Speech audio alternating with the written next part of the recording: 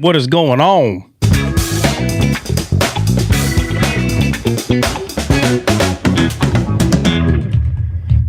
Hold up.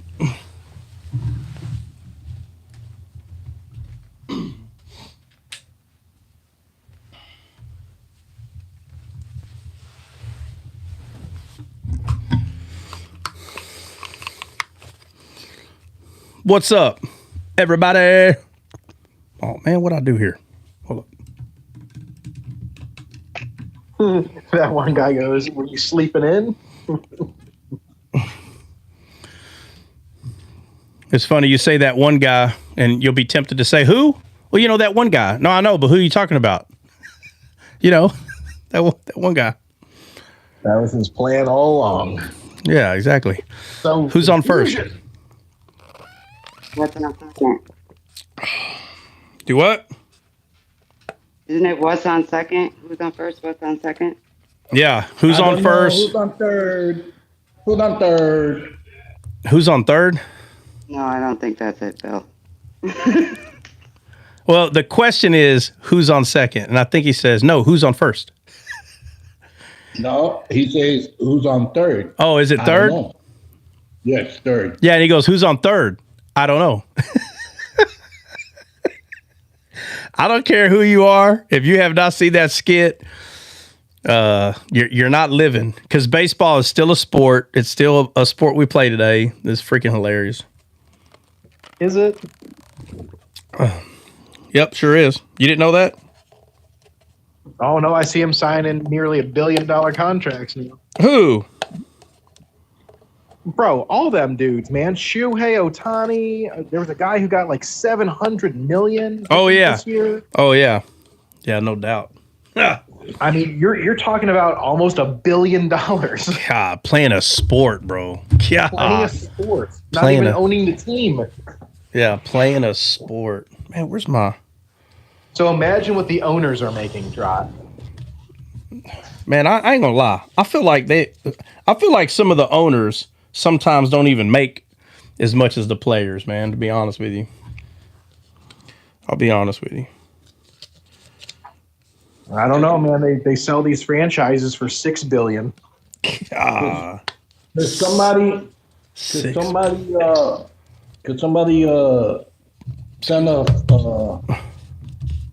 share the live with Don? I can't find his thing. Shoot, maybe he got tired of it and left. Nah, he just invited me to something. You got to look for Pagan.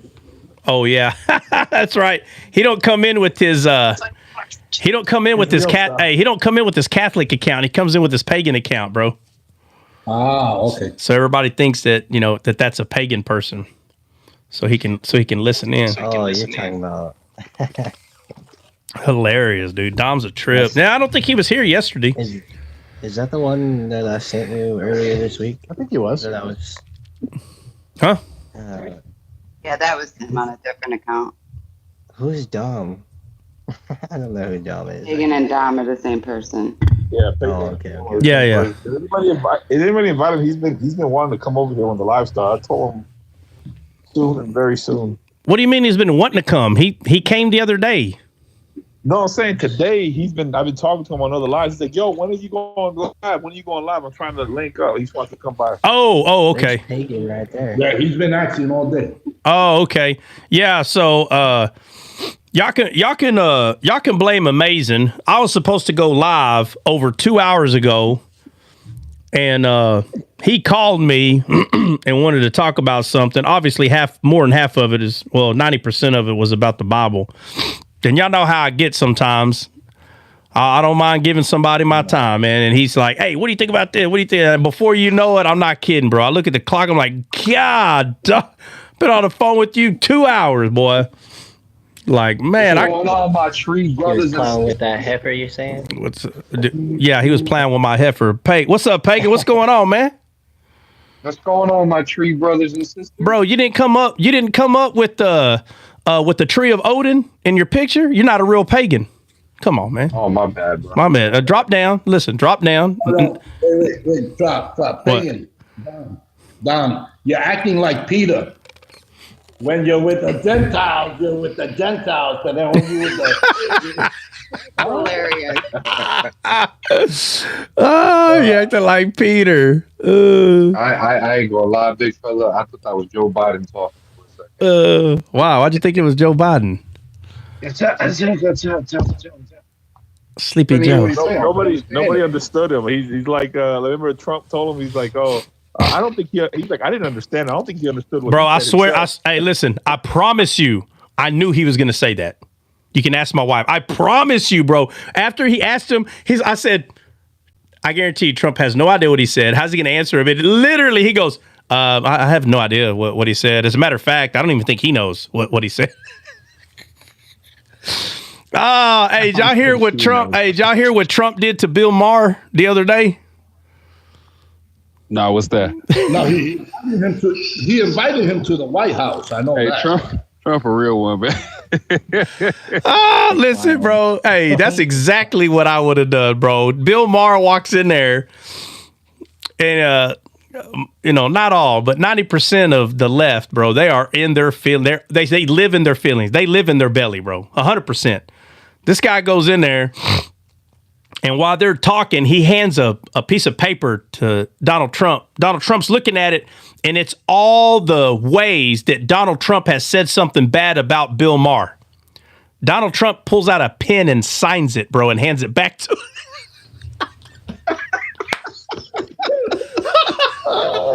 Listen. If you don't if you don't learn how to troll a troll, you will not survive in this life. I'm sorry. You will not. You need to know when someone is trolling your butt, bro, and don't roll the dice. Just troll them back. But don't roll the dice. Don't play the game. Don't play the game. Trump is an expert at that too. Yeah, bro. Of course he is. He makes deals. Like, I don't even think he knows what he said. Yeah, he goes. To be honest with you, I don't know what he said, and to be honest, I don't even think he knows what. Hey, did you see the Dow is down like 1,500 points though? Well, like it took a plummet. It's gonna go. It's gonna go down for probably 6 months. It's gonna go down, bro, because he's changing. He's trying to change everything, so it's gonna go down, like 100%. Uncertainty. Yeah, those numbers you're gonna see those numbers going down, but in little pockets, things will be going up, but you won't see that up in the Dow. That's going to take several months. Like eggs just went down more. How come eggs keeps going down over here all of a sudden? Gas, bro. Listen, when Joe Biden was in listen, we're talking about Texas and California, guys. The cost of living is 100% different. But so I don't know the gas prices in California. But when Sleepy Joe was in office, our gas stayed at about $3 for a long time. I almost Texas? Yes, in Texas. I almost paid $2, bro. I almost paid $2 per gallon the other day. So, Bro, that's where the oil fields are. Oh, that's funny. Well, then why didn't it just stay at $2 then? No. I'm saying I don't understand why it was that expensive there in general. Well, what do you think? What would you think the answer to that would be? I mean, I would say it, but I don't want to get people The mad.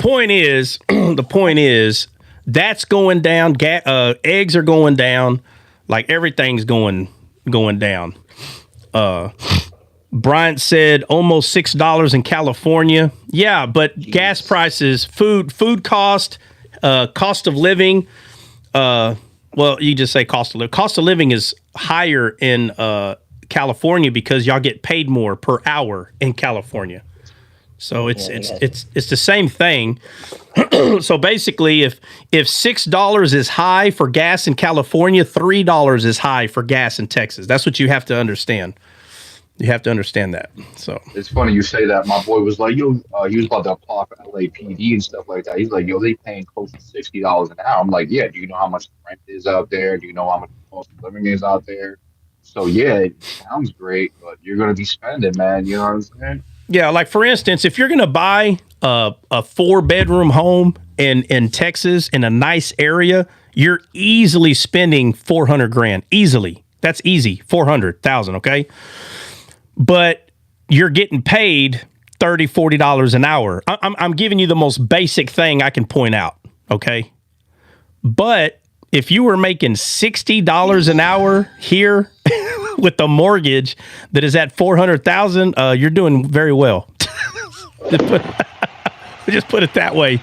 You know, if your mortgage is $400,000 and you're getting paid $60 an hour, yeah, you're not hurting, not even a little bit, unless you're just dumb with money. That's something else, right? But in terms of like the stock market, man, it was so propped up for so long. Like it's gonna come down. It's gonna come down hard.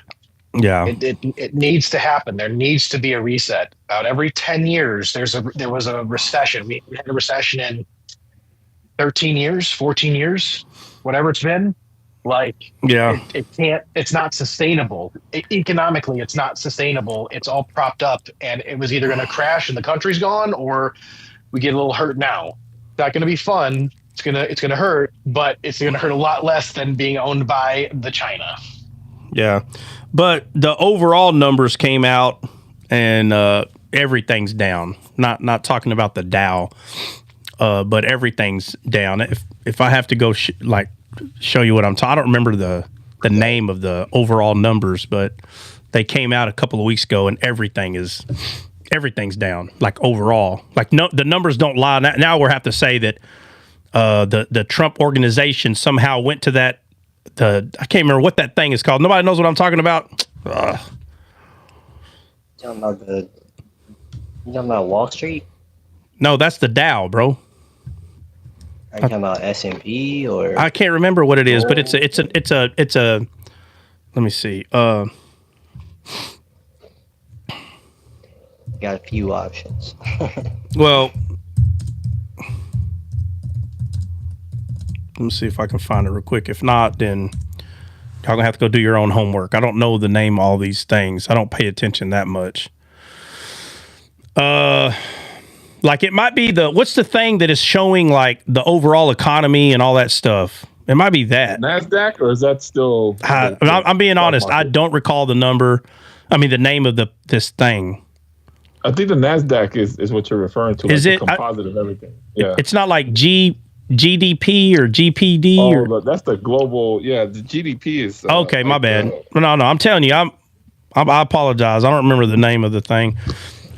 But anyway, I think you're talking about the NASDAQ. That's the global electronic marketplace for buying and selling securities, everything. All right. Well, it came out a couple of weeks ago that like the numbers that I'm referring to, like we would have to say that Trump and his entire regime, whatever you want to call it, went over there and told them to lie about the number. Bro, that's not how that works, is what I'm saying.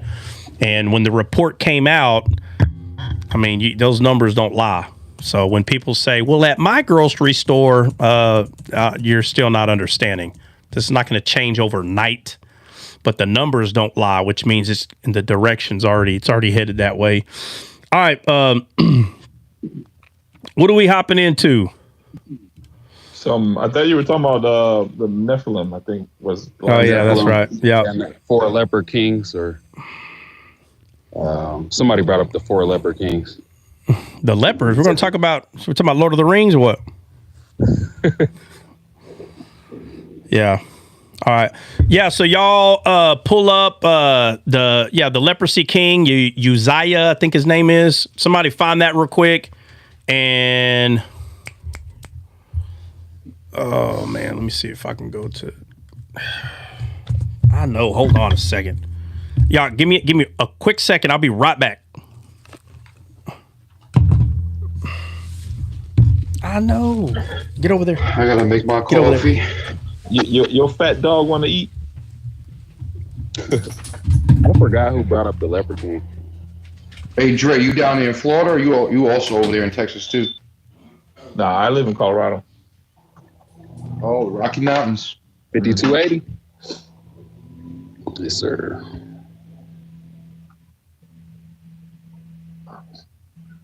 I got a headache, bro. I don't know why.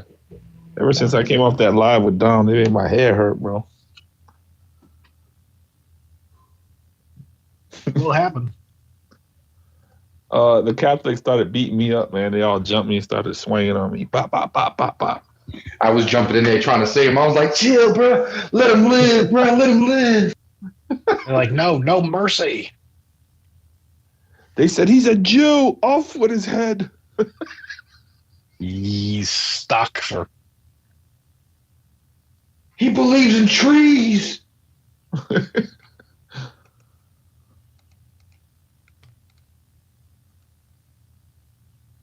That guy Coptic Prince is such a gaslighter, bro. It's so funny to me. I love Coptic, bro. He's hilarious. No. If you don't know how to troll a troller, boy, I'm telling you, Coptic will get you in your feelings. Coptic Prince has his doctorate. Like, don't get me wrong, Dre. There's been some times like I had to correct, like, you know what I mean, my own Catholic brothers that are in the, that would sit there and say they want, how to be like in 1500s and 1600s. I'm like, bro, what are you talking about? You want it to be like the old church fathers? You know what I mean? Like, bro, this is 2025. You know what I mean? And then saying people showing up in shorts and sneakers, they want people to show up to mass in like a suit. I'm like, yo, dude, like sometimes people, they work at McDonald's and sometimes they can't afford a suit and tie every time they come to mass. Or they're working people and they're just coming out of work and they're just running to mass in order to make it on time. So it's a little bit disingenuous to say. You need to be a little bit realistic. We're not living in the 1950s or the 60s where the cultures change, Oh yeah. There's been a couple times I had to correct the young, you know what I mean? Yeah, sometimes, I ain't gonna lie, sometimes the apostolic churches pick up the bad habits of the rabbinical Jews. That's one of them. Even Jesus said it like, hey, don't put the rich man in the front and the poor man in the back. Don't do that. That's wrong. Don't treat anybody differently because of their status. That's wrong. And people fall into that a lot. Absolutely, but like, you know what I mean? Like, when I do go to church, like I cover because I'm tatted loose, you know what I'm saying? I'll cover up my arms, you know what I mean? And I try to look at least presentable, you know what I mean? That's just how I am, you know what I'm saying? I don't wear no jewelry, and I'm not gonna wear no Rolex. Come there like a regular dude, keep it nice and clean, classy. That's it. That's just me.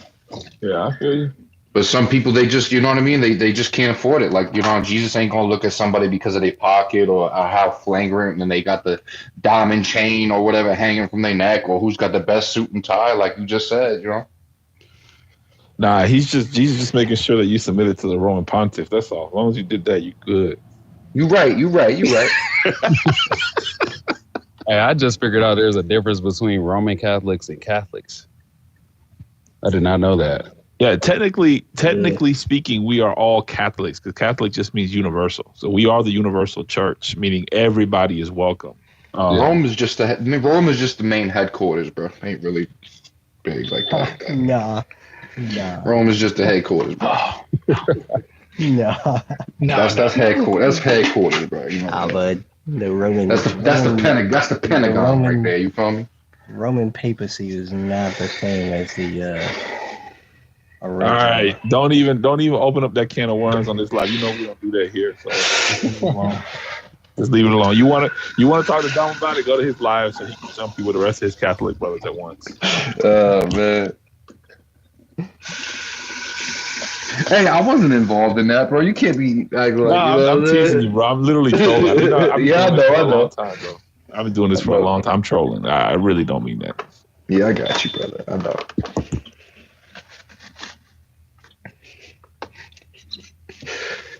So what you think about my boy Alexander? Look like you guys are gonna be best friends.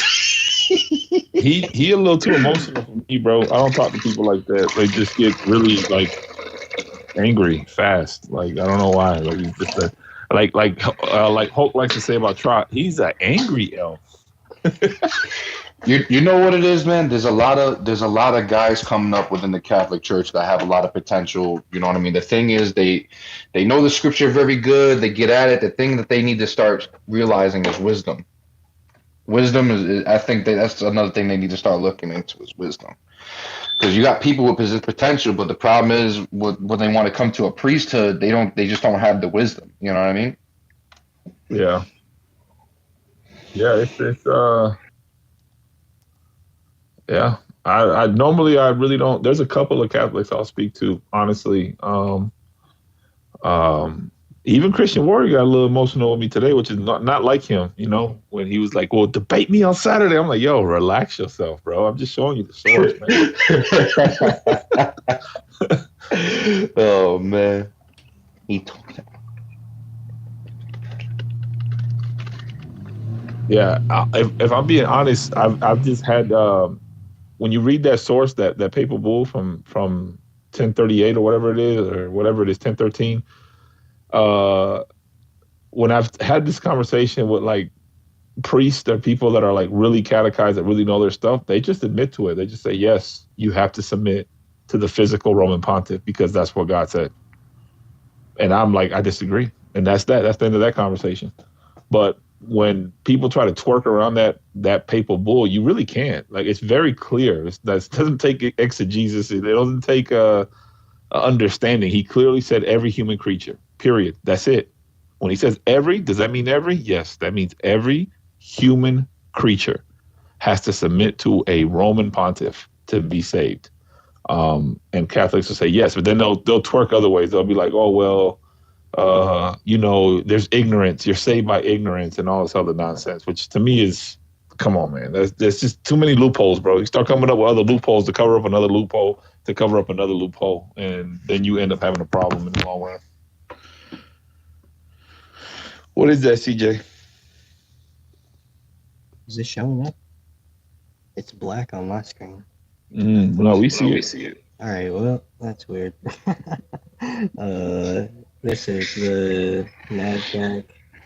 Don't worry, Dre. The rosary and the Vatican flag will be coming in tomorrow morning by you. I got it shipped out express. Nah, bro, don't do that. The S&P 500. Save your money, give it to the poor, bro. Yeah, don't go into the stock market right now. Actually, now would be a good time. Towards the bottom. Now it's just, there we go.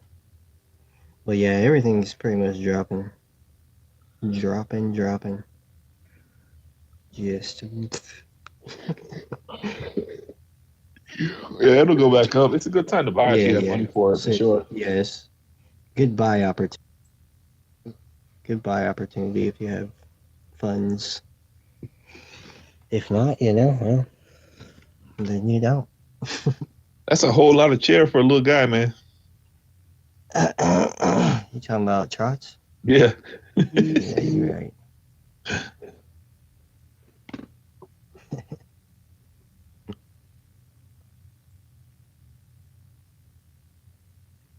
Yeah, the only thing that is even gold is down right now. Crypto is the only thing that's currently got some green. That's crazy.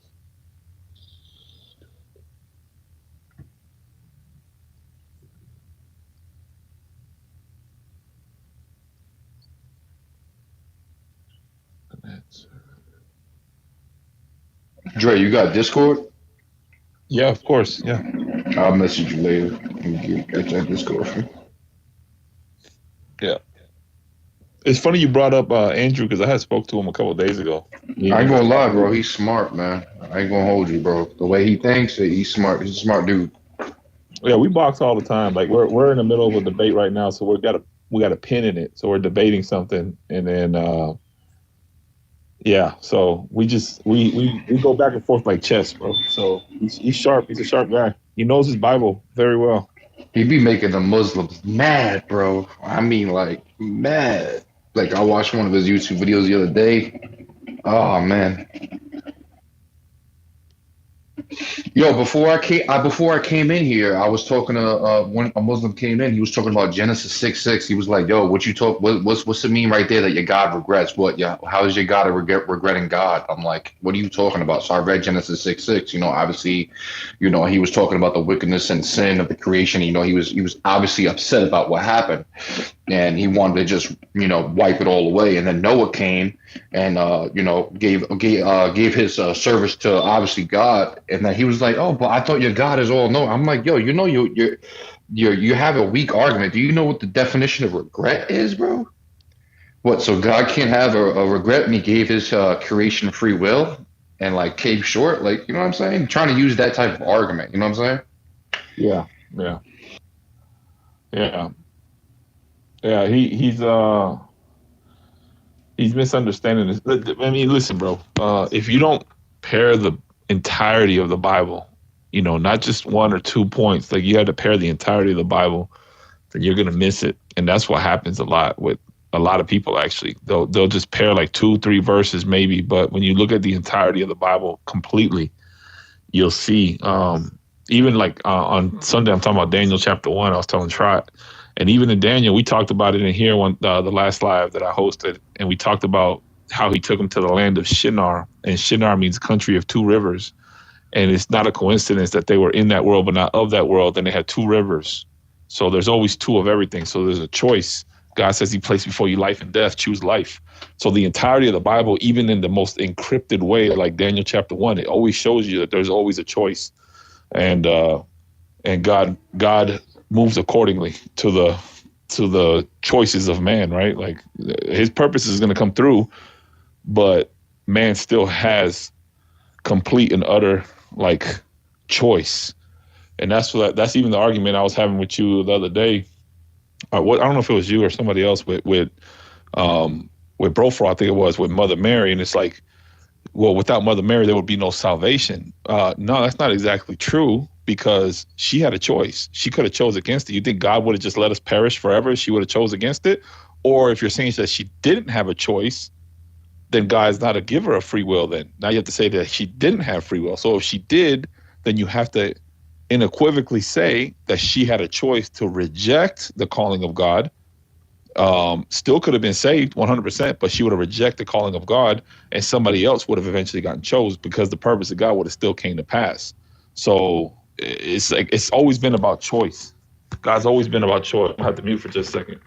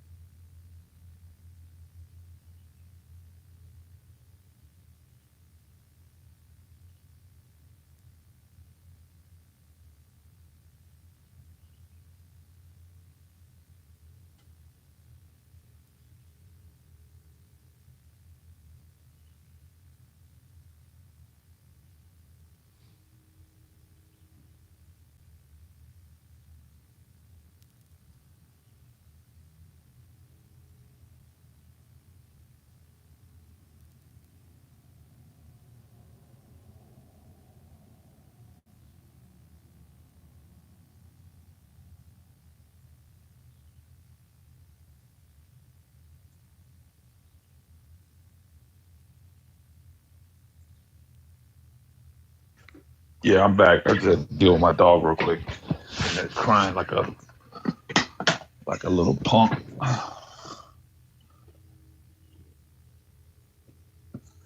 Damn, y'all quiet. We playing a quiet game. Nobody want to talk.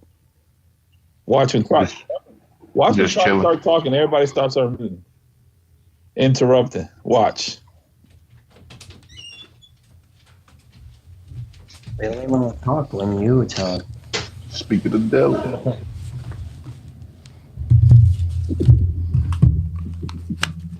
Man, y'all are quiet.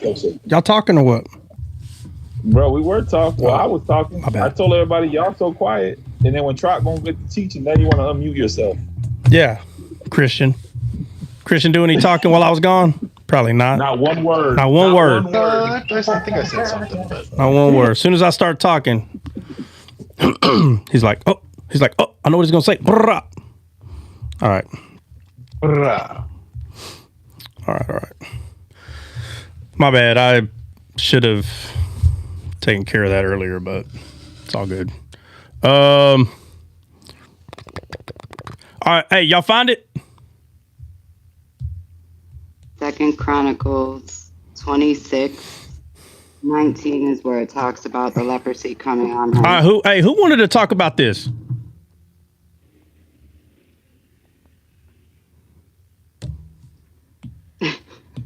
Not me.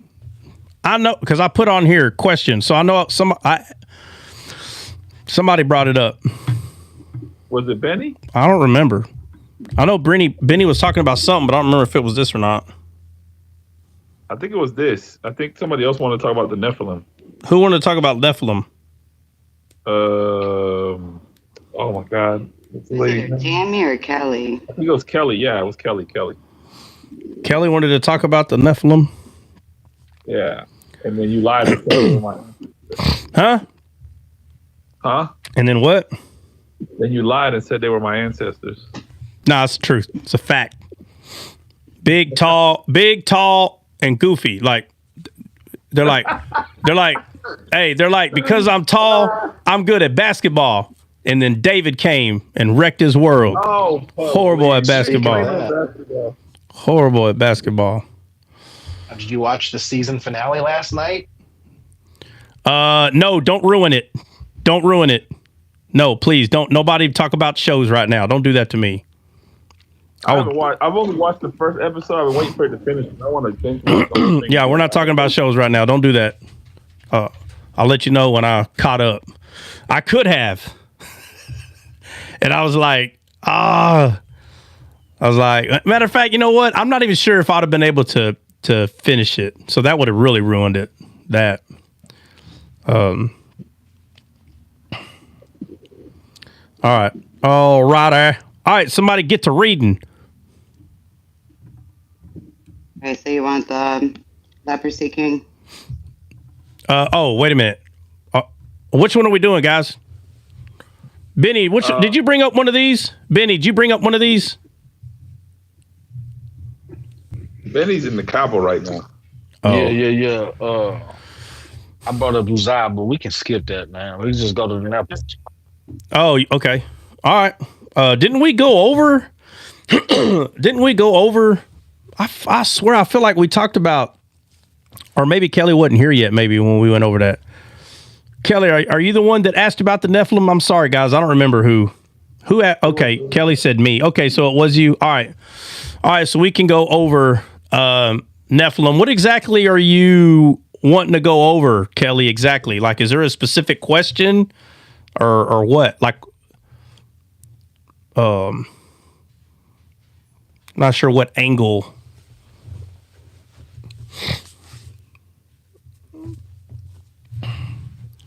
Like every time they pop up, or like, I don't know. Nope, just curiosity. So there's so you're saying nothing specific. All right.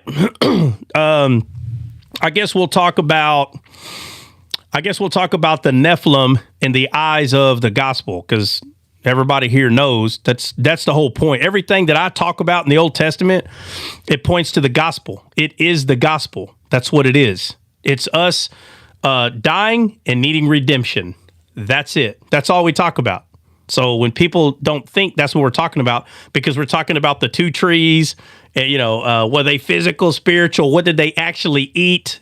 Bro, all of that is because of the gospel. That is why I'm talking about it the way that I'm talking about it, is because it points to who killed, okay? It points to, it's not about disobeying God. No, bro. There's an adversary, and he only comes to kill, steal, and destroy.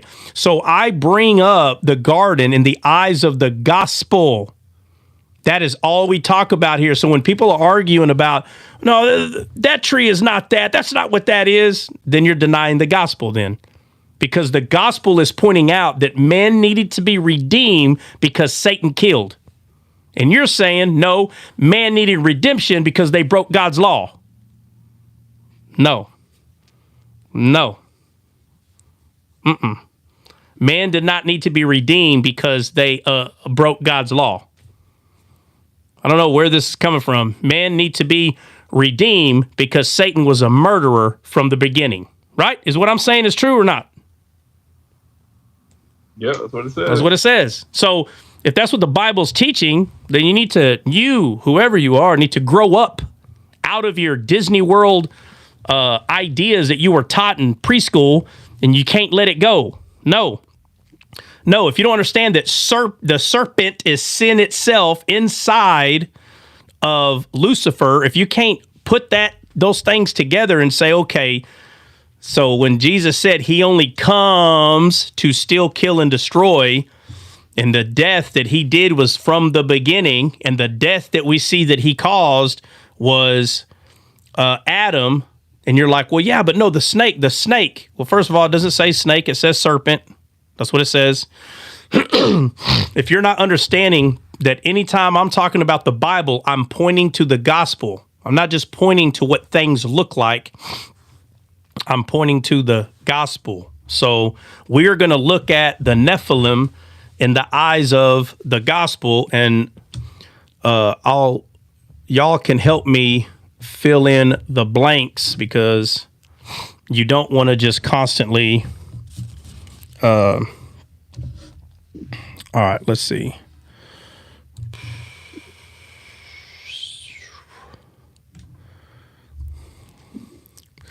All right, so let's go to where do the Nephilim come into the Bible first? Where's that at? Huh? Noah? I don't know. Is that the first time? Is that the first time? Is that I think so. Genesis 6, yeah.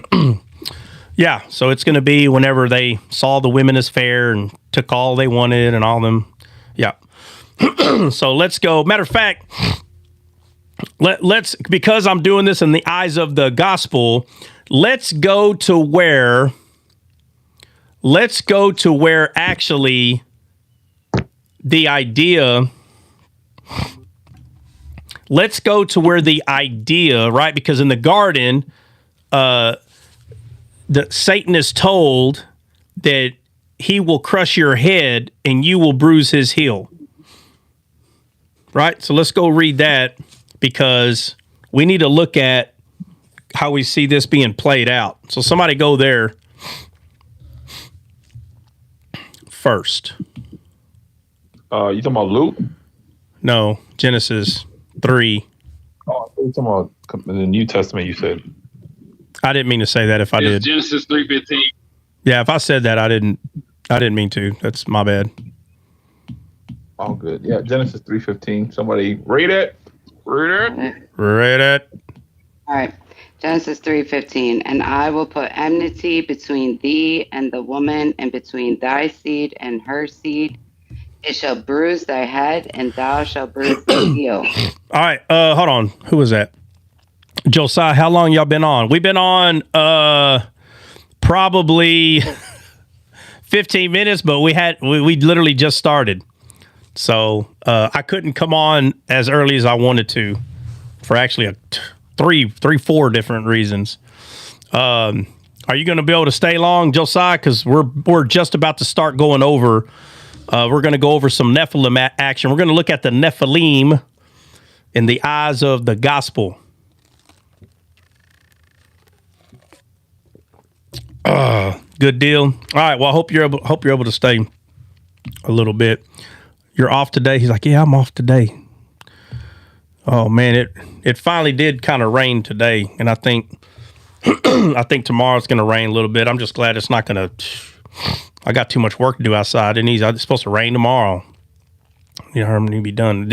We're in the raining season for real in the area that I'm at. So, did y'all read the Nephilim? I haven't read a lot of books on the Nephilim, to be honest with you. Who was that? Did y'all read Hebrew Hippie? Did y'all read my book on the... Nope, I did not. All right, so the Bible, there's some things the Bible doesn't have to say. You can just kind of see it playing out. So Satan is told that his head is going to be crushed by his seed. That's what he's told. So you don't think that he was like, oh yeah? So you're going to send somebody to, God pretty much said he's going to send the dragon slayer to him. Can you imagine being a dragon and like your creator tells you, hey, just so you know I created you, but my seed is going to come unalive you. Can you imagine the way you're going to be thinking? Like, oh, crap. Like the one that made you is sending someone to unalive you, bro. I'm not really sure what that would... I'm not really sure what that would feel like, bro, that you just got told by the creator, who you know is freaking amazing, and if he says someone is coming to unalive you, I'm just curious on... So Satan's like, oh, yeah? Oh, okay, you're going to send the dragon slayer, huh? Because, Satan's the dragon, if you don't know that he's called the dragon in the Bible. But he just got told that a dragon slayer is coming, bro, to come get you. He's going to crush your head, and you're going to bruise his heel. So what do you think Satan is thinking, bro? Like, oh, okay. So the only way that could happen is they got to come through here. I'm telling you, Satan understands the legal system in God's word. So we see the incident with Cain and Abel. We see it. You don't think Satan was thinking, okay, so Abel's the seed. Because to sit here and say that he knows all the things that's going to happen, no, he's not all-knowing. But he understands the legal system, so he knows that the dragon slayer is going to have to come in this world where Satan's now has a dominion. He has to come here to unalive him. It has to. There's no other way. So he sees Abel. Abel is, as soon as God hears that God respected what Abel did, right? He appreciated, he had favor over him. He respects the offering. He's like, oh, okay, it's too easy. Oh, wow, that didn't take long. Well, you sent him too soon. You sent him too soon. So he gets Cain to unalive Abel. That's what happens. So now we know that Satan is on to this. Okay, so you're sending somebody. Oh, I'm waiting for him. Tell him to come on. Send your champion. I'm waiting for him. Bring him on. So we know that this is what was called back in the day the call out session, where the one warrior would say, hey, look, why does everybody have to fight? The kings will say, hey, look, I'll just get my best warrior and you get your best, and whoever wins, let that be the fight to the death. So Satan's like, hey, bring your champion then. I heard what you said. Bring him on, because in this fallen world right here, it doesn't work like the way your world works. I understand how things work out here, so go ahead and bring him. So he's waiting for him to come. We see it in all the stories. So now we get to, let me see. So now let's get to the angels that come down. So somebody go there. Who's there? Somebody there already? I'm there. All right. Read it. All right. Genesis 6:4. There were giants in the earth in those days, and also after that, when the sons of God came in unto the daughters of men, and they bare children with them, the same became mighty men, which were of old, men of renown. Keep going. Yeah, keep going. Okay. And God saw that the wickedness of man was great in the earth, and that every imagination of the thoughts of his heart was only evil continually. All right, so right there. So these fallen angels had relations with women. And after that, now we hear this phrase, evil continually. So the imaginations of men were evil continually. So we see this very weird, disruptive, like this very weird distorting of what a fallen man is. Not only is the man fallen, he's distorted. He's not just fallen, right? It's not just his spirit is dead and he is no longer in a glorified state. No. He's dead, and now what is left over is becoming distorted, which is further and further away from God. So keep reading. So what happens? And it repented the Lord that he had made man on the earth, and it grieved him at his heart. And the Lord said, I will destroy man, whom I have created from the face of the earth, both man and beast, and the creepy things, and the fowls of the air, for it repenteth me that I have made them. But Noah found grace in the eyes of the Lord. Want me to keep going? Yeah, keep going. Read it. That's where we're going. We're going over this. Yeah. All right. These are the generations of Noah. Noah was a just man and perfect in his generation. All right, now watch this. Noah was a just man and perfect. But what does the Bible tell us when we start receiving revelation of the gospel? You ask someone who's under the law today, what was so good about Noah? People who are under the law are going to bring up that he was perfect and a just man, and that's what they'll say. But I always wonder why they don't bring up Hebrews 11. Somebody go. I don't know exactly the verse off the top of my head, but I think it's 11. Hebrews 11. It talks about Noah, and it tells us like. It kind of helps us see what was it about Noah that, like, why is Noah such a great man? It kind of goes over it right there. But again, it's because it was revealed. That's the whole point. It was revealed. People who are under the law, they don't care about revelation. They don't want to read Paul. They don't want to read Hebrews. A lot of them don't. They just want to read what the old scriptures say, and that's it, because they're trying to sell that Noah was considered righteous, he was perfect, he was upright because of the law. That's what they want you to believe. But all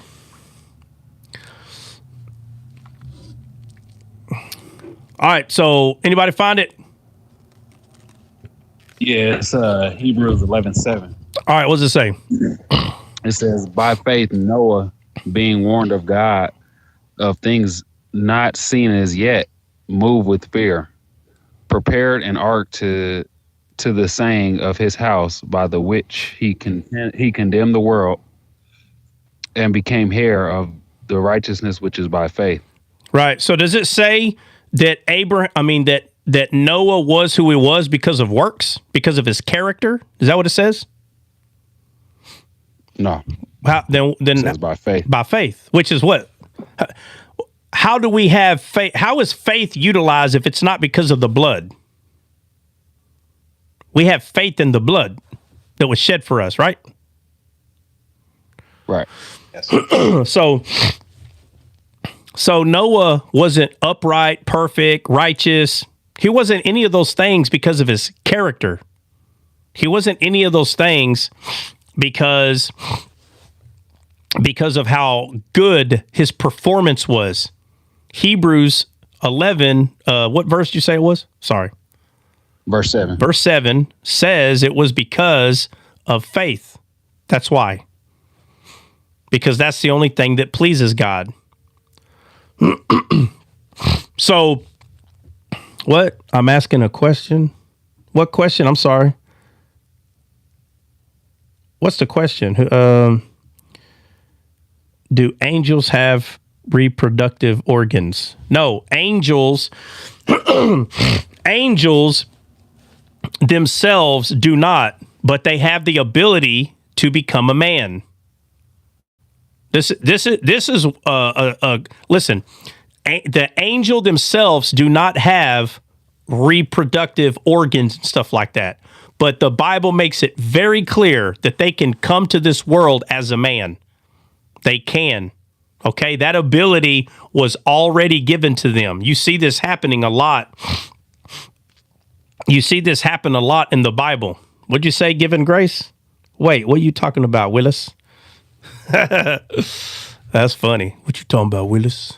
Hey, try. So you would say that when Daniel purposed in his heart, that was faith. Do what now? When Daniel purposed in his heart to not defile himself, that would have been faith. Where? What part of scripture are you talking about? Daniel chapter 1, when he says he purposed in his heart to not defile himself with the delicacies of the king. All right, yeah, faith. but let's go to it real quick. Let's go to it. All right.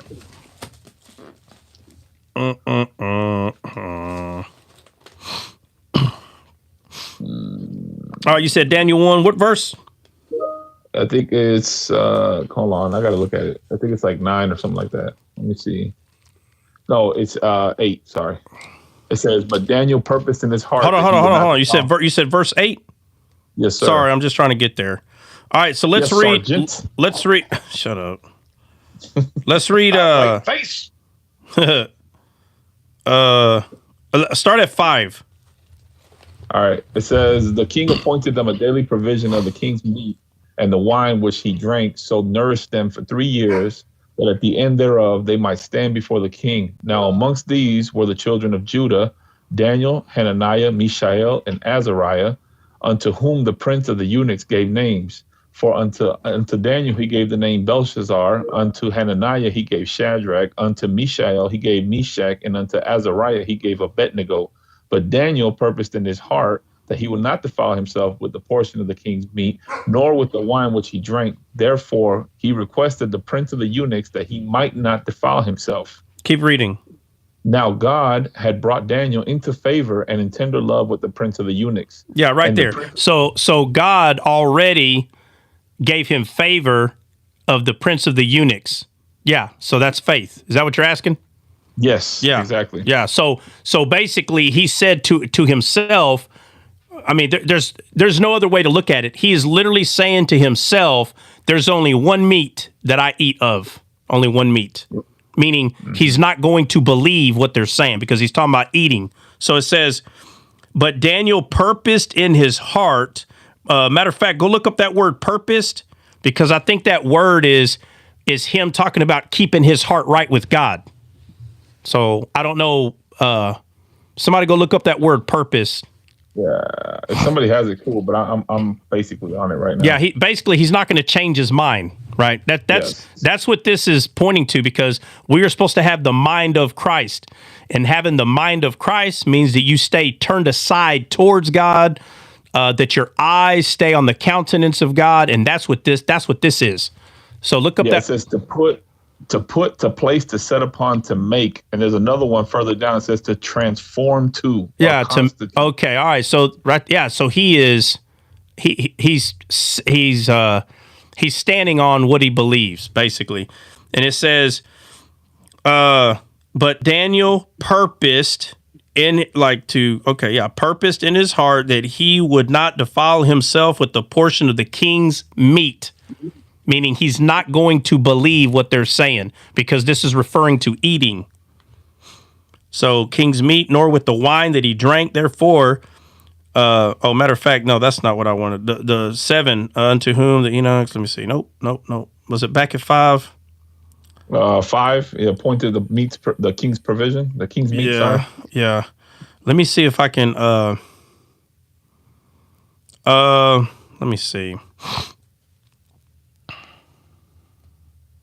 So look at 2. So Daniel 1:2 says, and the king spake unto Ashpenaz, the master of the eunuchs, and he should bring certain of the children of Israel of the king's seed and of the princess, children in whom was no blemish, but well favored and skillful in all wisdom, cunning and knowledge, and understanding science, and such had ability in them to stand in the king's palace, and whom they might teach the learning of the tongue of the Chaldeans.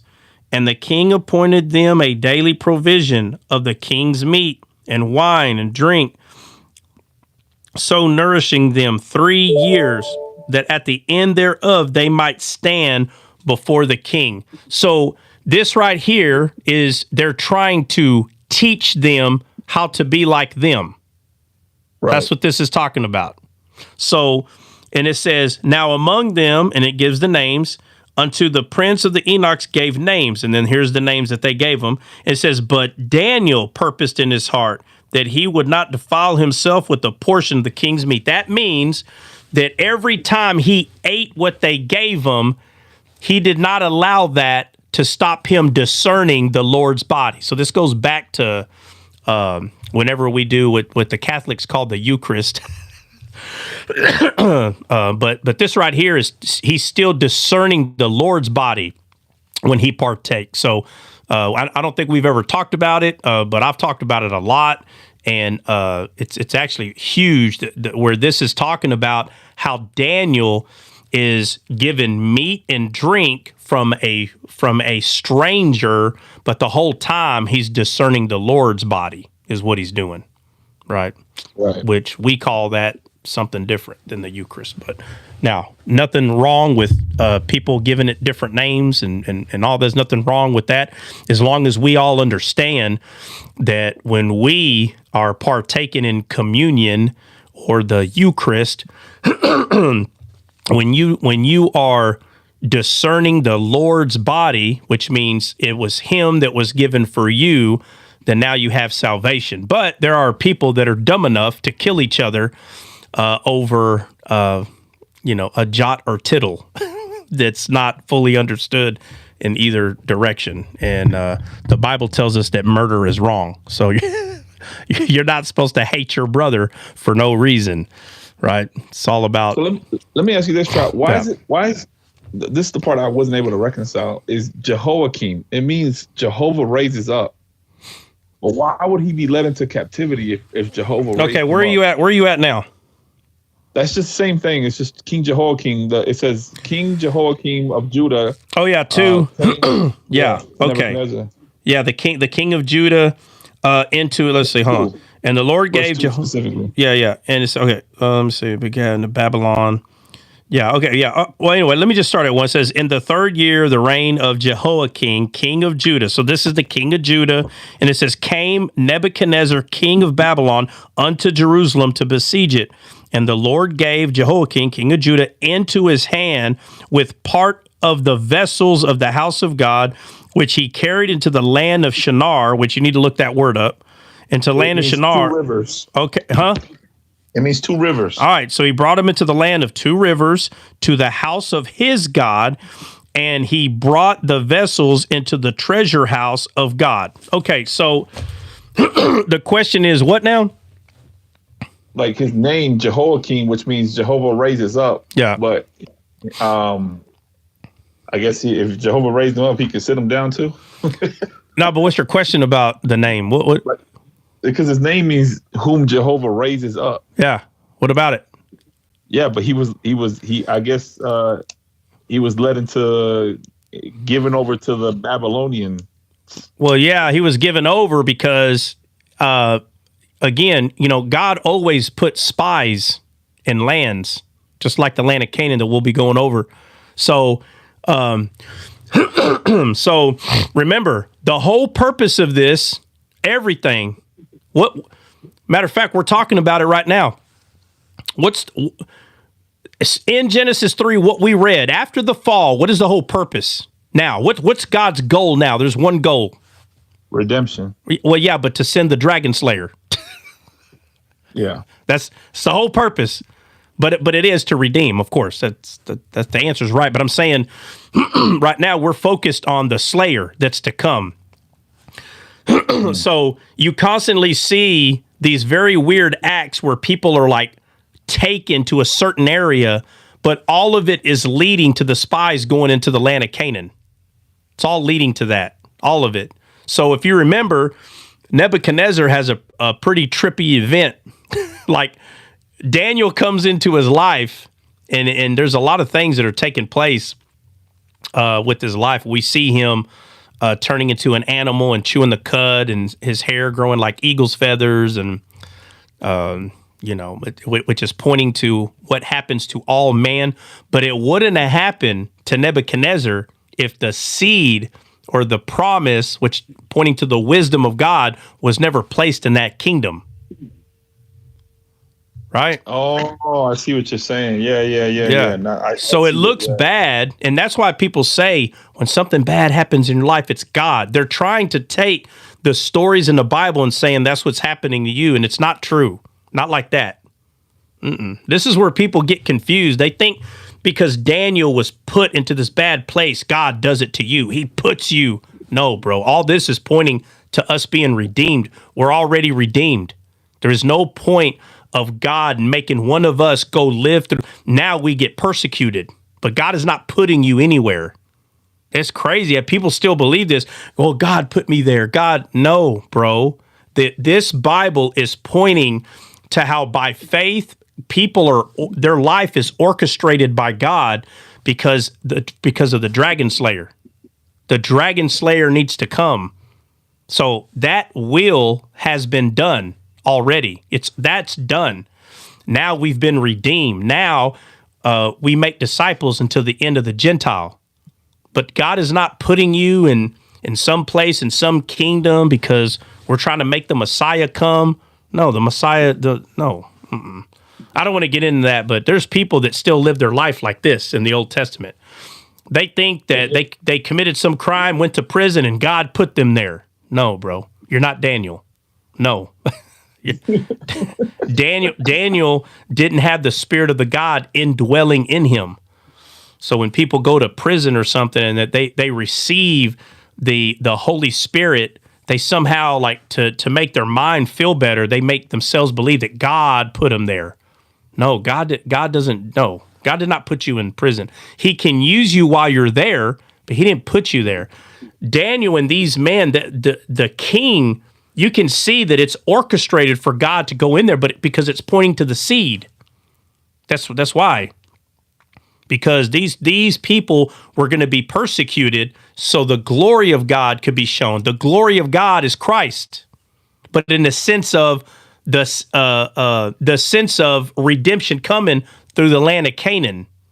And when you take these stories and you try to like insert yourself as though in this world God is going to go put you somewhere for the same purpose, Christ has already come.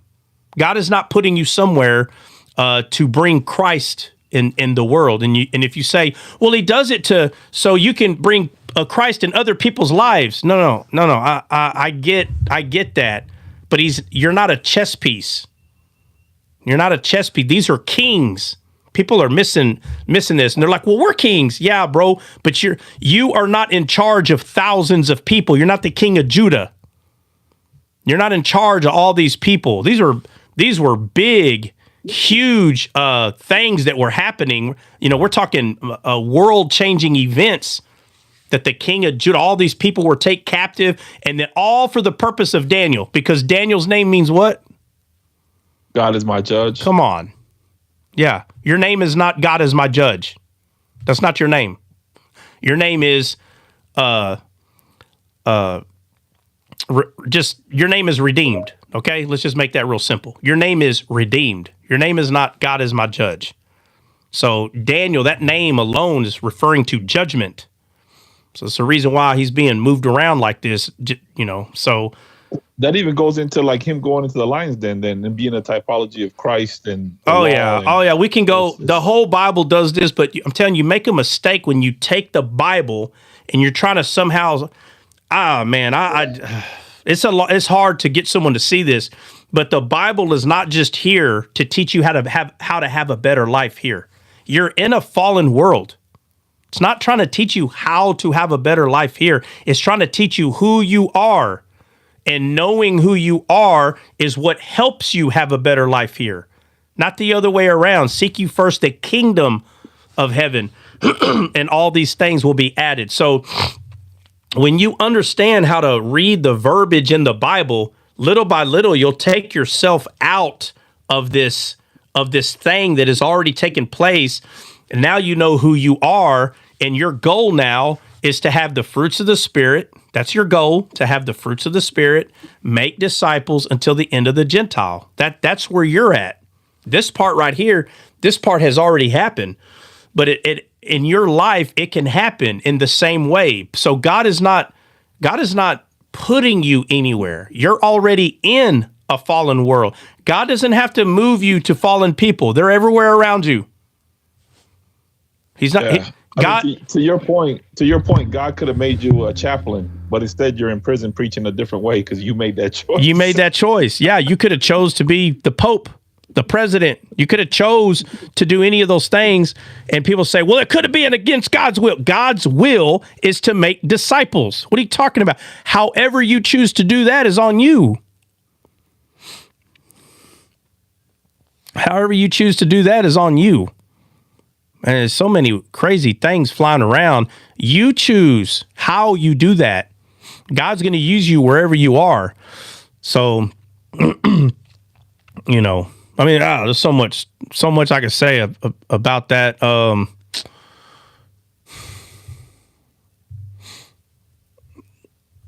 I don't have to talk about that, but all right. Well, we don't need to digress any further into that.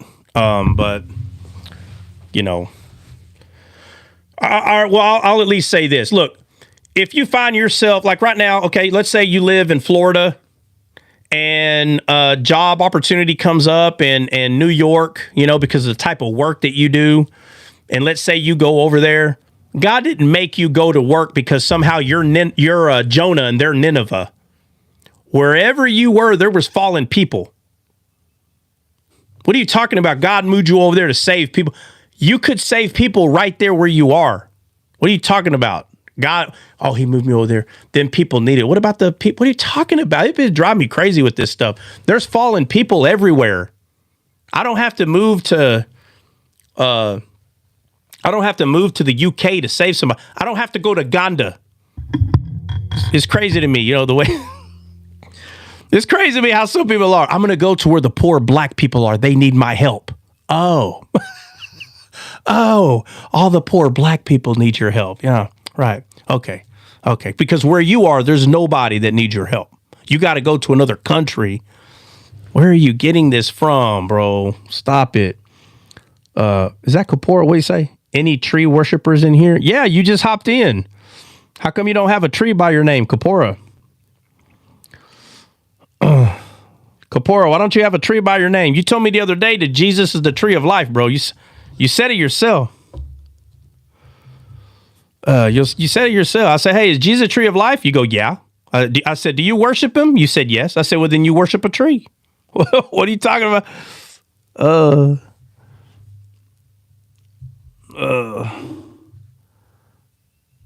That was AI. No, that was you, man. I was in your live. Hey, Kapoor, how come you don't have a tree by your name, bro? Hey, Kapoor, how come you don't have a tree by your name? You better answer the question. How come you don't have a tree by your name?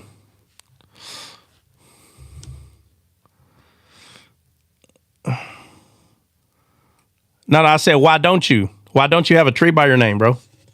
Answer the question, bro. See how you're not answering the question? Now answer the question in the chat. How come you don't have a tree by your name? I need an answer. It's just a simple question, bro. It's just a simple question. I feel like 14 days later, I'm gonna be waiting on a question.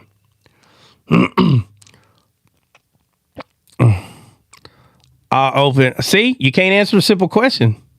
Next time I hear any of your little goons complaining about simple questions not being asked, and be like, man, I just do it the way Kapoor does it. He didn't answer I don't know what's so hard about the question that I'm asking. Simple question. Yeah, y'all got y'all's answer. Y'all lying. See how they be lying, bro? You didn't answer the question. Hey, it's the same thing. It's the same thing they did with Donald Trump. They told Donald Trump, bro, they said, hey, so are you going to condemn the white supremacists and the Nazis? And he goes, how many times I got to do this? He's like, I condemn all of them. And then like literally a month later, we're just trying to figure out why you're not condemning. Like, how many times does a guy got to say it, bro?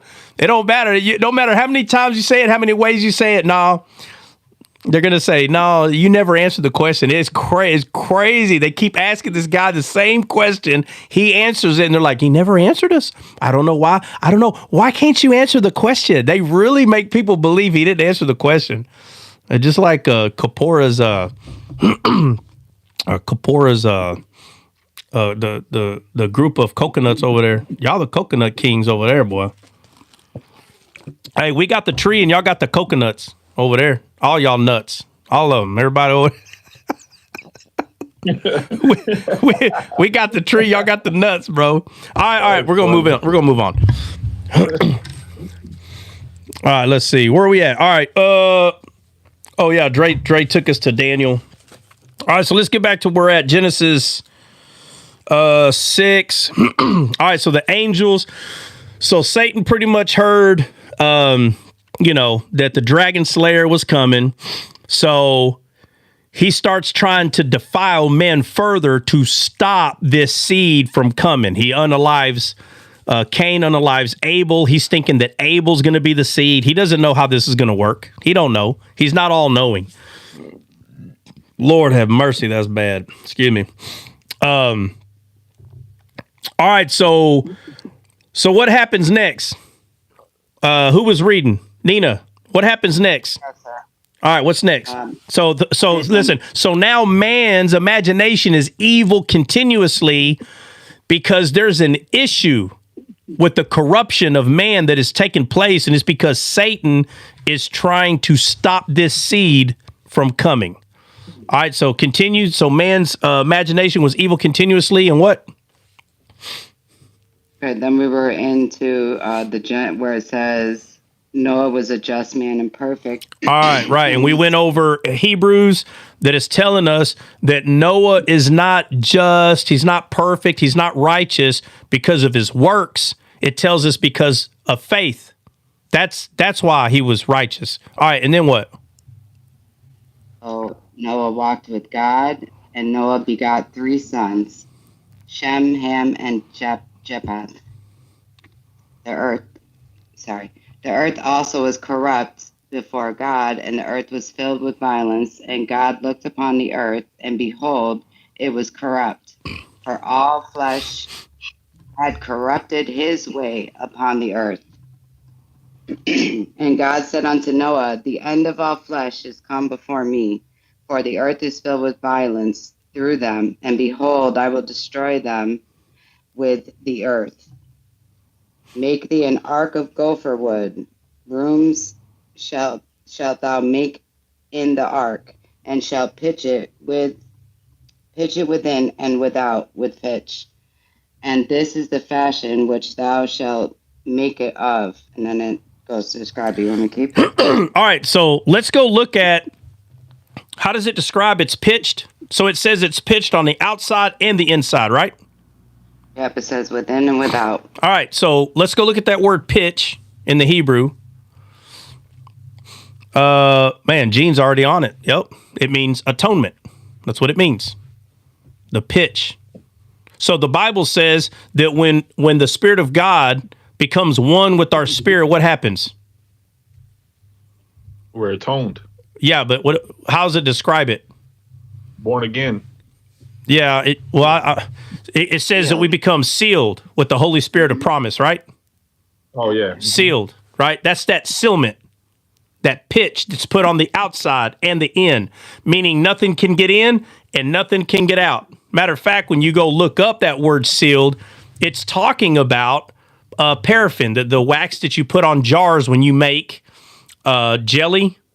You take one of those jars that's been sealed with paraffin and you stick it in water. If you did it right, okay, of course you can find people that's trying to maybe rush through it. But if you do it right, I'm telling you right now, you can put that thing in water. Water is not going in that jar and jelly is not coming out. So when people are talking about once saved, always saved, and all this kind of stuff, the way these things are answered is through the Old Testament. And this is one of the things that helps you see that this pitch is stopping the world from coming in and it's keeping the people from, nothing can come out. That's the type of sealing it has. How many doors were on the ark? One. Who closed it? The Spirit. Yeah, God did. So God closed the door. So if you're in the heart of God, you're sealed by the Holy Spirit of promise. Who's going to open that door, bro? God is. God's going to open it and kick you out? Nobody. No. So when people have this, this idea, this once saved, always saved. First of all, anyone ask you if you believe in once saved, always saved, don't answer. That's the dumbest thing to do is answer that question. You need to know what are they asking you. They bring this up like as though you know what they're saying. Anytime I've asked someone, what do you mean by that? Half of them get mad. Man, you know what I mean. No, I don't. I'm asking you, what does it mean? See, they already have a predetermined answer that you're supposed to be answering them a certain way. Well, how in the heck, if I don't know what you mean by that, how am I supposed to answer you? And guess what? Nobody is asking the question the exact same way. It's so funny. So I say, well, what do you mean by that? After they finish explaining, I'm like, well, that's not how the last guy explained it. I'm glad I asked because you don't mean it like that dude said it. And then 6 months ago, there was a person that didn't even explain it like the both of you. Why do all of y'all explain that different? Hey, do you believe in once saved, always saved? Well, what does that mean? Oh, well, let me tell you. Well, there's number 72. I can't find none of y'all. So matter of fact, I need to get all y'all together so y'all can argue and figure out what that even means. How about y'all argue about that for a little bit? And when y'all all come into agreement on what the heck once saved, always saved means, y'all need to write a book about it so we can all catch up with what all y'all mean by this ridiculous once saved, always saved. As soon as Noah went into that ark, Bubba, they were saved from the flood. You're telling me while they were in that ark, they were perfect by works. What is Hebrews? Somebody read Hebrews 11:7. Somebody read it again.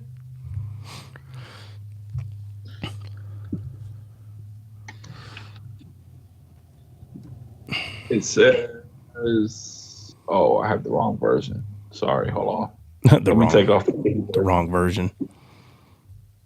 The adult version says, by faith Noah, being warned of God of things not yet seen, moved with fear, preparing an ark. It says, he said he was moved by things not yet seen, right? Yep. And what does it say that David did in his heart in Daniel 1? Oh, you mean Daniel? It says he purposed in his heart. He purposed in his heart. Mm-hmm. Obviously, that's things that's not seen. Right. Noah did things that were not seen. And then someone who's writing Hebrews has revelation from God. Oh, this is talking about Christ. Oh.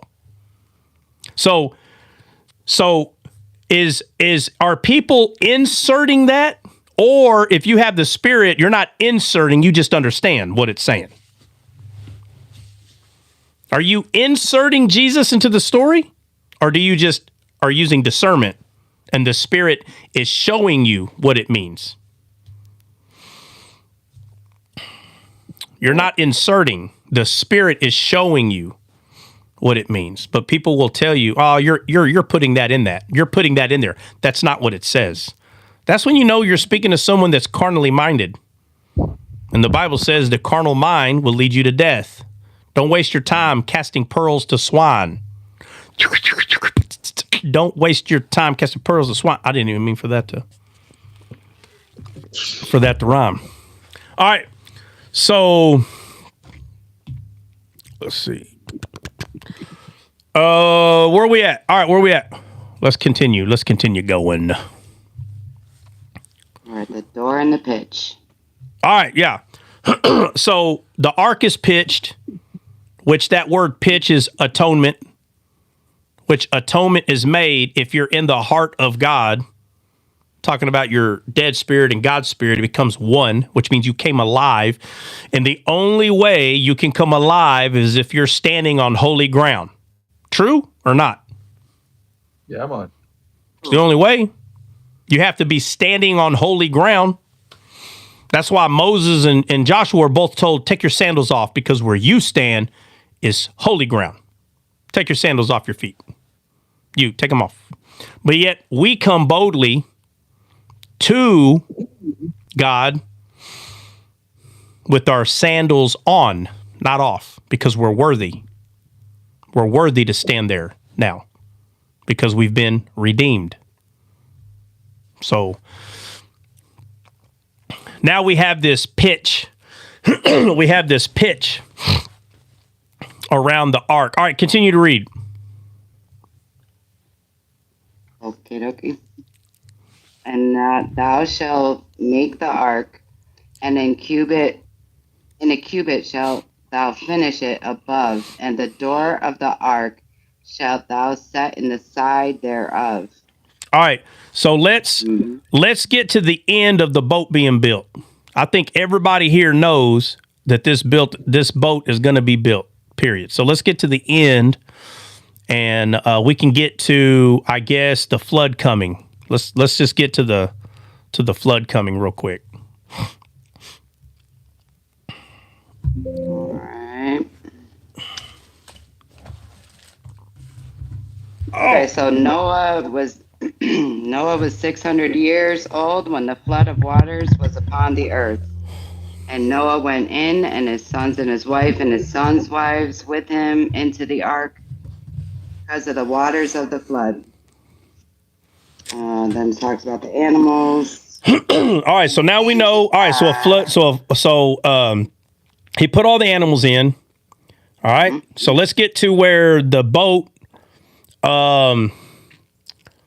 Let's see. So let's get to, where does it say that all the flesh died? Let's get there. Because man is corrupted. True or not? Yes. Man is corrupted. So let's get to where all flesh dies. Somebody help her find it.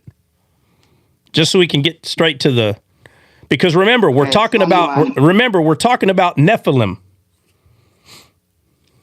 So 6:21 says, and all flesh died that moved upon the earth, both of fowl and of the cattle, of the beasts. All right, so it names all the flesh. Okay, so where does it say, and there were Nephilim in them days and afterwards? Where's that verse at? I feel like we missed it. Am I wrong? I'm sorry. What's the verse you want? It says, and there were Nephilim in them days and afterwards. Oh, okay. Hold on. What verse are you reading? What chapter and verse are you reading right now, Nina? I'm at Genesis 7:22. I just read 7:21. All right. Somebody find that verse. 6:4. All right, so we missed it. All right, so go back to 6 and read 6:3. Read 6:3. And the Lord said, my spirit shall not always strive with men, for that he also is flesh, yet his days shall be 120 years. There were giants in the earth in those days, and also after that, when the sons of God came in unto the daughters of men, and they bare children to them. The same became mighty men, which were of old, men of renown. I'll be right back.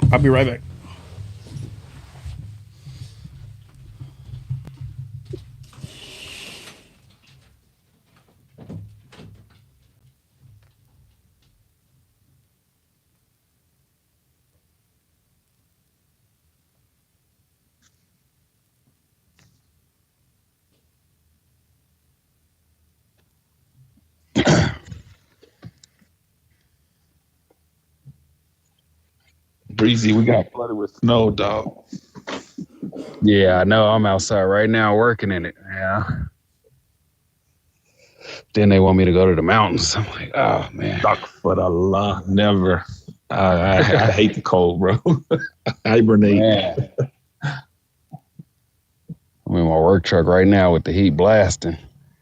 My office is in the basement of my house. I stay freezing in the wintertime, bro. I hate it. It's horrible. It's about that time though. Where it starts heating up, and I'm glad. Hopefully, this is the last snow, bro. I hope. Yeah. Yeah. And the end of this month, I'm gonna start planting some grass and stuff. My house. All right, so it says I'm sorry, y'all talking about something? No, you're good. Go ahead. All right, so it says it says that there were giant in those days and afterward. Okay, so man, not only are they fallen, they're becoming even like they're starting to go into the deep end. They become corrupted. But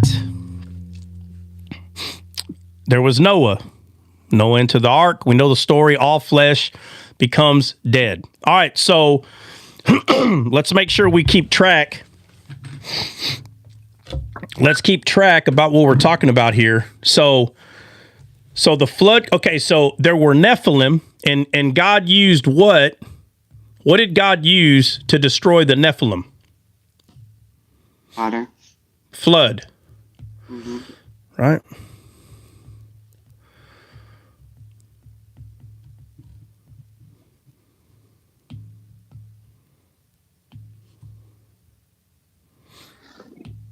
I was gonna say the children of Israel. No, that's not what happened this time. That's not what happened this time. This time, dang it.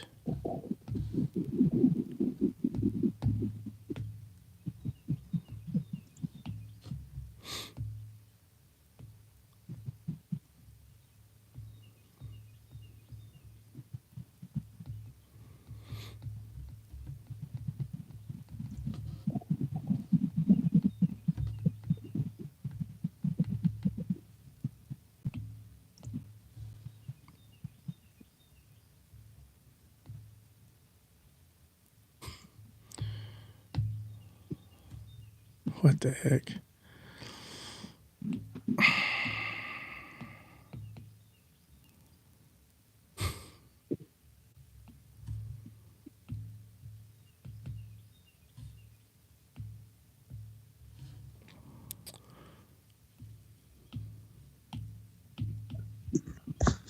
All right, sorry about that. All right, so God sends a flood to destroy the Nephilim, and now let's get to where Noah lands on Mount Ariyot. So let's get there and let's read a little bit of that. All right, that's over on verse 4, chapter 8. And the ark rested in the 7th month on the 7th day of the month upon the mounts of Ariyot. And the waters decreased continually until the 10th month. In the 10th month, on the 1st day of the month, were the tops of the mountains seen. And it came to pass at the end of the 40 days that Noah opened the window of the ark which he had made. And he sent forth the rain. You want me to go further? Or Yeah, no, no. What do you say? Ariyot. All right, so somebody go look up Ariyot, Mount Ariyot. The should be right there in that. Genesis 8:4. All right, so somebody look it up. Genesis 8:4. Earth reversed. Yeah, so that's what Josiah threw in there. Cursed, reversed. Okay, so now that we land on Mount Ariyot with the big boat, and it tells us that Moses became a husbandry, right? So read when they come out of the boat. Okay, past the birds, the dove. Gotcha. And Noah, okay. What'd you say, Bryant? How big is that coffee mug? Unlimited coffee. Unlimited. I got this cup from Mary Poppins, bro. So it's only it's a 20 ounce. It probably looks real big, right? It's 20 ounces. It's 20 ounces. And to be honest, I didn't have, I only had like a half a shot of what do you call it? Pre-workout. I only had like the little shot glass they give you in there, that little measuring cup. I only had like, I didn't even have a full measure of it this morning. Usually I drink sometimes like maybe 10 ounces. I'll just do a 10 ounce cup of coffee. This one was a full one because I'll do a little more caffeine action today, I guess. But I don't know. It might start kicking in the next 20 minutes. I'm halfway done with it. It might be started already. So if y'all hear me bouncing off the walls, then, just cheer me on, okay? Just cheer me on. Oh, excuse me. All right, where we at? We found it? All right. Yep, A18. And Noah went forth, and his sons and his wife and his sons' wives with him. Every beast, every creepy thing, every fowl, and whatsoever creepeth upon the earth, after their kinds, went out of the ark. And Noah built an altar unto the Lord, and took of every clean beast, of every clean fowl, and offered burnt offerings on the altar. All right. I'm trying to figure out why we're not talking. I need you to get to where he's making a garden. He becomes a husbandry. That's what we're looking for. That's what we're looking for. You get to when he got drunk. Do what? Yeah. When he got tipsy. Pretty much. Yeah. I need that mug. Yeah. Oh, well, it's a descaled. Yeah, it's a descaled mug. We do sell them, but they're a little pricey. The first batch was, I think they were like $2 a piece.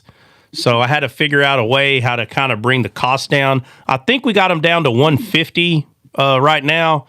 And I don't know why the sleeves are never the same. Sometimes they come in 20 and sometimes they come in 50. And I don't control that. I don't know why they do that. But if you're really wanting some, they're $1.50 a piece. And I know just for some people that's pricey. I get it. Some people rather just have a metal one and just use the same one, wash it out. So Bryant, if you want some of the merch, now I will say this, okay? The descaled coffee mug and the descaled, so it's like the little ceramic. And then there is a like campfire tin. I'm telling you right now, I want to say they're 12-ounce cups. Okay, they don't hold a lot of coffee, and I know there's a few of us that got them, and we're a little displeased on the size. I don't control the size, but if you go to Bryant, if you go to the YouTube, you know how you can go to just go to Descaled's main page. From there, you should see the YouTube. If you go on YouTube, you can purchase the ceramic and the metal descaled cup. If not, if you want the paper ones, shoot me or Dre a DM, and we'll try to get them to you. Now, I will say this: there's been some people that has ordered them, but I didn't have to deliver them because they don't live far from me. I was able to just take it to them. So the cup may come out a little bit more than $1.50, and that's only because I don't know how much they're going to charge me to mail a sleeve. I've never done that, but hey, just to confirm, Trot is on point. The camping mug, which is a metal mug, is a 12-ounce mug. Just so you know, it's 12 ounces. Yeah, it's not. I don't know why. That makes no sense. If that because this coffee mug was created by a Latino. We drink small cups. No, it was China. No, it was China. No, because I buy all my mugs 20 ounces or more. So no, absolutely not. I don't understand it. Troy, I know Troy bought one, and I'm not kidding.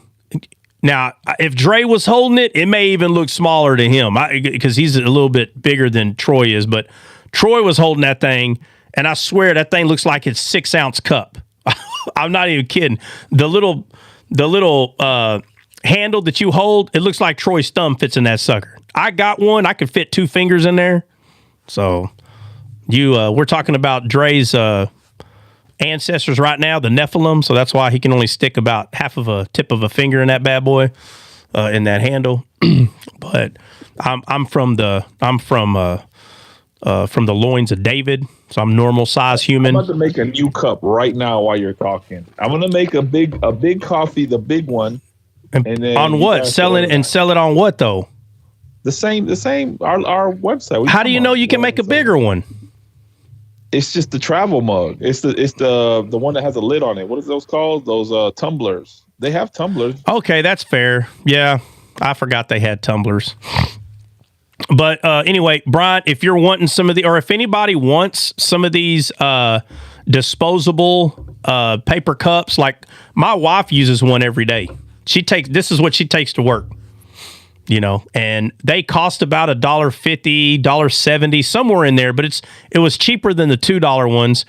But I'm telling you, the shipping and handling is that's just what costs a lot. So if y'all want some of these, let me know. And I'm telling you right now, I'm telling you, I don't control. So whenever we get some more of them, I don't know why some of them are in 20. I've even found sleeves in 25s. And then there are sleeves in 50, and them suckers are long. So, just let us know, and we'll try to get you. They got a new product, Pat. Huh? They got a new product. It's called the Gallery Wrapped Canvas. So people could buy their own descaled logo on a canvas and hang it in their house if they wanted to. Canvas? What? Yeah, like a picture. You know what a canvas is? I know what a canvas is. Yeah. Let me see it. So it's like a painting canvas? Yeah. Watch. Oh, shoot. Let me go back. Costco sleeves? Yes. Brian said Costco. I'm not kidding, bro. Like it came from Costco. Hold on, Dre. Let me put you on a big screen. What the heck? So it literally is a white painting canvas. Yeah, but I'm sure I can customize it to any color I want. So I can make it all black with the logo in the middle. Yeah. I don't know. I don't like that. Why would I buy a... Well, you might not like it, but somebody else you're right. Like you're right. My bad. I'm tripping. All right. Anyhow, so guys, if you haven't got any descaled merch, and I'm telling you, I'm waiting for this hat to fall apart. I have 2 more brand new ones of these hats that I'm wearing now. I'm gonna see if I can play around with the descaled hat, because the top portion for me, I got a normal size head. I don't got a big old noggin.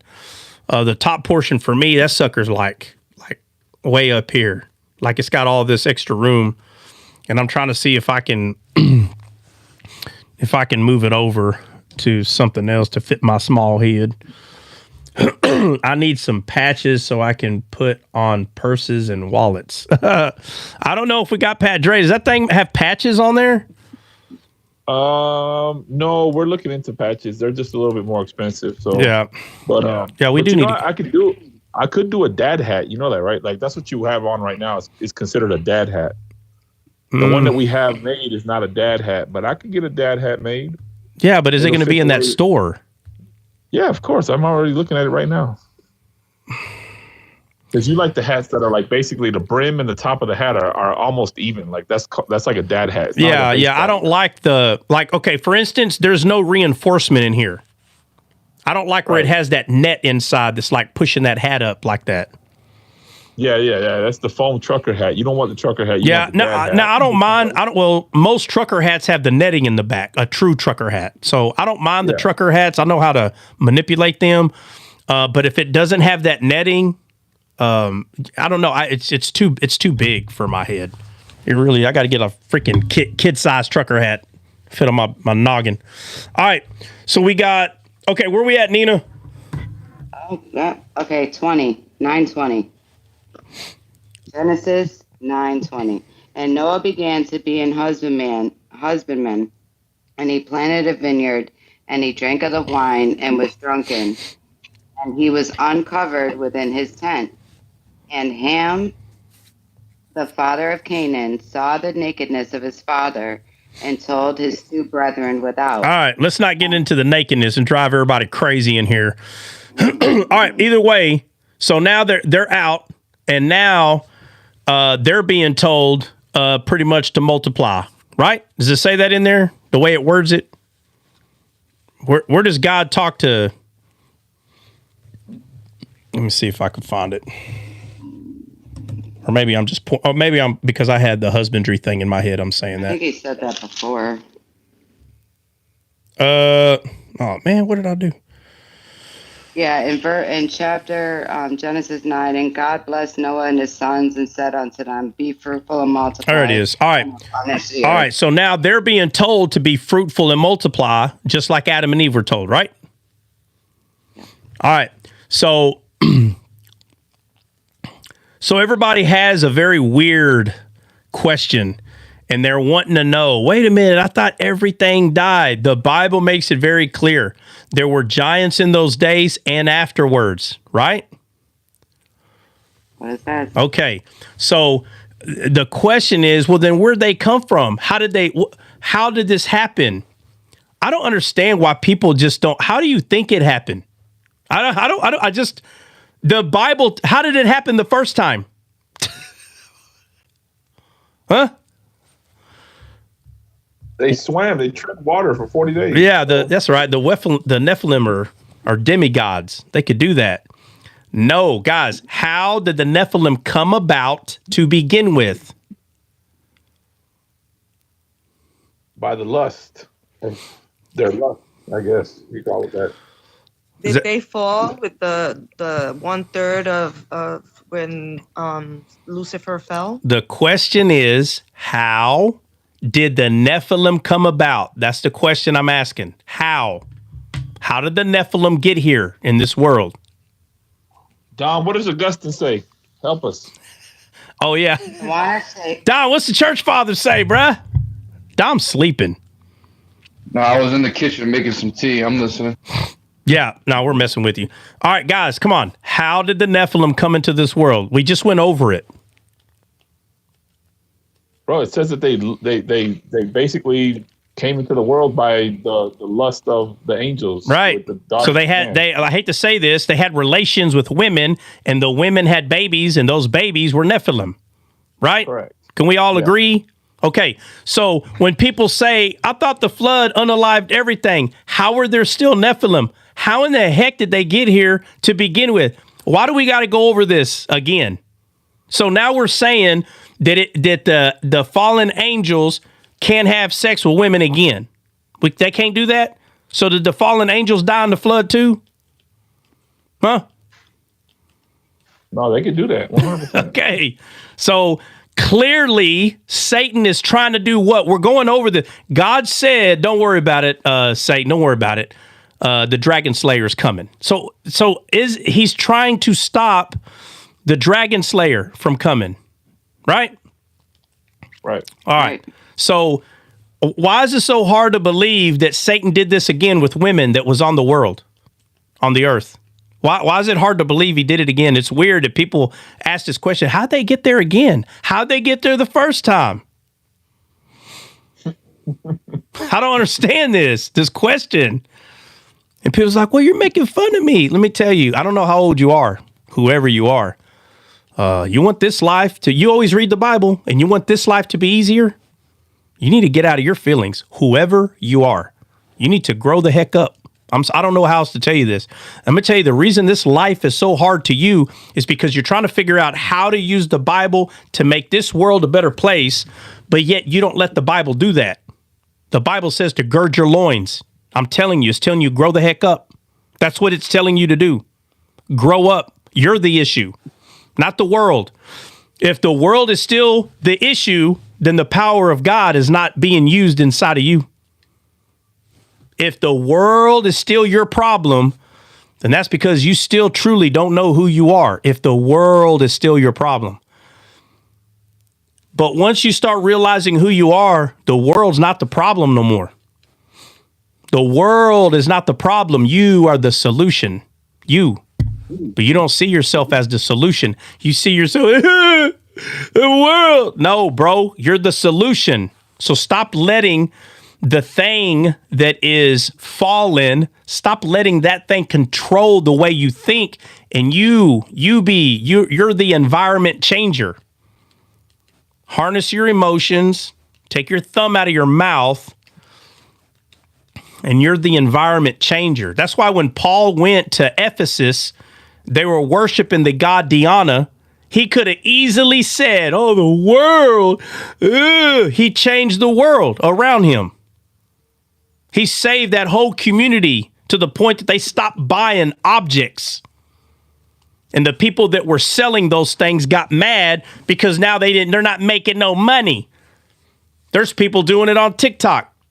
Oh, man, all them trees coming in here and ruining all the merchandise. It's because you're selling the wrong merchandise. That's why. Mad at me. I'm hurting their bank account. Somebody stop sending them coins. Lord have mercy. All them trees. Get them trees out of here. Trees out here, they're ruining what we're selling. You don't get it? You don't get it yet? The trees are ruining what we're selling. You're selling the wrong thing. You're selling a lie. The tree is the truth. Jesus said, I'm the way, the truth, and the life. And I believe him. I believe the truth. That's what I believe. Donald Trump is not the Antichrist. For God's sakes. Stop buying the merchandise. Well, his last name is Trumpet. Oh, wow. Wow. That was a hard one to break. Boy, you broke the code there. See? He's going to come from the West. Right. Come from the West. It's not talking about America. It's not talking about this map. The Bible says that he's going to remove your sins as far as the East is from the West. The West is the fallen world. The Antichrist is already here. The disciples wrote this. The Antichrist is already here. They're like, no, but it's not the main one. Oh, well, you better start praying that Mr. Trump starts growing horns on his head very quickly because you're running out of time for him to be doing these things. Oh, Lord have mercy. Whoever you are, I'm not letting y'all off the hook. I'm not letting it go. As soon as this dude passes away and there's a funeral, I'm calling you out. You better, matter of fact, you got opportunity to back up and say, okay, I recant that statement. You better recant. I'm not going to let you go. I'm calling you out on this one. I'm calling you out. You understand the Bible, right? You understand the Bible. We're about to find out how much of the Bible you don't understand. We're about to find out. I'm not letting this one go. You're going to get the business on this one. I love you to death, whoever you are, but you're wrong, 1,000% wrong about him being this main Antichrist.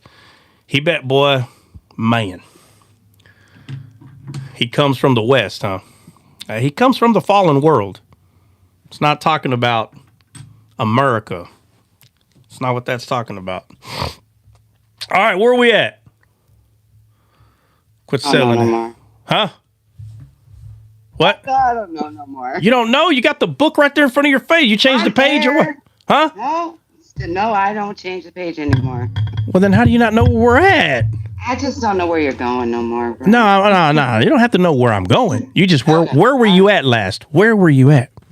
God told him to be fruitful and We were multiply. reading the Genesis 9. She was on Genesis 9. Yeah, saying what about Genesis 9? I really did know where I was at. We were talking about the hut. You were just starting to talk about the garden that was planted by Noah. Basically. All right. So garden.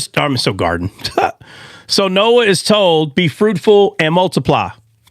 Yep. That's what Adam was told. Be fruitful and multiply. Did Adam become fruitful and multiply? He sure did. Well, he didn't in the garden. He didn't in the garden. He should have, but he didn't. But after he didn't. But after he fell, he became fruitful and multiply. And what did he multiply? Did he multiply the image of God or the image of himself? This is of himself fallen. Yeah. This is a hard one for people. This drives people crazy. It makes people crazy. Let's not argue about it, but just so you can understand the Bible a little better, let's just act like you do understand what I'm saying. So he didn't multiply the image of God. So let me ask you this. Could the image of God have babies with angels? So can the image of God be corrupted by fallen angels? No. So many ways to go around this. Adam had a dead spirit. So every baby after him had the image and likeness of fallen man. It didn't have the image and likeness of God. So when people say, no, but it had the image like it looks like it. Oh, I'm with you. I'm with you on that. I get that. But it's still not like Adam. If you were to say that even though the image like looks and represents like God, I understand that. But what I'm telling you is it's not the same. Period. It's not. I don't care if it looks. Let me ask you this. If you take a person who claims to be saved and you take someone that completely rejects Jesus and you put them together, do they have the same physical image? Yeah. Yep. Are they the same? So they go, well, that's the likeness. No, bro. Absolutely not. Absolutely not. No. Man, I feel like going through there a little bit, but we need to move on because we're talking about Nephilim. But I don't understand.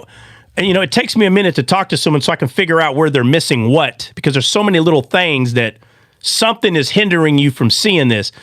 I understand what you mean by saying, no, the image is the shape and the hands, and I get that. I 100% understand what you're saying. But if you say that our image, our fallen image, is exactly 100% like Adam before the fall, my friend, you have been lied to. You have been beguiled. It is not true. I don't care if Adam's body had like a glow to it and now ours don't. I don't care what it is that you claim, like, okay, well, Adam had a glorified body, so therefore there was a little glow to it. Well, guess what? We lost our glow. So therefore it's not the same. I don't care what you say. It's not the same, bro. Period. How about this? If you put Jesus standing next to Peter, do they have the same physical image? No. No? They would. But they would. You with your physical eyes, you would not be able to tell the difference between the two. They both look like a man. But how come? Yeah, as far as that aspect, yeah. But that's the aspect I'm referring to. That's what I'm saying. Your physical eyes cannot see the difference, but yet they're not the same. Period. Jesus, he can transfigure into the soul of God. Peter cannot. Not the same.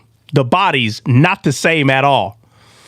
It's kind of like if you take enough artists and make a fake man. Like, for instance, you know how you can go to the wax museums and you can get to an actor and you're like, oh my God, bro, it looks just like him. So if you take the actor next to the wax image, don't they look like the same image?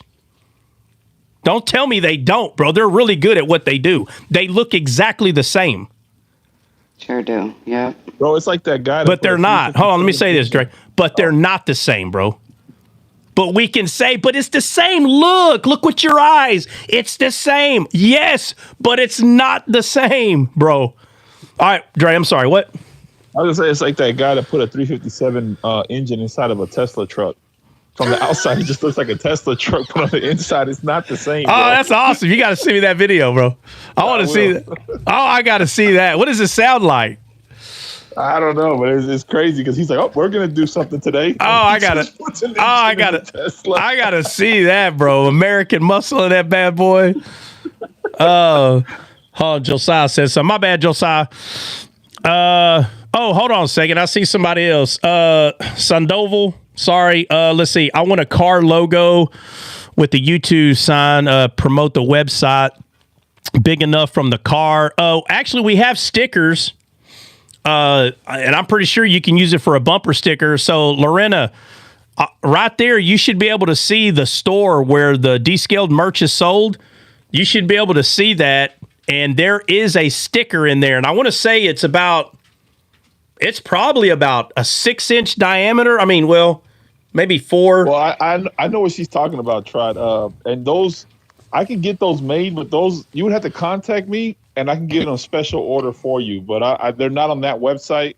So she's looking for like the long strip that's basically like. Hold on. How do you know what? How do you know what she's looking for? Yeah, because she says she wants it big enough on her car to promote the website. Oh, so I'm sorry. like Okay, larger, my bad. I'm reading too fast. Yeah. You read it, but you just yeah, my bad. It does big enough. Okay, my bad. Thank you. Yeah. So Lorena, if hopefully you're on TikTok, or you can, if you send a message to the YouTube and Descaled, you can do that too. Doing both would be great. But if you get in contact with us and let us know who you are, that you're the one that asked the question to put on your vehicle, let us know who you are, and we'll try to find one and get one to you, or figure out how to do that. Josiah said too many Christians don't understand. Let's see, don't understand what that which show they don't really understand the work. Oh, the work of Christ. Yeah. He is the image of the invisible God, the firstborn. Okay. Romans 8, for God has done what the law weakened by the flesh could not do by sending his own son in the likeness of sinful flesh, for he, and for sin, he condemned the flesh into sin. Yeah. You're on both. Okay. Yeah. Shoot us a DM and make sure you say, hey, it's me. I'm the person, because for some reason I feel like your YouTube is not going to be the same name on TikTok. That drives me crazy. I do not remember who y'all are when y'all do that. Okay. And I'm telling you, I refuse to train. I refuse to memorize 4 names with 8 pictures. I'm not doing it. 100%. Descaled ad on YouTube. And that's why I'm the scribe. And Pharisee. Oh. This guy. Brian, what are you talking about? Descaled ad on YouTube. What are you talking about? He's talking about something like, are you confused when you open the Bible? When you go to the Bible. I don't know what. Me don't know what you talking about. He said you should have an ad on YouTube for Descaled. We don't have an ad on YouTube? Huh. No. Oh. Well, CJ, maybe you need to make one. How about that? No, it would be like... on that right you now. confused? Let's just throw all the work on the Dre. You know what I mean? Just have him do it. No, He's I the can't. manager. I can't, bro. Hey, there are some points though that there are some points where Dre's kind of like doing a lot of stuff at one time, and I try to delegate the best that I can, but I don't Dre, know. where's my coffee? Dre, where's my coffee? Yeah, man, you gotta have him do everything. Get the coffee, do all the ads, merchandise, everything. Man, heck no. Everybody, if Dre was a guy getting everybody look, Dre's actually pretty soon going to make his own coffee, or he's going to get some brought in and try to sell that or whatever. I don't know. Some of us might be telling Dre, get that coffee to us now. Yeah, no, I'm definitely on that. But hey, Pagan, since that's what your name is, hey, Pagan, listen. Yeah. You should come join us on when we go to one of the live events. Come join us. It'll be cool for you. Hey, Pagan, what state are you in? Don't give us any further information, but what state are you in? Don't be surprised if you accept Jesus, though. East Coast. East Coast? Yeah. He already told us what state he's in. Yeah, I'm in Jersey, bro. Yeah. Oh, yeah, my bad. Oh, I apologize. Yeah. No, Well, we're going to Florida.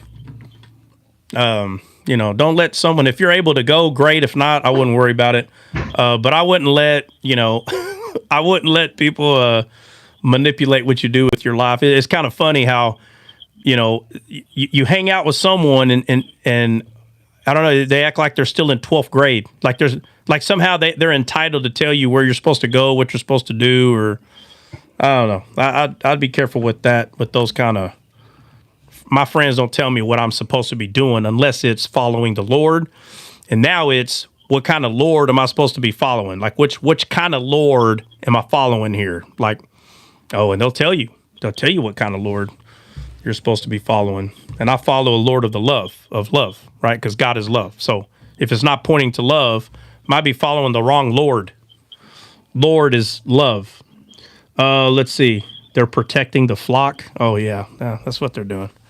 Yeah, because everybody else is too stupid to think for themselves. Everybody's the protector. So Jesus is not the shepherd. Everybody else is the shepherd, not Jesus. Jesus ain't the shepherd. They're like, no. No lambs. 100 shepherds. They're like, no. Jesus, I got this one. Well, I guess they'll thank you for failing. God already looked for a man, and he could not find one. All right, so where are we at, Nina? I know. You want to go where Noah woke up? No, let's see. All right, so because remember, let's not forget that we're focusing on the dragon slayer, right? And the dragon slayer is sent because God already knows that the dragon has to be slayed. So the dragon says to himself, you gonna send a slayer? Well, how about this? I'm gonna stop the slayer from coming. So I'm gonna unalive Abel. And he's like, wait a minute. So that didn't stop it? Oh man, so I'm not sure who it's gonna be. Let's go make babies with the humans. Because if we can make babies with the humans, then how in the heck is the dragon slayer gonna come through? How are they gonna come through? It's not gonna happen. So that's how I'm gonna stop it. So now, right, we're playing a chess game here. We're playing a chess game. So now God sends a flood to destroy the wall, right? That Satan is trying to put up this wall, try to hinder the dragon slayer from coming. And God uses a flood to unalive all the flesh, right? That's where we're at, correct? Correct. All right. Correct. So now, because remember, we're talking about the Nephilim. So where's the next big time the Nephilim come in the Bible?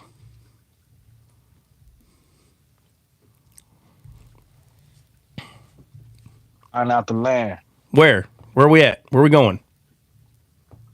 Let's go to Joshua or what is it? Numbers, Deuteronomy. I don't know if somebody help. Yeah. So we're going to the 12 spies that go into the land of Canaan. So let's go to the 12 spies that are sent into the land of Canaan. Let's go there. Let's see.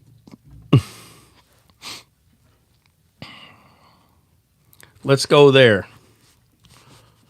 All right, listen. I don't need everybody at once to hop down. But Jordan usually don't want to come up at this time. Christian's in there too. Christian, how come you're not all the way up here? He had to leave probably. But Jordan usually don't come on at this time. So I just need one person before you hop down. If you don't think you're going to be saying anything for the next 15 minutes, let me know. And remember, when you hop down, okay, never mind. Dre already took the hit, so Dre's out. Jordan, what's up, man? I know you don't come up usually at this time. What's going on? No one needed to drop down for me. Well, I know I didn't get to finish talking. I know, right? I was like, I'm gonna ask him if he, does he really have something to say? Dre's like, I'm out. I mean, I did. I tagged you and tagged.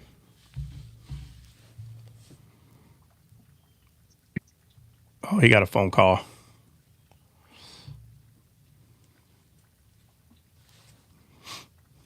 All right, so y'all want to go to Numbers 13? Yeah, we're going to the land of Canaan. So, start when the spies are starting to enter there. You can read some of that, and then we'll read when they come back. All right. Amalekites dwell in the land of the south, and the Hittites and the Cushites. Let me make sure. Hold on. Yeah. Brought an evil. The men. Okay, so in 31 it says. Let me go 30. And Caleb stilled the people before Moses and said, "Let us go up at once and possess it, for we are all able to overcome it." But the men that went up with him said, "We be not able to go up against the people, for they are stronger than we."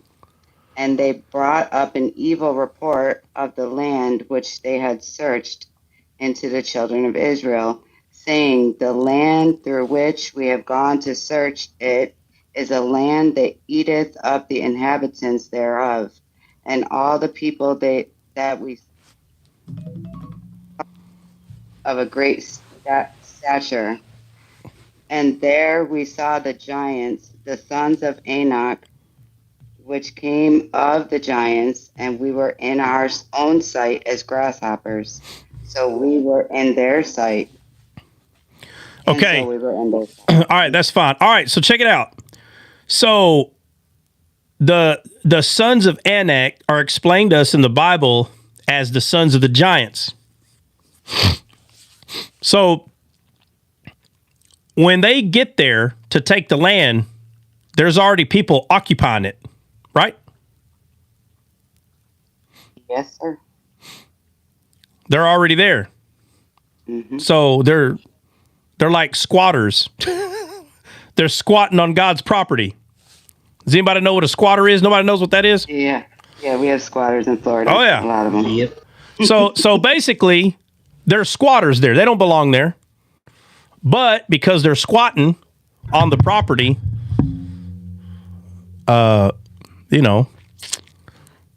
since the owners aren't here, we're just going to hang out. Because the owners are not here. So that's what's happening. So they go in there to check it out. They come out and they freak out because the giants are there. And they go, "Bro, the sons of Anak are there, bro." So now the Nephilim are back on scene. And why are they here? Why are the Nephilim here?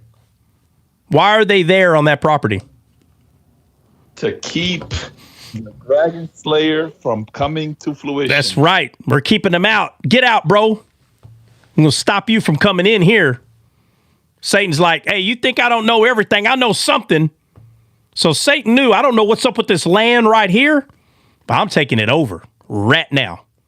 Like, it's funny because he's a good checker player, but God's a master at chess, bro. So Satan knows, if you're going to bring a dragon slayer, you're going to bring him right here. How would Satan know, hey, you're going to bring him right here? How would he know that? Because he's not all knowing. So what has transpired in the Bible at this point that would make Satan believe? Now watch this. He understands, bro. He understands God's legal system. He knows. He knows how he speaks to people. He knows that. What would make him believe that this land right here is where the dragon slayer's coming and I ain't letting them in? Because it flows milk and honey? I need everybody to throw an answer. Everybody. Especially if you're on the panel. He was already he was already following them from Egypt. All right, what else? Anybody else? What's the question? Yeah, he was already observing them from Egypt. And All right, CJ, you didn't hear me? So Satan is, how much did you miss, bro? I got to repeat 10 minutes or what? No. All right. That's the question. All right, so how did Satan, why is the Nephilim waiting? Listen, God is trying to lead them. God is trying to lead them to the promised land. They get there, the Nephilim are already there. They're squatters. They're squatting on that land. Like, nah, this is our land. God's like, nah, that's my land. How does Satan know that God is going to take this land over to bring the Messiah, to bring the dragon slayer, to kill him. How does he know it's there? He could have lived anywhere, but he's right there. And now that we know the whole story, this is Israel. This is the promised land right here. How does Satan know to be there?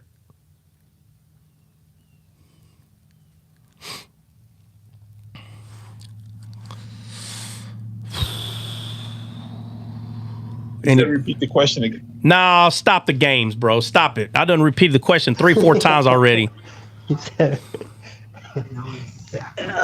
Anybody in the comments? Anybody? If you tell me you're the reader of the word, this is your opportunity. Prove it. Answer the question in the comments. I don't want to hear I didn't hear the question. I don't want to hear it. Matter of fact, I'm going to look at everybody in the room. I know who you are. Okay, I got you. All right. I better get an answer. I knew it. Look, I knew it. Here comes one right now. Hope. I didn't hear it. I had a phone call. Nobody heard. Is anybody listening to the live? Lord have mercy. Let me just cancel the live. Ain't nobody listening to it anyway. Sando, I know. I'm reading all the comments. I'm reading all the comments. If you put it in the comment, this is the time that I'm reading it. I may ignore the rest of your stuff, but I'm reading the comments right now.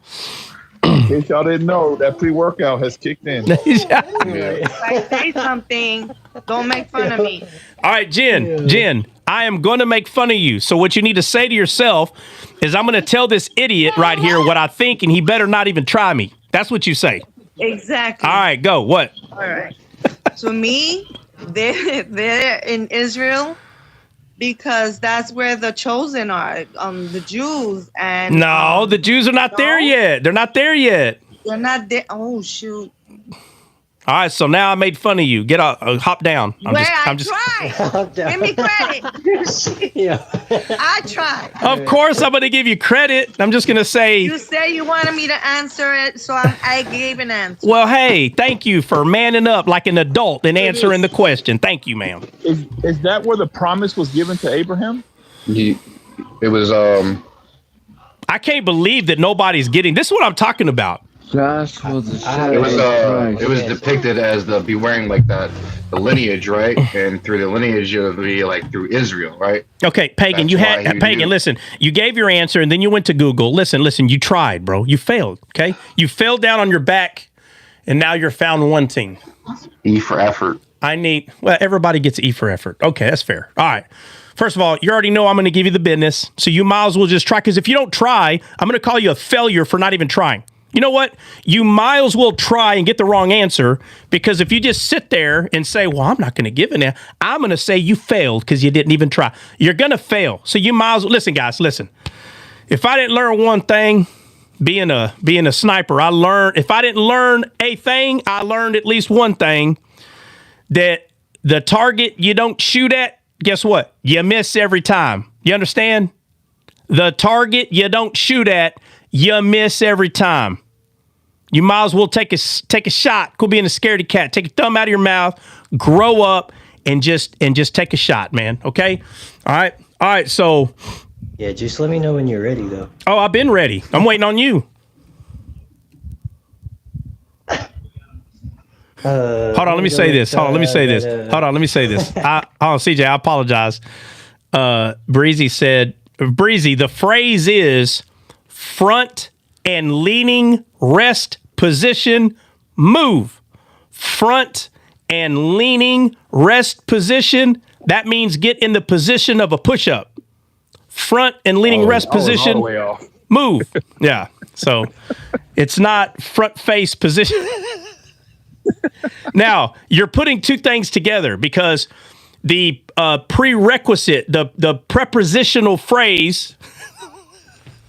So the first thing that is given to you, right, to prep you, the prep for front and leading rest position move is half right face, right? So like if you're facing the person that is in charge of you, because you have to be, if they say to you, half right face, that means you need to be at a 45-degree angle from them. So it's not a half right face. It's it's not a right face. It's a Not half a full right. but Yeah. like diagonal. Yeah, it's a diagonal. Okay, and the reason is because if they tell the whole platoon, If they tell the whole platoon front and leaning rest position move, everybody's feet will be kicking the face of the person behind them in formation. But if you get everybody at a 45-degree angle, everybody can do push-ups now. So it's half right face. So when you see me read that off YouTube, it's usually Morales. Morales is one of the sheepdogs that I trained out here. Awesome instructor, good shooter. Anyway, if he says half right face, he's saying that somebody here earned some push-ups. All right.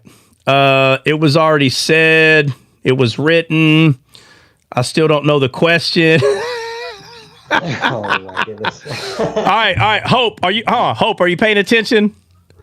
I'm not saying the question unless Hope's like, I'm here, spit it out already. Hope, you there? I need to make sure she's there. Yes, sir. Okay. All right, the question is, because we're talking about Nephilim, okay? Out of all the land in the world, Satan went to the land of Canaan. He went to Israel.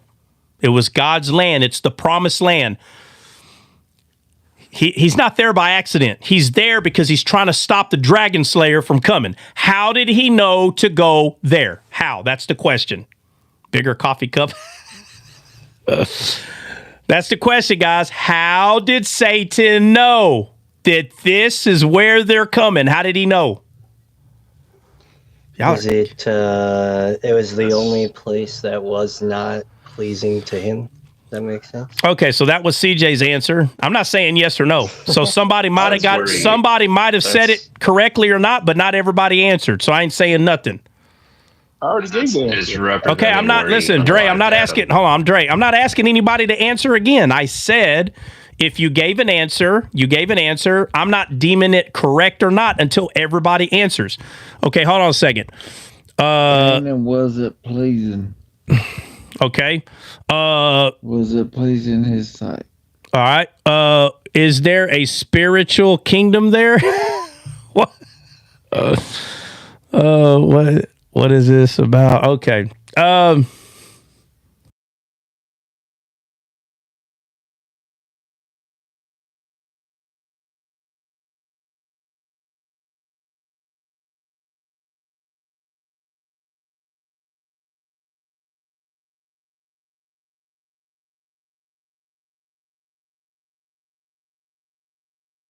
Right now because of Dre. Yeah. Gave y'all the answer, man. Y'all missed it. It's so cool. All right, guys, hold on a second. Hold on, y'all keep Googling. I'm coming to you. Nina, keep trying to act like you. No, I didn't Google nothing. Dre, hold up. Dre, you've already given an answer, so I ain't talking to you. I'm talking to Nina. Hold on a second. Hold on a second. All right, hold on a second. Time out. All right, because he has throne room access.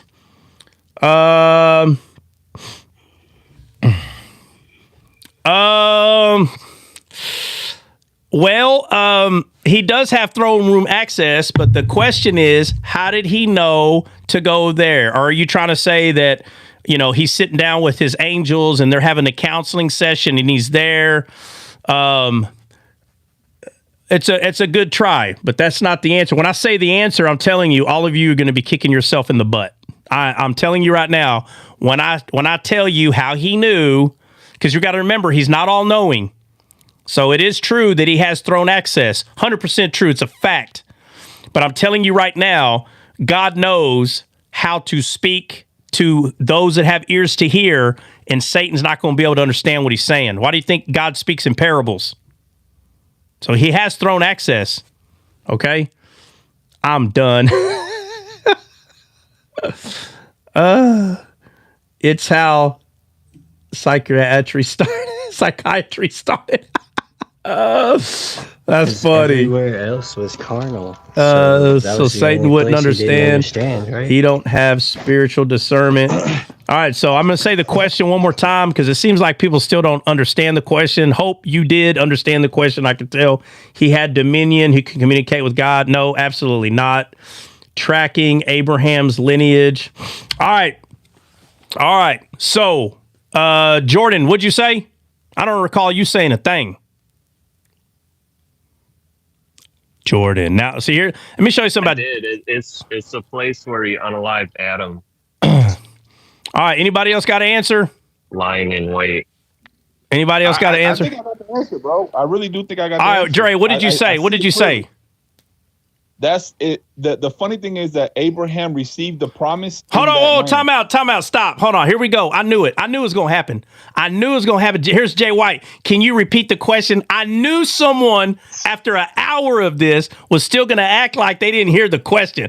Jay White, did you just get in here? Don't not play, bro. All right, for Jay White and anybody else that ain't heard the question, I had left and came back. Oh my gosh. All right. What's going on? All right, here we go. I'm gonna do this again. Guys, we're talking about the Nephilim. That's what we're talking about. Okay? We're talking about the fact that God told Satan that he was going to send a dragon slayer to get him. Period. In Genesis. His heel will crush your head and your head will crush his heel. Dragon slayer's coming, bro. So he's like, nah, ain't gonna happen. Not in my world. Not gonna happen. I got dominion here. You don't. Straight up, this is what's taking place. All right, so what we see happening is we see angels coming down, having relations with women, okay? After Satan finds out, oh shoot, my bad. I thought it was Abel. Lucifer thought that Abel was the seed. So he unalives him. And then finds out. Now, you got to understand, he knows that God's not a liar, right? So Satan knows that if that was the seed, God has to tell the truth. I try to tell y'all, Satan, he knows. I'm telling you, he understands a lot of the legal system. He understands it like the back of his hand. So if he unalived Abel, that means the dragon slayer had his chance. As soon as he found out, oh man, that wasn't him, he didn't have to ask God, hey, hold up, God. Man, I think you're lying. I think that was him, and because you're all powerful, you're just like, oh no, that wasn't him. Like if God goes, ha ha ha, Abel's here. Abel. And then as soon as God unalives him, that wasn't really him. No, that wasn't really him, Satan. Nah, bro, that conversation don't take place. Because he knew that if he would have unalived the dragon slayer, that'd be the rap. Straight up, it'd be rap, bro. Just like you hear Goliath saying, bring out your champion. Meaning, if I unalive your champion, I get the kingdom. He didn't get the kingdom. So he knew, that wasn't him, but he thought it was. So what does he do? He says, well, I'm going to corrupt these people because he's got dominion down there. I'm going to corrupt these people. So they're already dead, but now I'm going to corrupt them. And the corruption happened. The Nephilim. That happened. So God sends a flood to destroy the Nephilim, which is a wall that is put up to stop the captain, the secret captain, the dragon slayer, bro. He's trying to stop the dragon slayer from coming. But the Bible says there were giants in those days and after. So, and after, we're here. We're here at the then after. We're here. The spies were sent into the land of Canaan. They came back and they said, hey, bro, that's a no-go. The son of Anak are in that bad boy. I ain't going in there. They said the son of Anak. They know it. They know who the son of Anak is. It's the son of Anak is the children of giants. These are giants. The giants are already in the land of Canaan. You understand? So the first time a flood came, God sent a flood to unalive the Nephilim. So everybody's asking, well, how'd the first ones get here? Use your head. It's not hard. Lord have mercy. Why does the Bible have to tell you that? How did they get here to begin with? Oh, well, that's different, see, because the Bible tells us. Oh, okay. Well, never mind. They grew out of the ground then, like dwarfs in Lord of the Rings. They grew out of the ground. That's how the second part, that's how the second stock of the Nephilim got here. They just grew. Yeah, they grew in women's bellies. That's how they got here the first time. Okay? Jeez. But they're here. So my question is, how did Satan know where to go, guys? This is the land of Canaan. This is the promised land. The Hebrews show up to this promised land, and there's squatters there. And they say, we ain't leaving. And if you don't know what squatters are, you need to go look it up. But that's what's happening here. Satan is squatting on God's land. But my question is, he has the whole world, bro. You mean to tell me since America wasn't founded by man, Satan don't know where it's at? Oh, my God. Get off the gas. He could have went anywhere. Why did he take Canaan? Why did he choose God's promised land to live? Well, he chose it so he can stop the dragon slayer. So the question further is, how did he know to go there? Jay White, that's the question. How did he know? How did he know to go there? Because he's not all knowing. All right, Jay White, let's go. We're waiting on it. Breezy, these women had 50-pound babies. Oh, man. Okay, so Benny says, how about God knew where Satan was going to be? Nah, bro.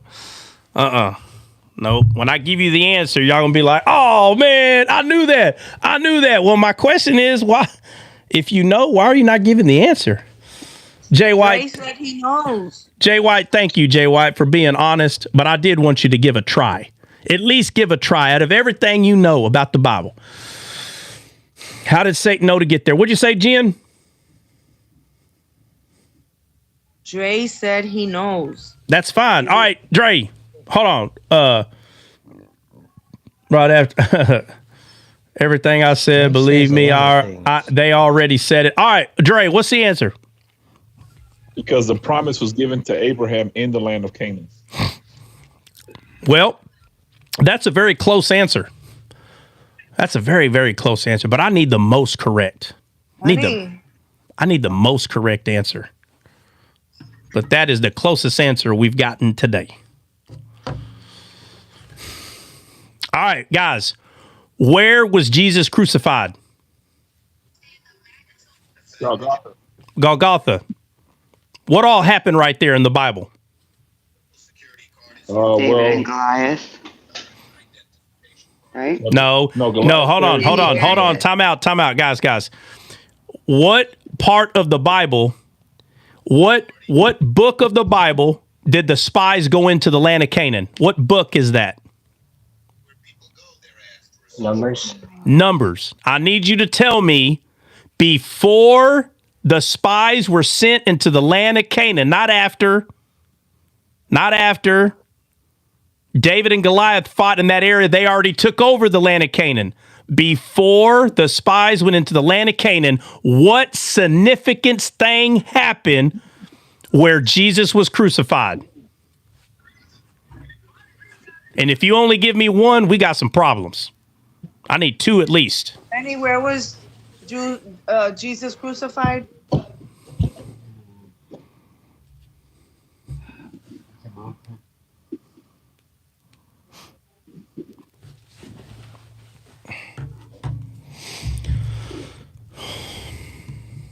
I mean, I don't know if that's Golgotha, but I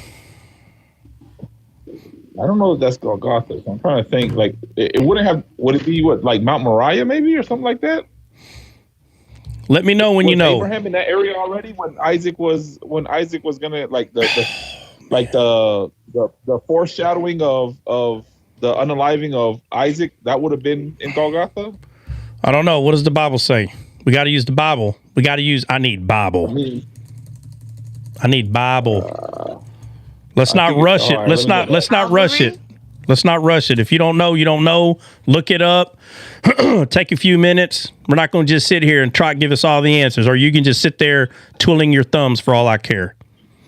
So you want to know what current event happened before the 12 spies went there, right? I want to know, how did Satan know to squat in the land of Canaan? How did he know that that is where the promised land was going to be? How did he know that the dragon slayer was going to be in this area? How did he know to go there? That's my question. How? And the only way that you're, hold on a second. Hold on, time out. The only way that you're going to know is through the Bible. So before the spies went into the land of Canaan, before they went in there are some things that happened in the Bible, and I need you to get me there. What happened in the Bible that would make Satan believe, oh, okay, this is where they're going to be over here?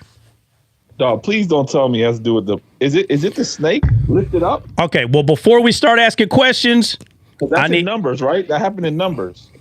All right, well, you find it then. Find it. So, all right. I need you to prove it. Listen, don't come up here and say, "Oh, this happened." Where in the Bible does it say that happened? If you can't show it, matter of fact, if you can't show me what you're saying, don't even bring it up. Unless, bro, I got it. Hold on, time out. Unless you're gonna say, I need someone to help me find where some of these things occurred or whatever. So, Dre, is it Numbers 13:33? No, Numbers 21. It clearly starts off by saying the king, I was close. The Canaanite, which dwelt in the south, heard that Israel had come in by their way, and the spies, and they fought against Israel and took some of them prisoners. And then if you keep going down verse 21, you'll find our soul loatheth in the light of bread. And then you keep going down, that's verse 5, and you keep going down, and then it says right there in verse 8, it says, the Lord said unto Moses, make thee a fiery snake, set it upon a pole, and it shall come to pass that everyone that is bitten, that looked upon it, shall live. And this happened in the land of Canaan, which would match with what like the prophecy John 3:14, where it says like that he's like, you know, he says, come on, lifting up, however it says it. I don't know exactly how it says it, but the snake being lifted up, healing. So that would have happened in the land of Canaan, which is the land of the promise. Okay, that's one. Is that it? That's the only thing? No. I gotta go find Isaac, because I have a feeling Isaac is in that same area, but I can't confirm it yet. Give me a second. Isaac, and it has to be the Mount Moriah. I gotta go back and find that and see where that happened.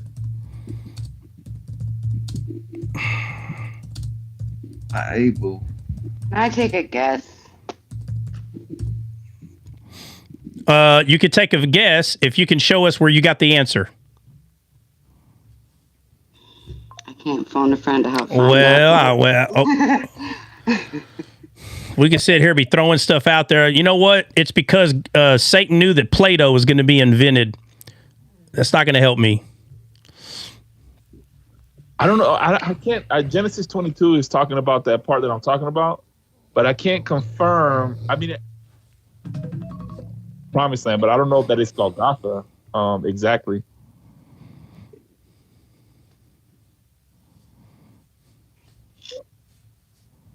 Jehovah Jireh, Jehovah shall provide on that mount. Oh, that's what happened on there? Show me. Prove it.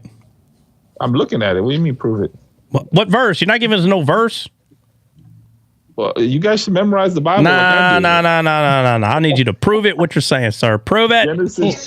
Genesis 22. Hold on, my computer's acting slow right now. Oh, it's stuck. Genesis 22. Thicket, ram, call. Oh yeah, 14. 22:14. Can somebody drop me? And it says Abraham called the name. It says, and Abraham called that place Jehovah Jireh, and it said, till this day, in the mount of the Lord, it shall be seen. All right. So what happened on the mount of the Lord that you're bringing up right now? The one you're bringing up. That's where, that's where Isaac was going to be offered up as a sacrifice. Is that what you just read? Jehovah Jireh? Yeah. God okay, so so Jireh means what? I got he it. Shall provide, or the Lord shall provide. The Lord shall provide. Okay. I got it. I got what he provided. Hold on a second. Time out. All right, so Abraham was told by God all these things, the seed is going to come by you. This is going to happen. All these things are going to happen. He's telling Abraham this, okay? So something occurs there, which we know that Isaac, right? That's what you're talking about, Dre? Yeah. All right, so he tells Isaac, all right, come on, Isaac, we got to go. So Isaac goes up there, and the angel, so what does the angel tell Abraham when he's about to thrust? Let's go to the story real quick. I'm there.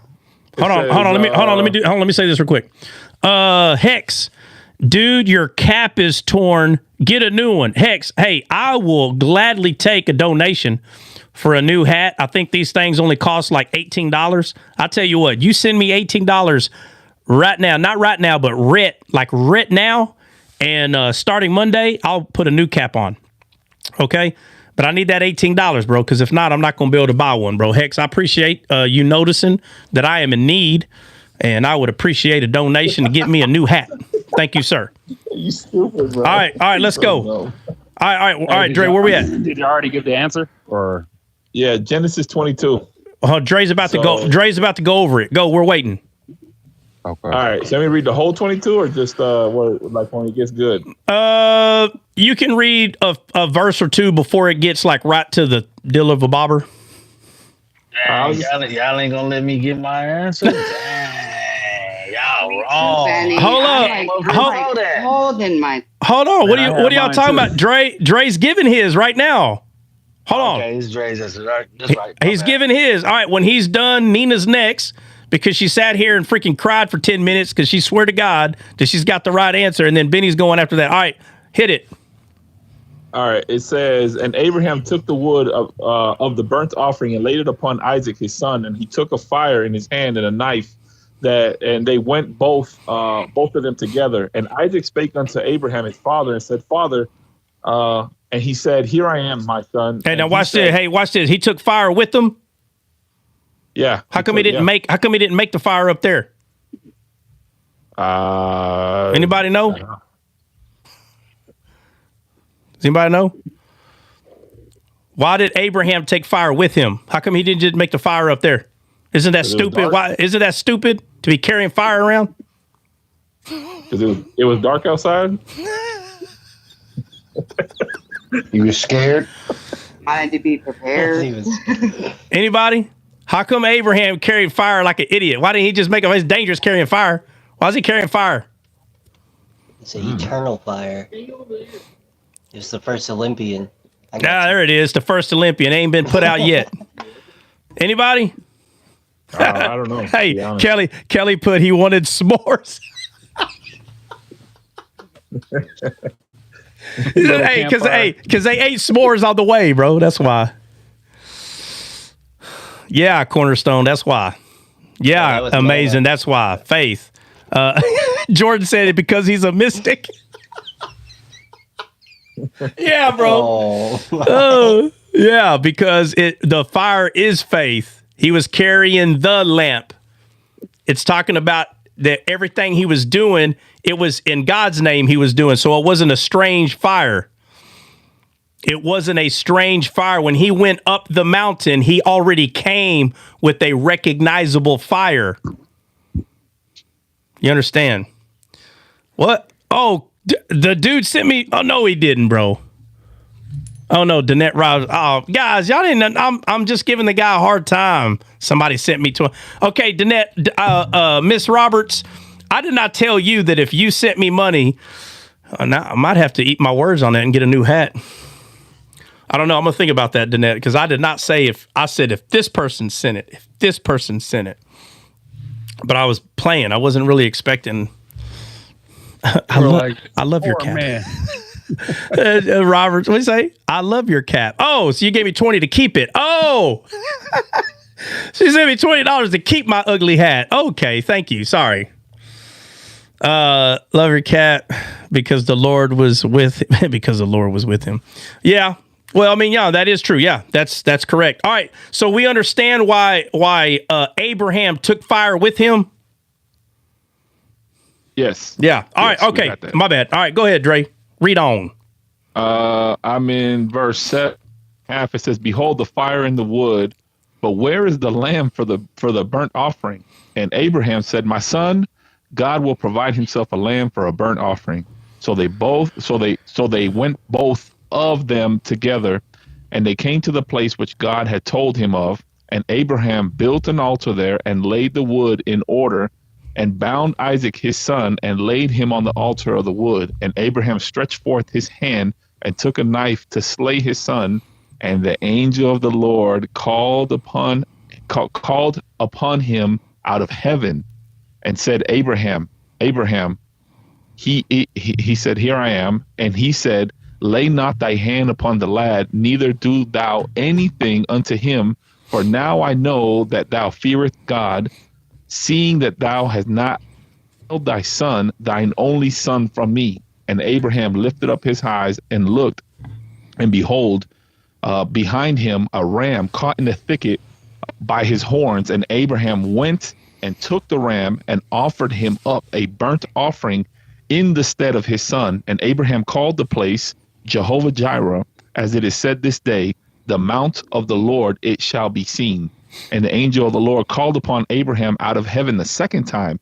And he said, "By myself have I sworn, saith the Lord, for because thou hast done this thing and hast not withheld thy son, thine only son, that in blessing I will bless thee, and in multiplying I will multiply thee, thy seed, as the stars in the heaven, and as the sand which is upon the seashore. And thy seed shall possess the gate of his enemies. And in thy seed shall the nations of the earth be blessed, because thou hast obeyed my voice." Should I keep going, or no? You don't. It's very clear. All right. So, Nina, Benny, y'all just hold fast. Okay. So let's go back to Genesis. Remember, don't forget the topic. We're talking about the Nephilim. Don't forget the topic here. We're talking about God sending a dragon slayer to unalive Satan. He knows it's coming because he was told, and he's trying to hinder it. He's trying to stop this from happening. So let's go back to Genesis, and I need someone to go over the seed that God is speaking to Satan. Someone go over that.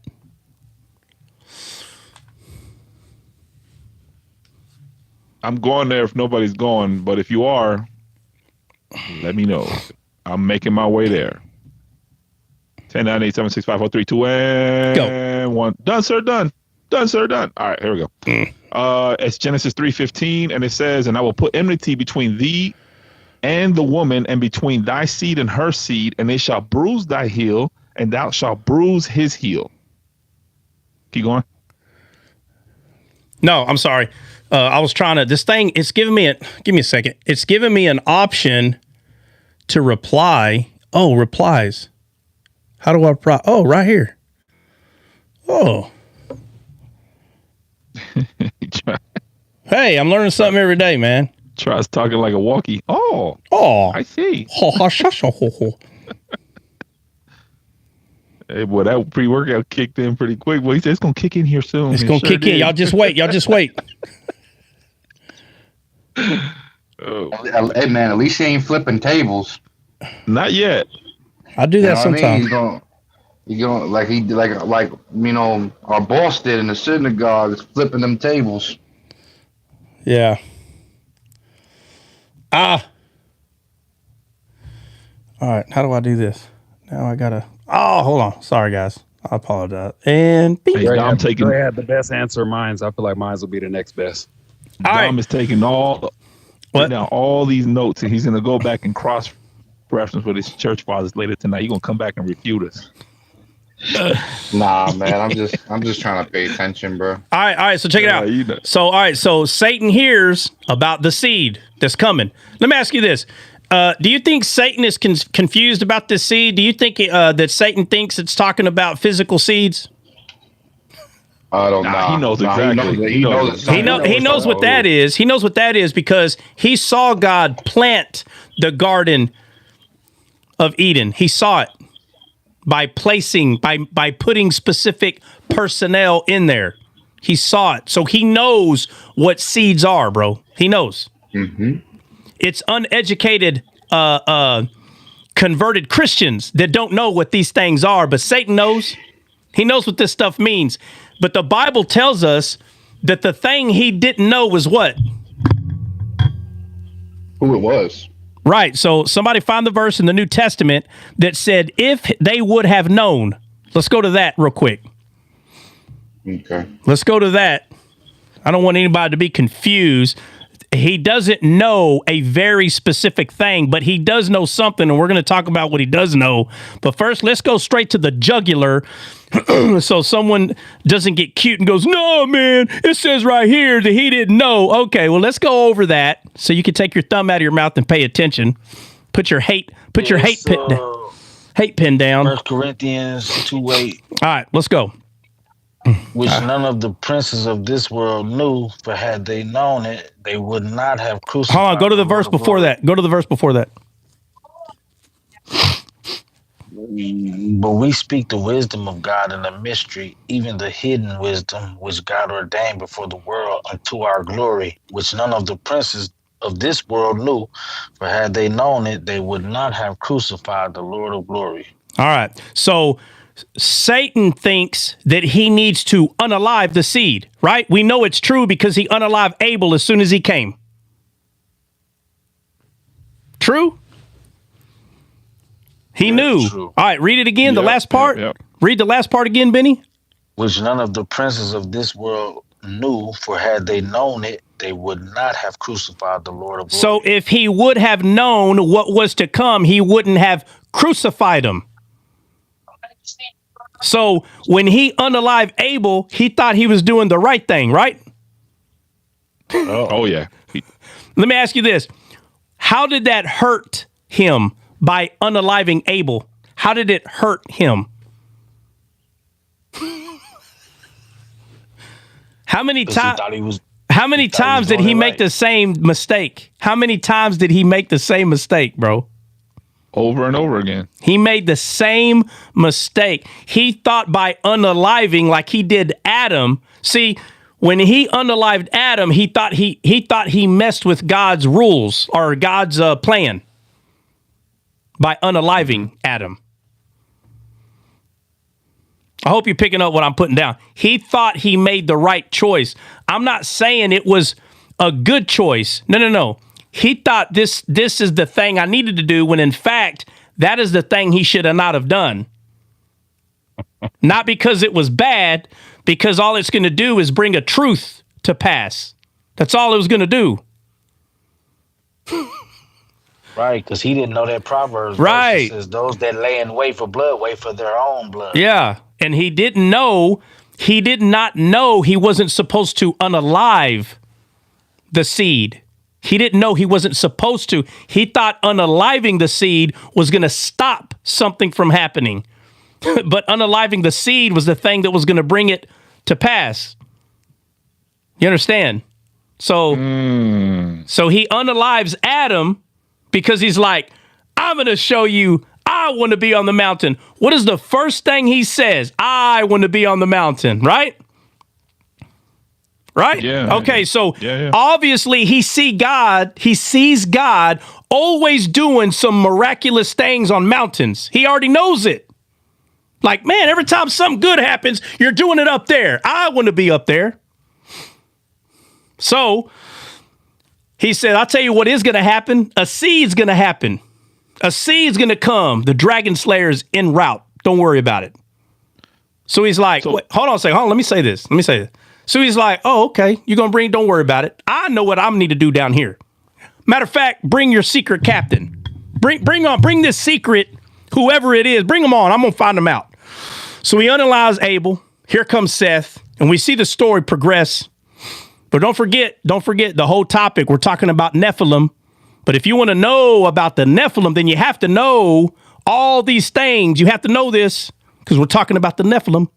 So he says, I already know where you're going because you rule on a mountain. So he goes in this world and he finds the mountain that God does things on, which is where? Where's the mountain? No. You talking about his God's mountain? Mount Zion. Just all right. I'm gonna stop right there. All right. Okay, Dre. I know you got more to say. Nina, what you got? Stop Googling. No. Before she gives her answer, I was just all right. Go ahead. My bad. Say the seed goes with John 12:24. Then most assuredly I say unto you, unless a grain of wheat falls into the ground and dies, it remains alone. But if it dies, it produces much grain. All right. So he made the same mistake. All right. So why is Jesus always speaking in parables? You want to know? With those who have ears. Right. So watch this. So when Jesus speaks in parables and someone says to him, "Hey, what do you mean? Who's the father of that person?" He just told on himself. Yeah. Yeah. So that's what happens on TikTok every day. Try, why do you got that tree right there? Oh, you don't know why? You don't know why? Hold on a second. You don't know why I got that tree? Nah, bro. Nah, I don't know why. Tell me why. I already know who I'm talking to. It's the carnal mind. It doesn't mean that the person's not saved, but I already know who to say, get behind me. That carnal mind. That's why Jesus told Peter, get behind me, Satan. He wasn't talking to Peter's soul. He was talking to Peter's carnal mind. The ruler of this world, how he taught us to see, which is wrong. But when Peter said, you are the Messiah, the Son of the living God, he knew exactly who told him that, which is the Spirit. And he said, you are Peter. He's talking to the soul in Peter at this moment. He said, you though, that one is the seed of Satan. He said, that one that I said to get behind me, that did not come from my Father. But what you just said, flesh and blood did not tell you this. Why did he say that? Because flesh and blood is the one that I said, get behind me. I told that one to get behind me. But you now he's talking to the soul. He said, but the Spirit, my Father, flesh and blood did not tell you this, soul. Flesh and blood did not tell you this, but my Father, which is in heaven, and I call you Peter. And he said, and upon this rock, I will build my church. He's talking about from spiritual revelation. This is how my church is going to grow, through the Spirit. That's why he said what he said. All right. Who's going to say something real quick? Who was talking? Dom. Sorry, Dom. Go ahead. Yeah. My question might be, so like when the Father called his son into Israel, right? How come? So you would say Satan was trying to make sure this time he wasn't going to make a mistake. He was observing Jesus, or you think when he came to Israel? Well, hold on. I want you to write that question down because we're not there yet. We're trying to find out. I'm sorry. Now you're good. We're trying to find out, how did Satan know to go there? Okay, Nina, you're up. What's up? All right, I gotta say, I thought maybe because the manna or the water coming out the rock. My heifer.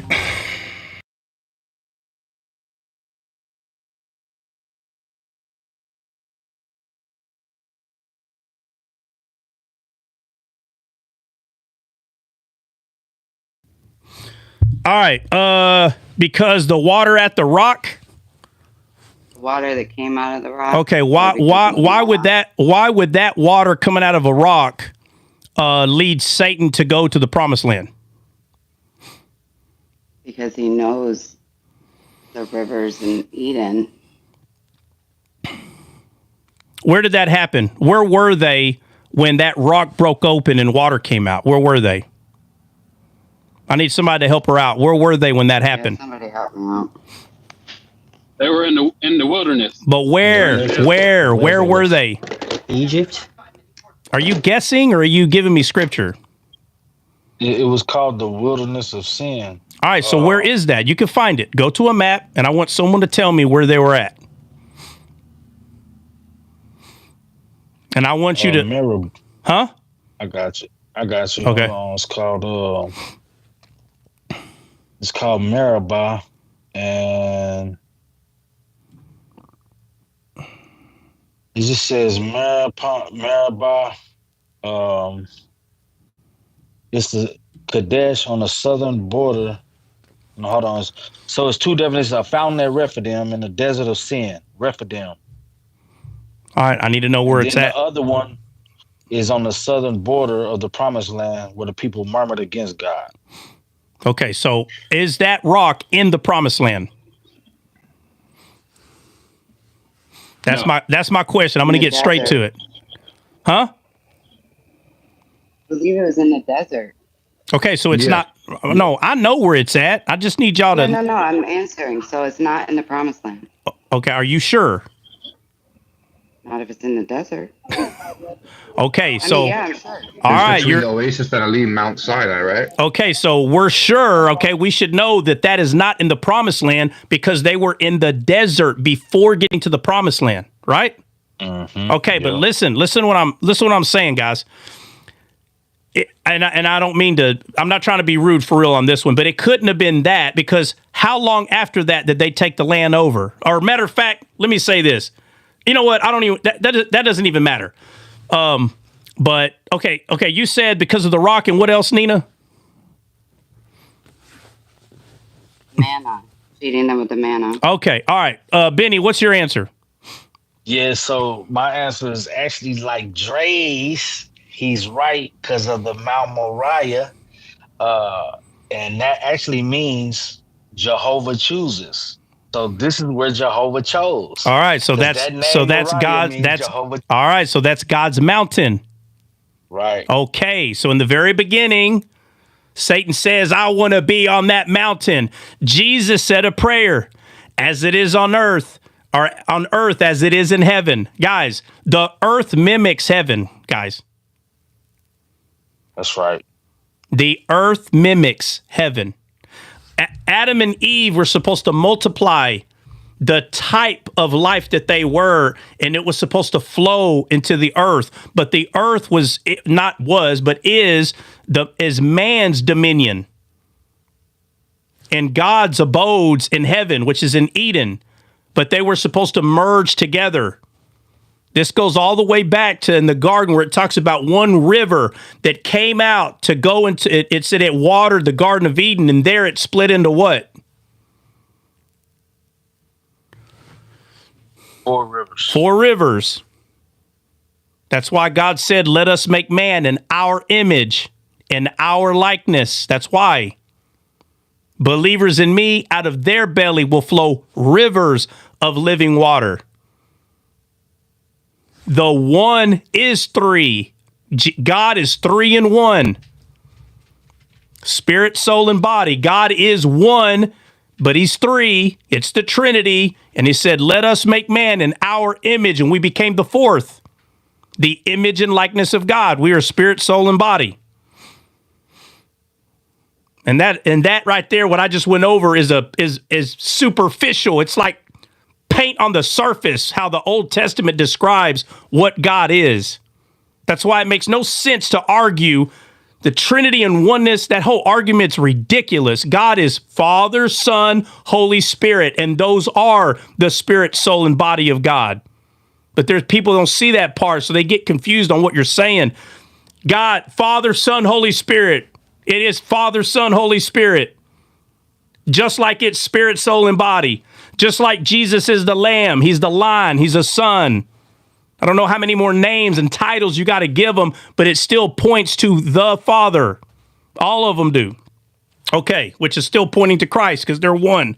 Anyway, all right. So he said in the beginning, "I want to be on his mountain." I do.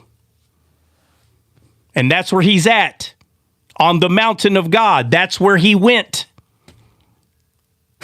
Why do you think God sent the people to take it? Because they were already there, squatters.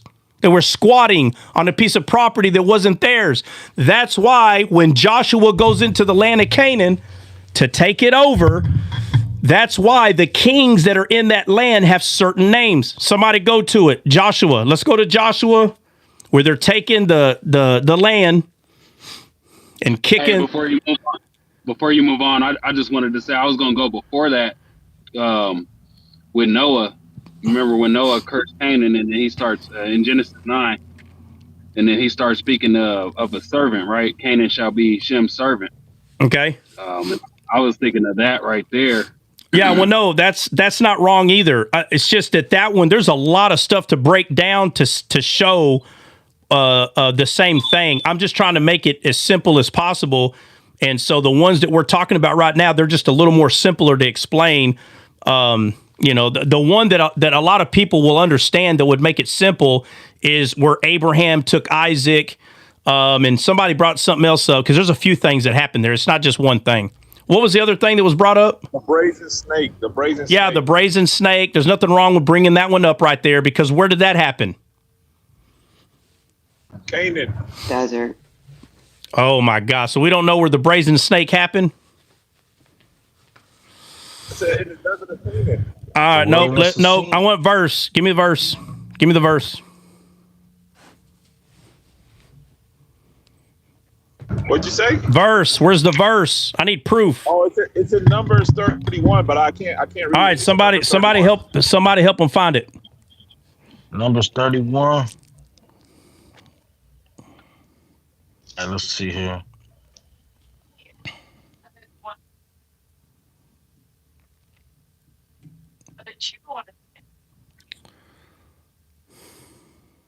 Did you say 31, Joy?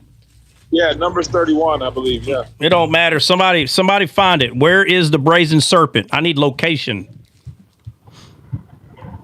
Yeah, it should be Numbers 31. Yeah, all right. I'm in there right now.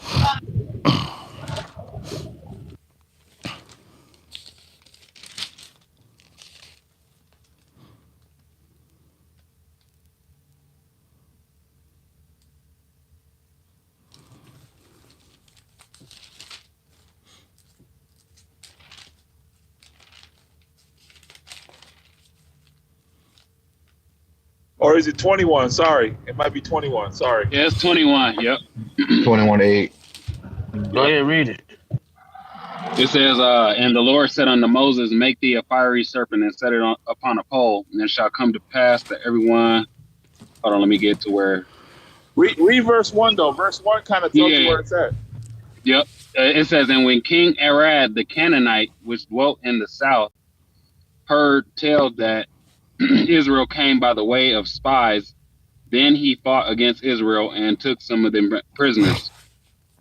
And Israel vowed unto the Lord and said, if thou wilt indeed deliver this people into my hand, then I will utterly destroy their cities. And the Lord hearkened to the voice of Israel and delivered up the Canaanites, and they utterly destroyed them in their cities, and called the name of the place Hormah. What does Hormah mean? Dedicate to destruction. Okay, so the question is, where were they carrying the brazen serpent? Where was it?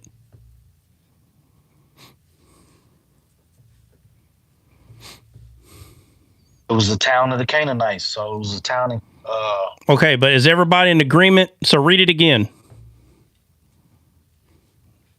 Yeah, it'd be the southern part of Canaan. Okay, so read it again. Verse 1.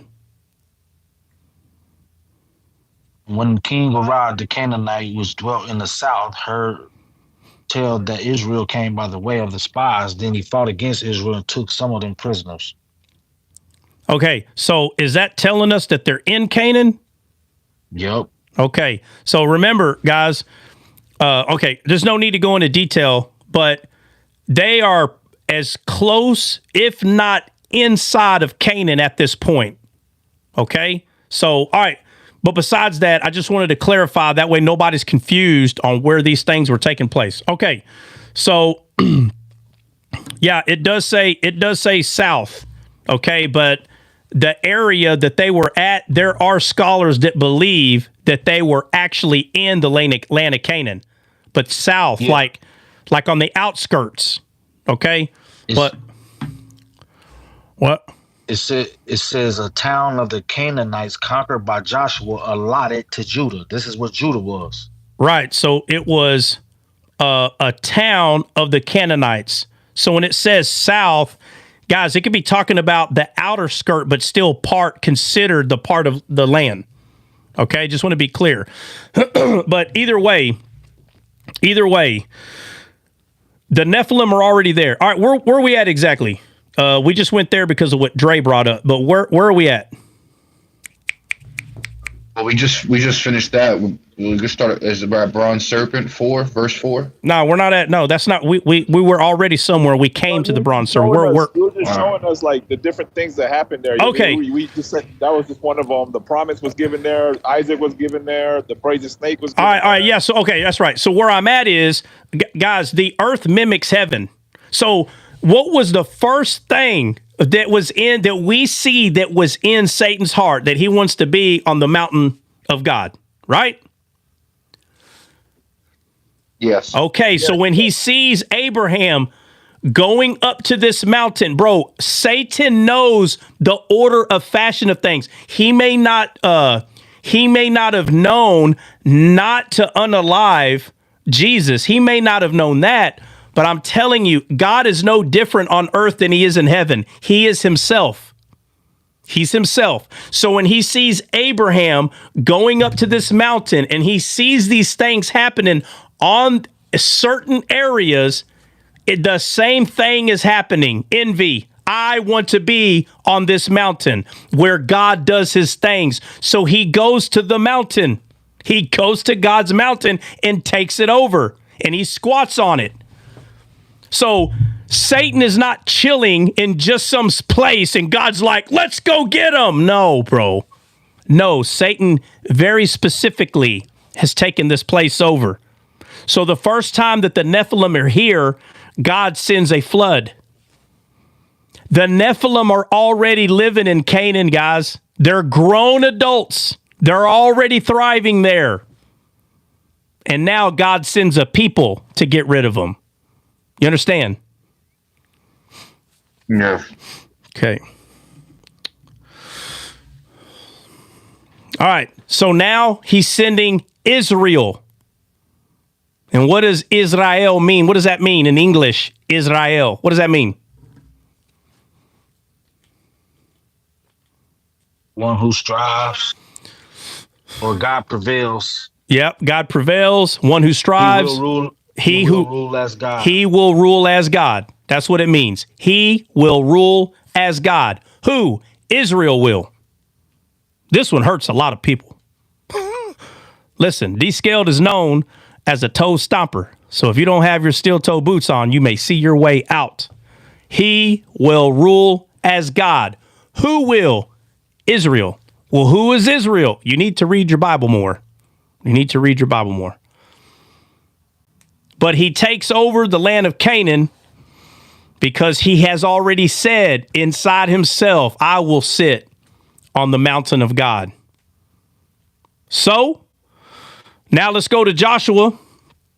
Let's go to Joshua and let's go take the land. I want you to find the part, might be in Joshua 5, where the kings go in, hide in the cave. And I want to go look up a couple of their names so you could see the names of the places there. So let's go to Joshua.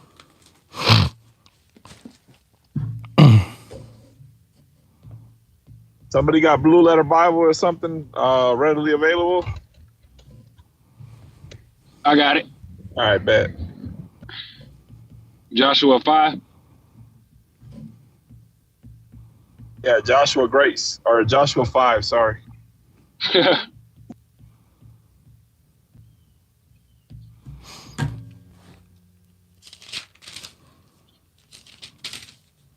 No, that's Jericho. I'm sorry. Let's see.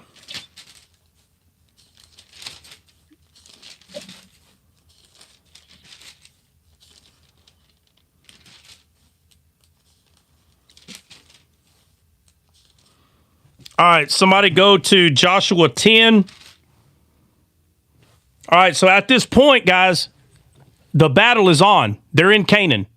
The fight is on. And in Joshua 10, somebody start reading at Joshua 10. 16. 16. Yeah, that's it. My bad. Yeah, you're right, Dre. 10:16. Somebody who's reading? Breezy. All right, Breezy, send it. Says, but these 5 kings fled and hid themselves in a cave at Mecca. All right. And it was told Joshua.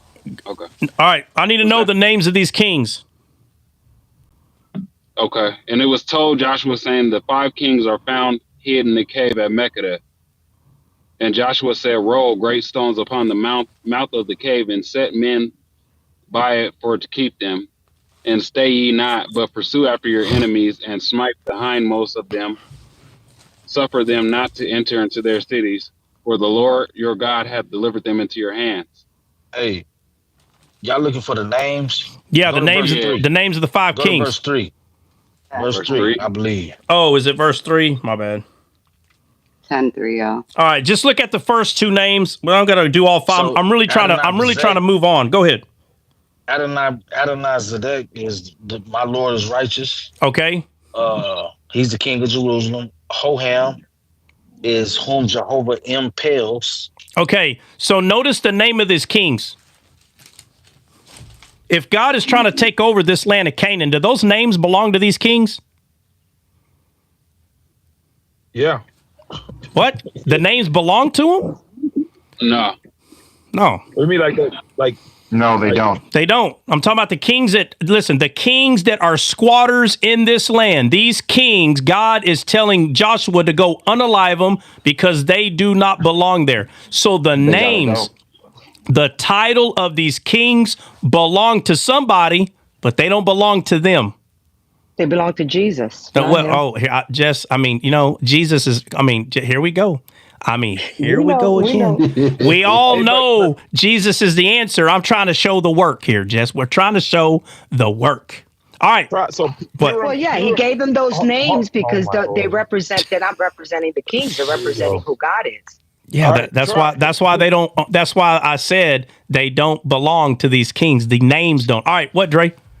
Hiram means like a wild ass. Yeah. Yeah, the names of these kings, when you're looking at the names of these kings, there are what's the name of the king of Jerusalem? That's the one Benny said. The Lord is my righteousness. Yeah, I don't got time to break down all the names. I can stay right here for 10 hours, okay? I can. Trust me. I can. I could tell you why they went into a cave. I could tell you why Joshua said, roll a stone. I could tell you why they were hung on 5 crosses or trees. I can talk about this one part right here for 10 hours, but I don't want to take away from what we're talking about. I don't want to, trust me, I've done a lot of that enough as it is, but we're talking about the Nephilim. I've saying it from the beginning. Let's not forget what we're talking about. We're following the Nephilim. This is what we're doing. We're looking at where they are, why they are where they are. That's what I'm trying to focus on. If I just start talking about every name, it's going to take me 2 hours apiece to go over every name. Okay? So that's why I said just read the first 2 names, because the king of Jerusalem, read the 2 names again.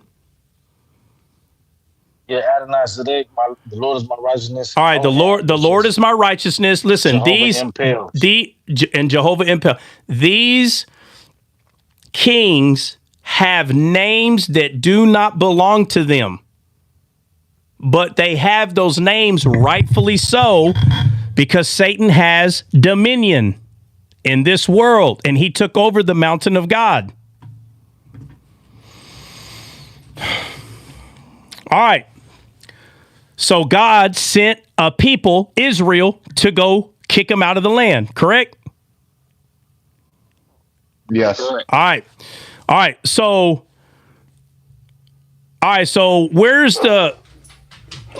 All right. So we know the story. They unalive. They kick all these Nephilim. They kick everybody out, bro.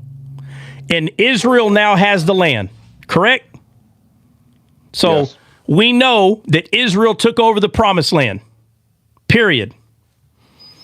So does the Bible say that all the Nephilim were unalived? Is that what it says? Or can we say pretty much? Pretty much. Pretty much. Okay. But I hope I don't have to describe how they get in the picture again, because I've done this twice. I've already described it 2 times. Even if all of them were unalived or not, Do we have to go over how it's possible they still exist in this world? Do we got to go over that again? Or are we kind of understanding from the first time that they came about how they keep coming? We understand, All right. Sergeant Herrera. Okay, well, I'm being sarcastic because it drives me crazy how people are like, well, how are they still here? How in the world did they get here to begin with? Well, it doesn't say that. You don't understand how to read the Bible. The Bible does not give us a word for word thing, man. It doesn't, but it does kind of lead you there. All right. So now, how do we know? So they own it. Okay. Let's get straight to King David. David is king. I'm sorry. Not David is king. David's a shepherd. Okay. How do we know the Nephilim are still here? How do we know? Goliath. Yep. All right. So the first time that Satan is trying to stop the dragon slayer from coming, the first time that he tries to stop it, he unalives Abel. The flood occurs. The flood happens, guys, kills everybody. And everybody's like, well, wait a minute. I thought that maybe there wasn't no people, and I don't understand. I'm sorry. Really forgive me.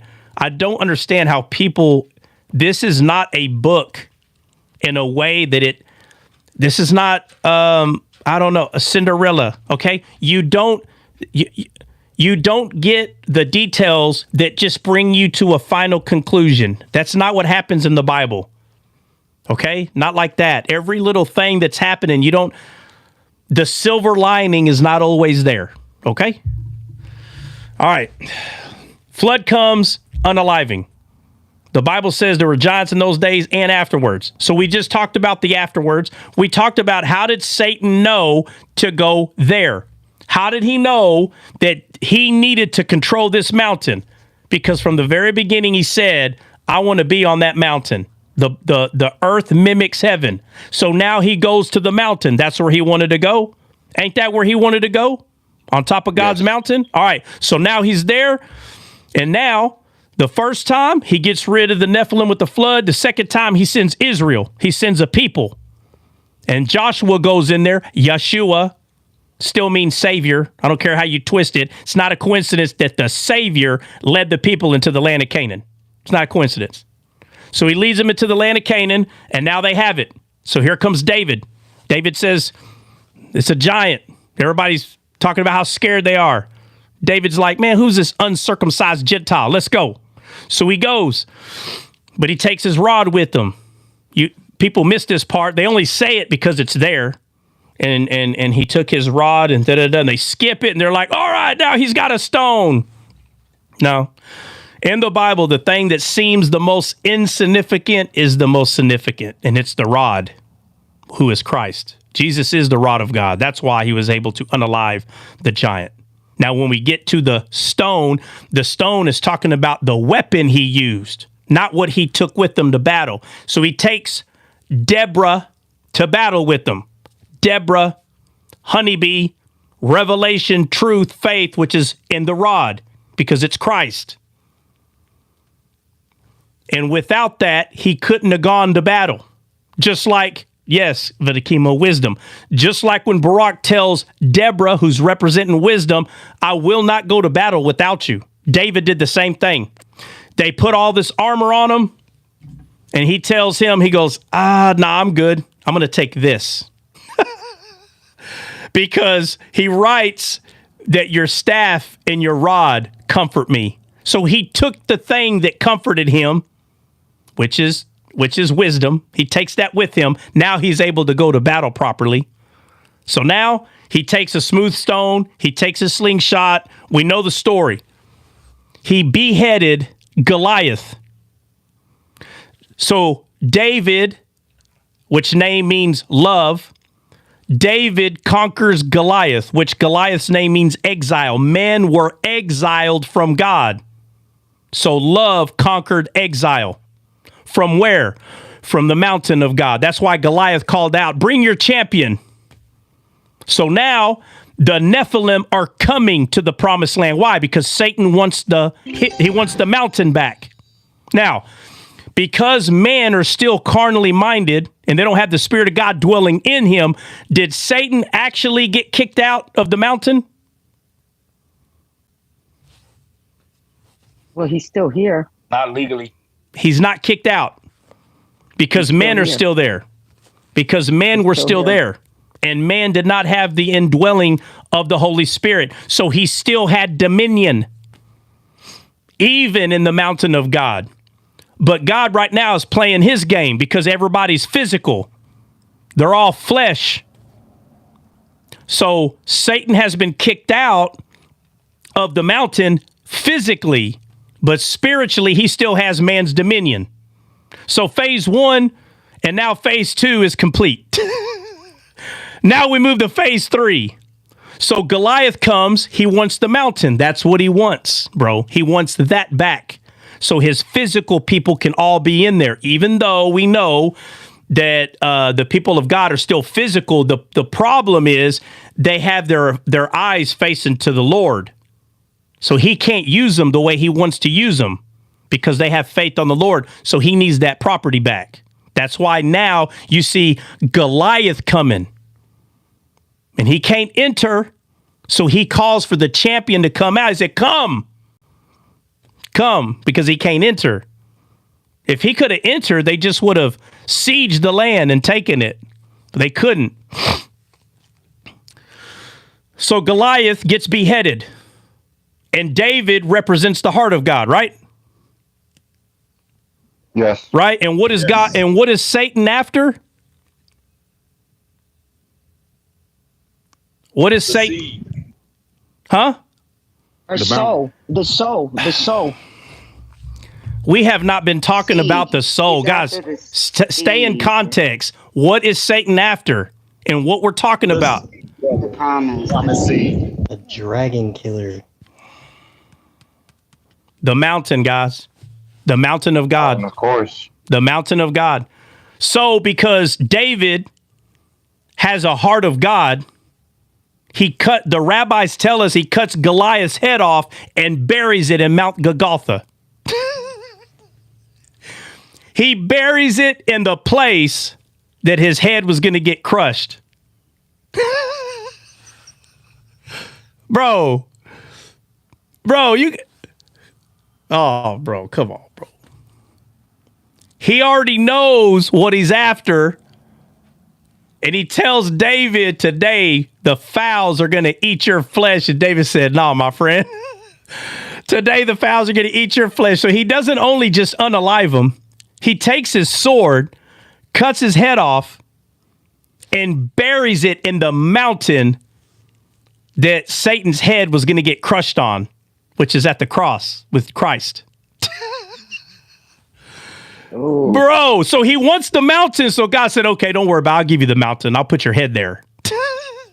So when Christ is on it, I'll make sure everybody knows that your head was crushed in front of everybody. Bro, you can't make this up, bro. You can't. No carnal-minded man could have written a story so excellent. There's no way. It'll never happen, ever. It's the greatest story ever told. It's starting to make movies that we watch quite boring, to be honest with you. So watch this. All right. So now God sends a flood to unalive the Nephilim. The Nephilim are still here. They take over God's mountain, just like Satan wanted.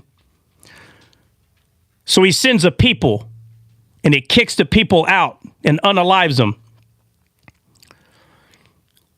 And then we have the grand finale kicker. When David comes out and unalive. Of course, we know David unalives Goliath's brothers and all that. So they wielded him. So through David, all the Nephilim got unalived. But it started with one thing. It started with one.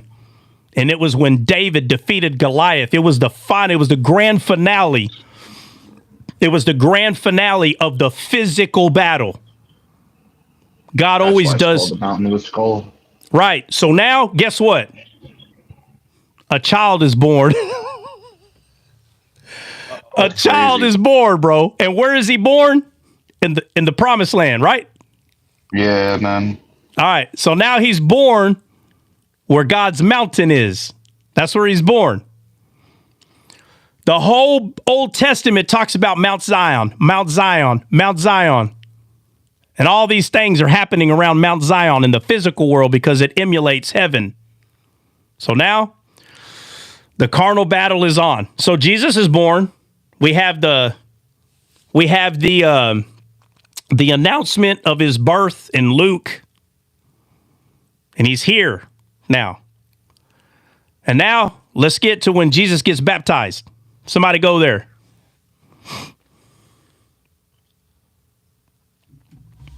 Who's taking us there? Jesus baptism. Baptismo. Yeah, I'm headed there. And baptismo, hey, 3. somebody tell me, what does baptismo mean? Submersion. No. To dip repeatedly. Yeah, but what does it mean? When you study it in its original language, it means more than just to be dipped repeatedly. There's more meanings to it. To make be rounds, washed. to immerse, to submerge. Yeah.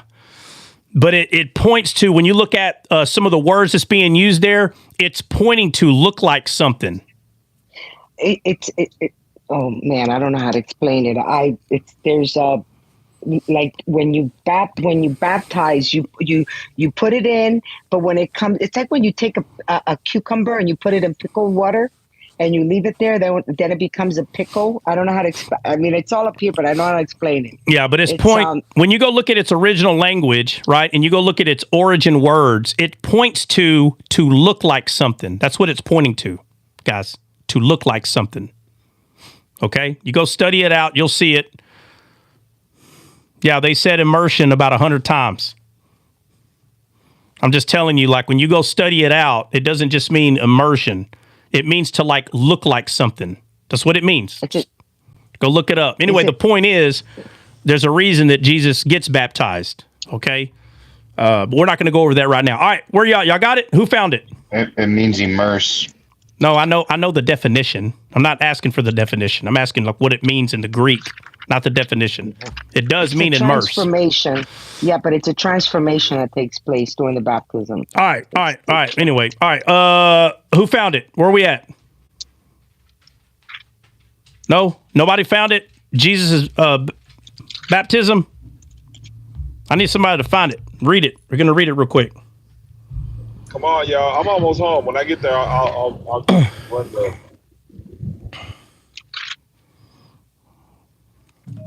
Hey, nobody's able to. Anybody, somebody, please. It's in Matthew chapter 3, verse 13.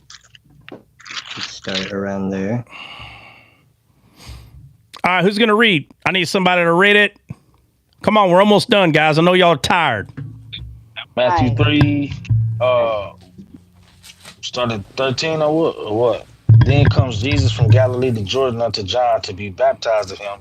Nah, just get to. He's already right there. Dipped in water. He's dipped in water. There. All right. I'm right there. And Jesus, when he was baptized, went straightway out of the water, and lo, the heavens were opened to him, and he saw the Spirit of God ascending like a dove and lighting upon him. All right, and then what? And lo, a voice from heaven saying, "This is my beloved Son, in whom I'm well pleased." Keep going. Then was Jesus led up of the Spirit into the wilderness to be tempted of the devil. All right, so now the Dragon Slayer is here, right? Right? That's right. All right, so he was told a seed is coming, and he's like, nah, bruh, it ain't gonna happen like you think. He's like, okay, don't worry about it. Let's see what you got. He's like, well, I'm gonna unalive the seed. Abel, he's done. No, nice try. That's, I don't know how many times we got to go through this, Satan. Listen. The black letters and the white page is not going to help you. It failed you. You're missing it. That's why you can't see what's going on. You're missing it, my friend. You're missing it. So he's like, okay, well, I know what to do. Jesse, I'm trying to figure out why you keep unmuting. I can hear whatever house you're building over there. All right, so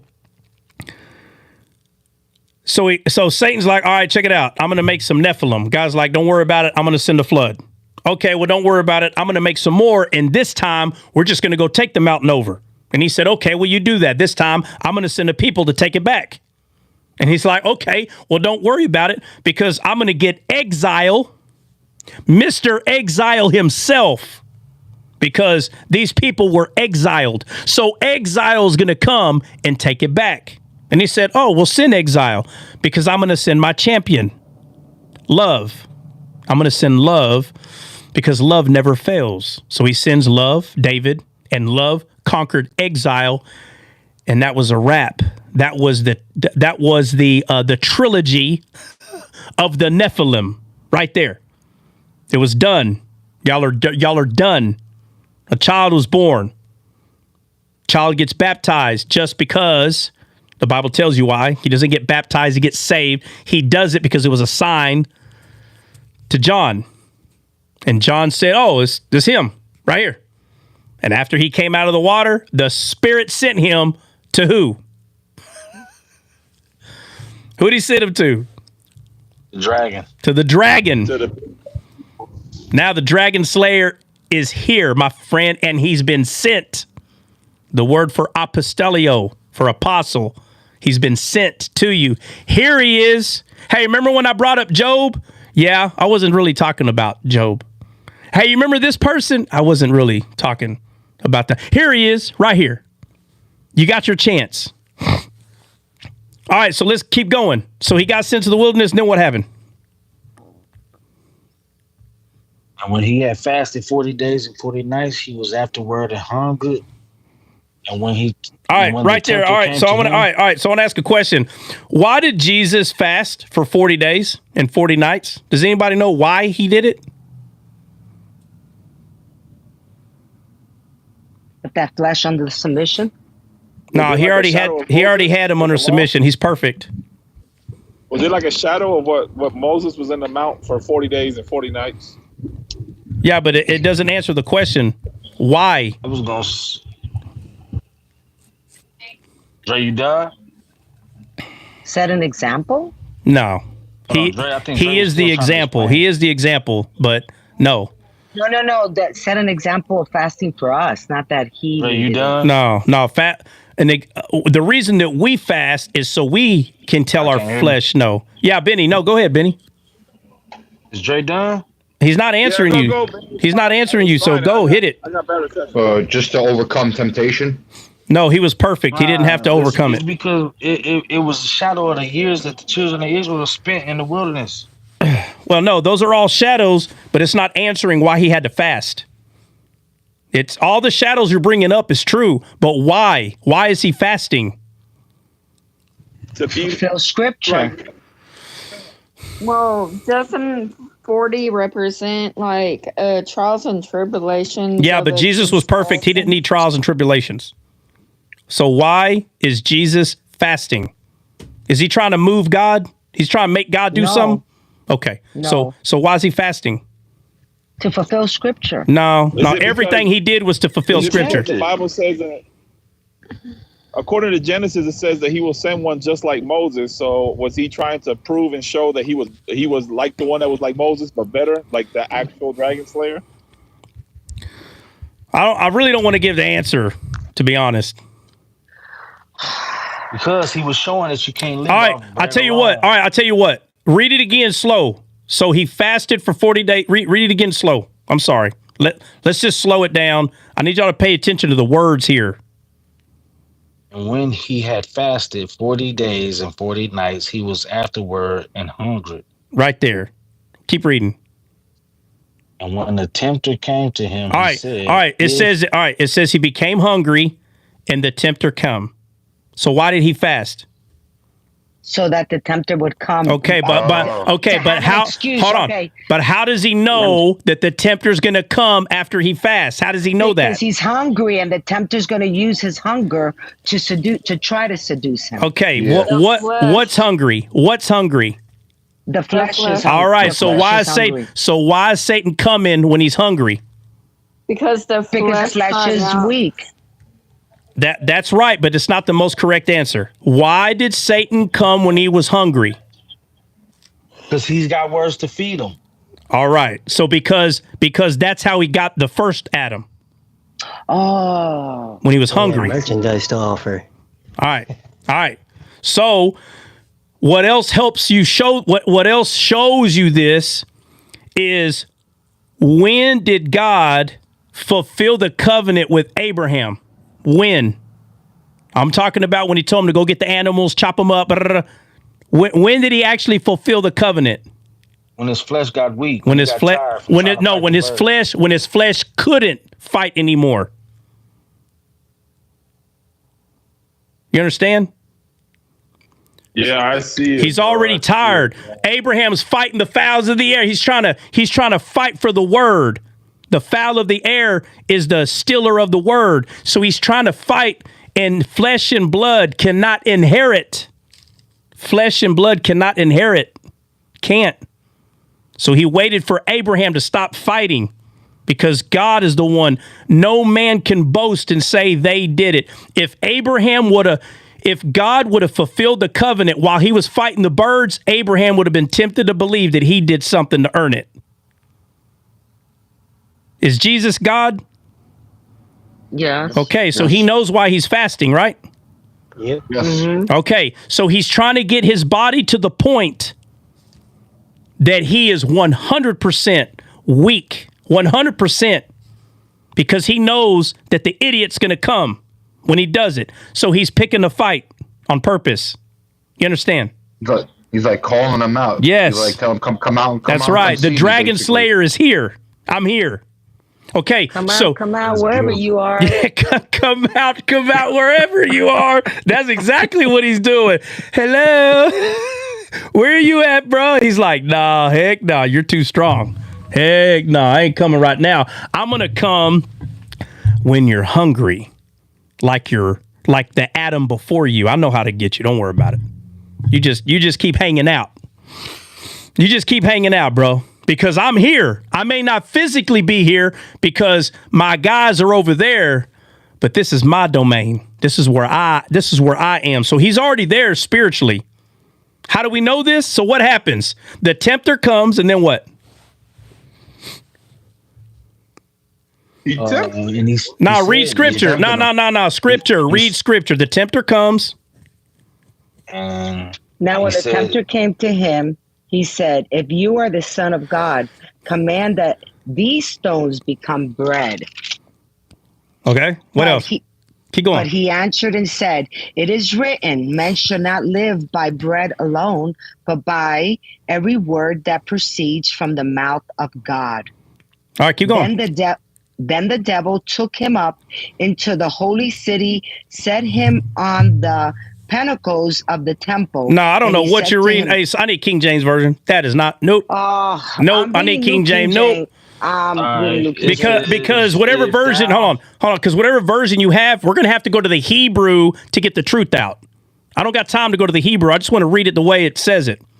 All right. Somebody, King James. The Son of God command that these stones be made bread, but he answered and said, it is written, man shall not live by bread alone, but by every word that proceedeth out of the mouth of God. And the devil taketh him up into the holy city, and setteth him on a pinnacle of the temple, and saith unto him, hold on a second. Hold on. I'm sorry, Jess. That's my fault. We missed a scripture, guys. Well, what verse are you at? Give me the address that you're at. This is my fault, Jesse. My bad. That's my what verse are we at? We started at 3. Hold on. What book are you in? What book are you in? Oh, chapter 4 of Matthew. Okay. All right. Matthew 4. Guys, that's my fault. Chapter 4. All right. All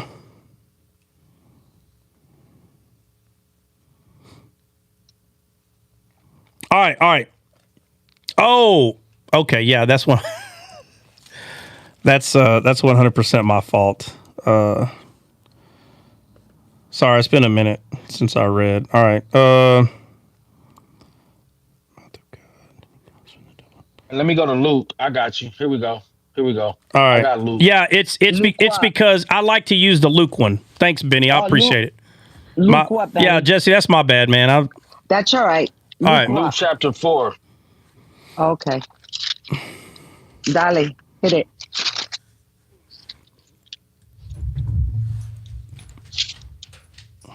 Who's reading? I got it. It says, and Jesus, being full of the Holy Ghost, returned from Jordan and was led by the Spirit into the wilderness, being 40 days tempted of the devil. And in those days he did eat nothing. And when they were ended, he afterward hungered. And the devil said unto him, If thou be the Son of God, command this stone that it be made bread. And Jesus answered him, saying, It is written that man shall not live by bread alone, but by every word of God. Continue. Yeah. And the devil taking him up unto in the high mountain. All right, right there. All right. In another version, it says exceedingly high mountain. So what mountain is he taking them up? I would say Sinai. No. I've kind of given the answer about 10 times already. The mountain of God. The mountain of God. Why? Whose mountain is it right now? It's Satan's. It's Satan's mountain. It's his mountain right now. It's his mountain. Okay, so watch this. All this is because Satan said at the beginning, I want to be right there. I want to be right there. So he's watching God. He sees God doing certain things on certain mountains. He goes, okay, I see where I got to go. So he goes to the promised land. He goes, this is my mountain right here. Here it is. And God goes, no, don't worry about it. I got Joshua coming. I got Yeshua coming. Yeshua is coming. So Joshua comes. They enter the promised land. Here comes David. David defeats Goliath, cuts his head off. The rabbis tell us that he takes the head and buries it in Mount Golgotha, letting Satan know your time is short. This is where it's going to happen, right here. Now, Satan already owns it spiritually. So here comes the Dragon Slayer, bro. The Dragon Slayer has came, and while he's trying to tempt them, he's like, man, let me see if I can get him to have a pleasant sight that I have. I don't want him to have God's sight. I want him to have a different pleasant sight, like I made Eve believe differently. So when we're in the garden and we see the trees and we see that God planted all the trees that were pleasant to the sight, and then while Satan is deceiving and beguiling Eve, she says, it says that she saw that the food on the tree was good and pleasant to the eyes. No. Not the same kind of pleasant that's being used. And then people look this up in Hebrew and goes, it's the same word. Bro, in context, it's not the same pleasant. It's the same word in Hebrew, but in context, God's pleasant sight is sight of the Spirit, and Satan's sight is his own will. It's two different pleasants. It's not the same. I'm not talking about the Hebrew word. I'm talking about in context. I'm saying that if your flesh sees something as pleasant, is it pleasant to God? No. But is it the same word for pleasant? Yeah. Same word, but it's not the same pleasant thing, bro. It's not the same. If a man sees sin as pleasant, that means because he's saying that it's pleasant, then it's pleasant to God then, because he's calling it pleasant. No. Okay. So when Eve saw that it was pleasant, it's not the same kind of pleasant. Mm-hmm. It's her own will. So he says, hold on. So he says, okay, I'll tell you what. I know what I'm going to do.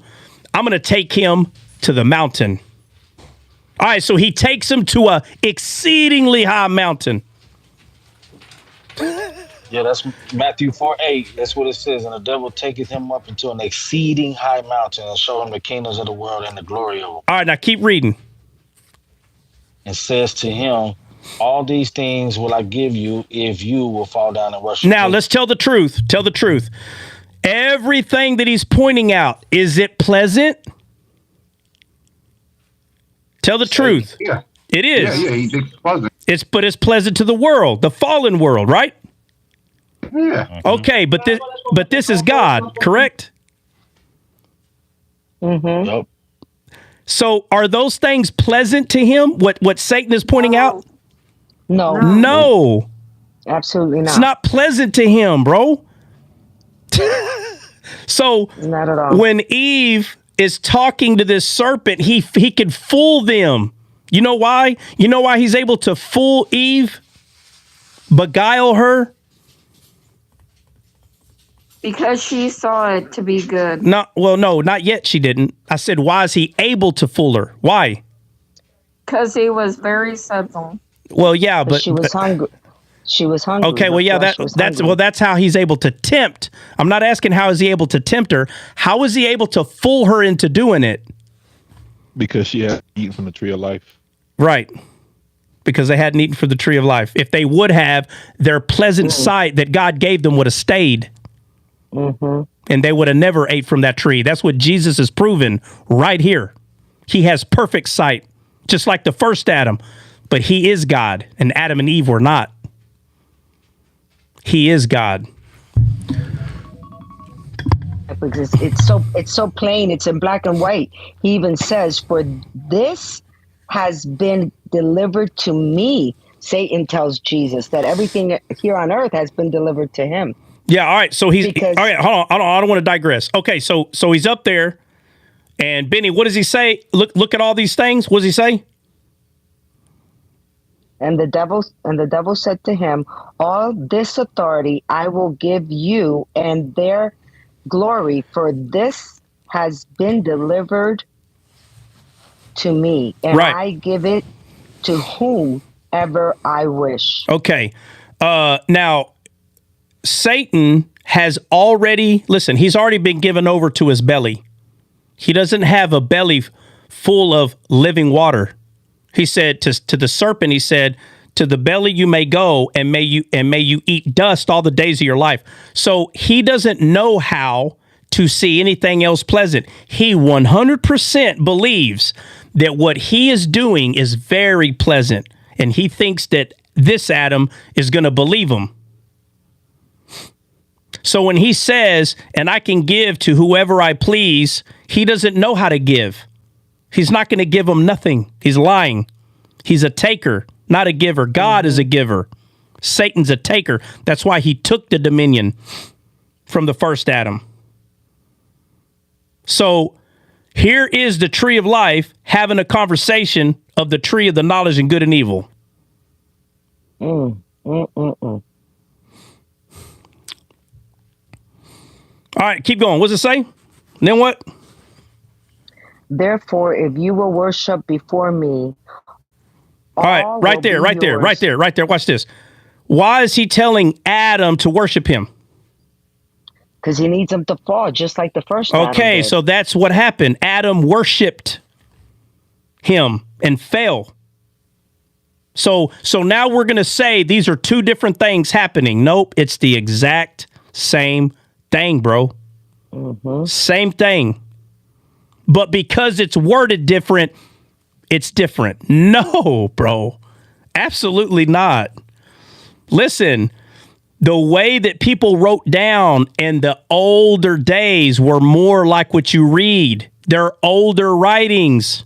They're older. Fruit and trees, even though it's coming from God. But now we're here. This is thousands of years later. And people still cannot see. It's the same thing happening, bro. Same thing. All right, keep reading. So he said, if you worship me. So let me ask you this. Hold on, let me ask you this. If Jesus would have worshiped him, would Satan be his father? Big time, yes. Yes, bro. Because he's yielding himself to him. Mm-hmm. Just like he became Adam's father. There are still people today, Christians, converts today, that will not believe that Satan was Adam's father. They won't believe it. They don't like it. They don't like it. But Jesus told the scribe and the Pharisees, your father is Satan. You are of the devil. You're children of the devil. He wasn't being sarcastic. He was telling them. And the only way that's possible is because Adam, it happened to Adam first. He became the son of Satan because he made a covenant with Satan, not a covenant with God. Oh, this is so hard to hear. People do not like this. They don't like it. They're like, no, it's not true. It's true, bro. And let me tell you why they don't like it, because it's nasty. That's why. It's disgusting to even say that Adam worshiped Satan and became the son of Satan, and instead of doing what he was supposed to do, he was supposed to worship God and choose God to be his father. People do not want to believe that. I'm sorry, my friend. That's what happened. He had a choice. He was not a robot. He had to choose who his father was. But God did not put the choice there like that. That's the other side. People think God put the choice there. Not that choice. No. He didn't put the choice there. Now, that's another conversation, but he didn't put that choice there. Satan was an angel. They're messengers. Lucifer, I'm sorry. He was supposed to minister to Adam, and instead he killed him, bro. That's why he told him, don't listen to him. Don't eat of him. So now Satan wanted to play games, so now the dragon slayer is there. And what is he trying to do? Hold on, Troy. Hold on. Just 1 second, please. So that means that Romans 125 is talking about what you just said, and I never actually caught that. All right, read it. Read it. Wait, where you? Hold on, let me get there. Romans 120. Oh my God, bro. My brain just went. Romans 125 says, who exchanged the truth of God for a lie and worshiped and served the creature rather than the creator. It's talking about Satan, not physical images. Yeah, but for us today, people still do it. They worship the carnal mind instead of the mind of Christ. Sheesh. Sheesh. All right, so where we at? And Jesus answered and said to him, get behind me, Satan, for it is written, you shall worship the Lord your God, and him only you shall serve. Hold on. Why would the second Adam say you should worship your God? Because he is his God. I know, but you got to understand, Jesus is in the form of man, Adam.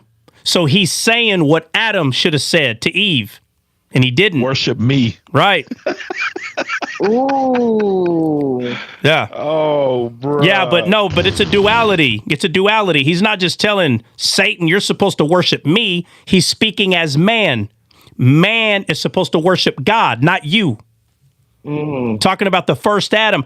Adam was supposed to worship God, but he worshiped Satan instead and made a covenant with him.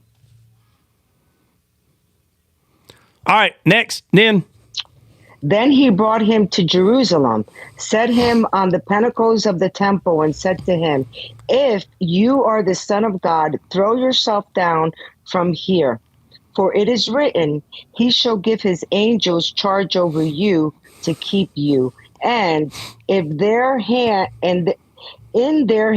they shall bear you up, lest you dash your feet against a stone. Okay, so since this Adam didn't worship him, he says, okay, fine, where is your God?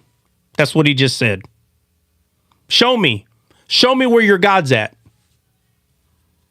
You understand? Yeah. He goes, show me where your God's at then, bro. Prove him. Prove that your God is real. What he's saying, bro. So Jesus is literally responding as the first Adam should have. Yes, bro. Yes. Because all these things were said to Adam. The Bible explains that she ate, meaning she believed whatever the tree said, and she went and told Adam, and Adam believed, bro. But all it's pointing at, it's not about all the details. It's not about that. It's happening here. We see we see the same game. All the things that he's saying to this Adam, it was said to Eve. All of it. All of it. All this same thing, man. Same thing. It's not any different, bro. That's why. Anyway, all right. Okay, continue. Then. And Jesus answered and said to him, it has been said, you shall not tempt the Lord your God. Keep going. Now, Now, when the devil had ended every temptation, he departed from him until an appointed time. Then Jesus returned in the power of the Spirit to Galilee, and news of him went out through all the surrounding regions. And he taught in their synagogues. All right, right there. Okay. All right. So what just happened is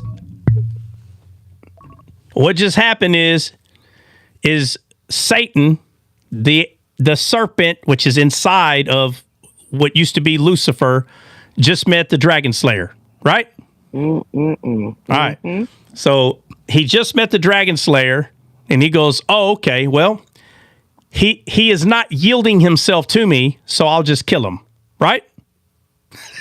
Yep. That's what happened. This is what's taking place. And he goes, and I know exactly how to do that. I'm going to take my children, the scribes and the Pharisees, and we're going to kill them. So who do the scribes and the Pharisees represent right now? I'm going to see if anybody can get this. Who are they? Does anybody know who they are in the Old Testament? Seed. Well, yeah, that's too easy. That's too easy. Huh? They represent Cain? No. It's on a mountain. This stuff's happening on a mountain. Think about duels in the mountain. Goliath? No, the children of Baal. Children. Yeah. Oh. Yep. Children of Baal. Children of Baal was all about the flesh, all about physical, all of it. Jesus said, you read the scriptures seeking life, but they contest of me, he said, which means y'all are in y'all's wrong belly. Children of Satan, the flesh. So Satan said, okay, you don't want to yield yourself over. Don't worry about it. All right, so watch this. We go to the vineyard of Naboth.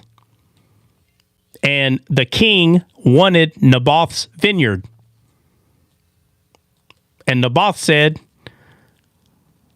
from God, I'm told not to give you my garden.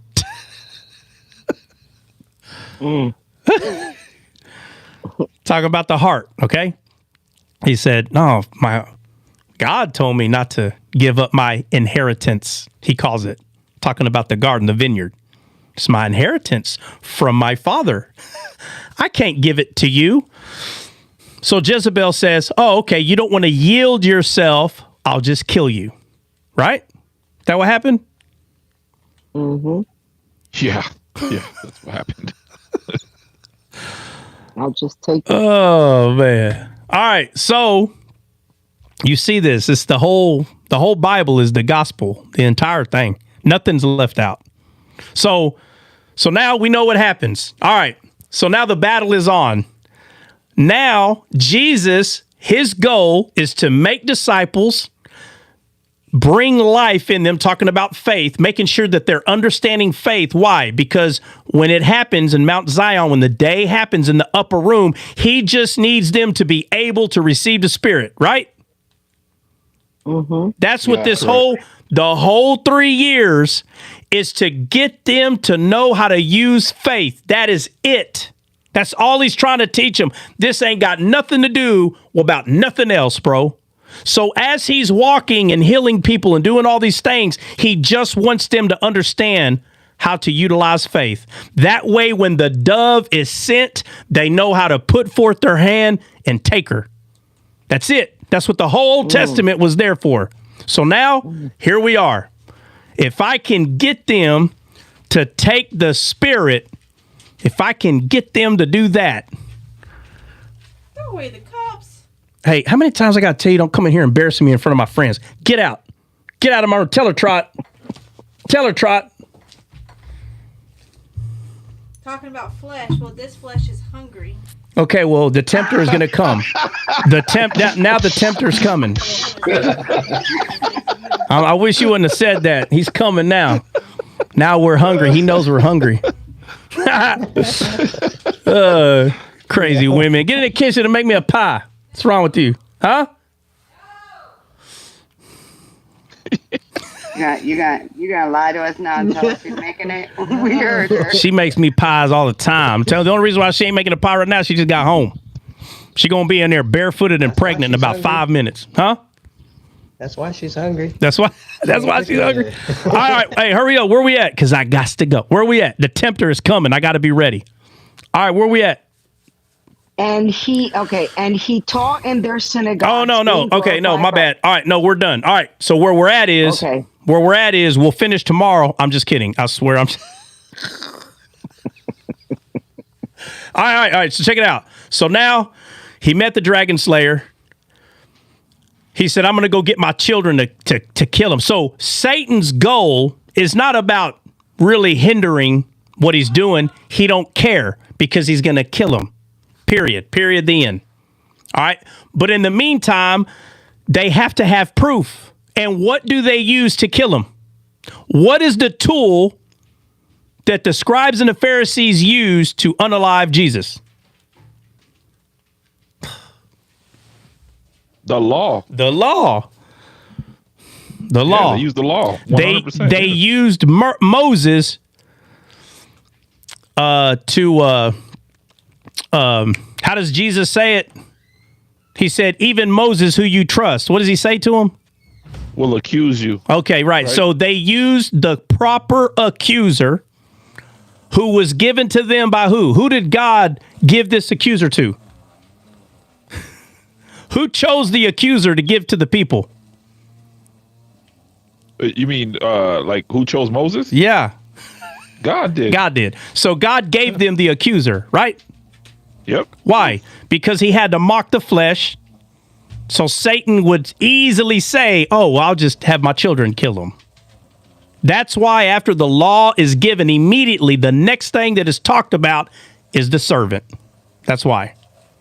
Because the servant was going to come and choose to serve. Remember what it says? He goes, now, if a servant is done, talking about the servitude, meaning he doesn't have to have his ear pierced anymore. He's done. But if he chooses to stay, and it talks about that servant very specifically, if he chooses to stay.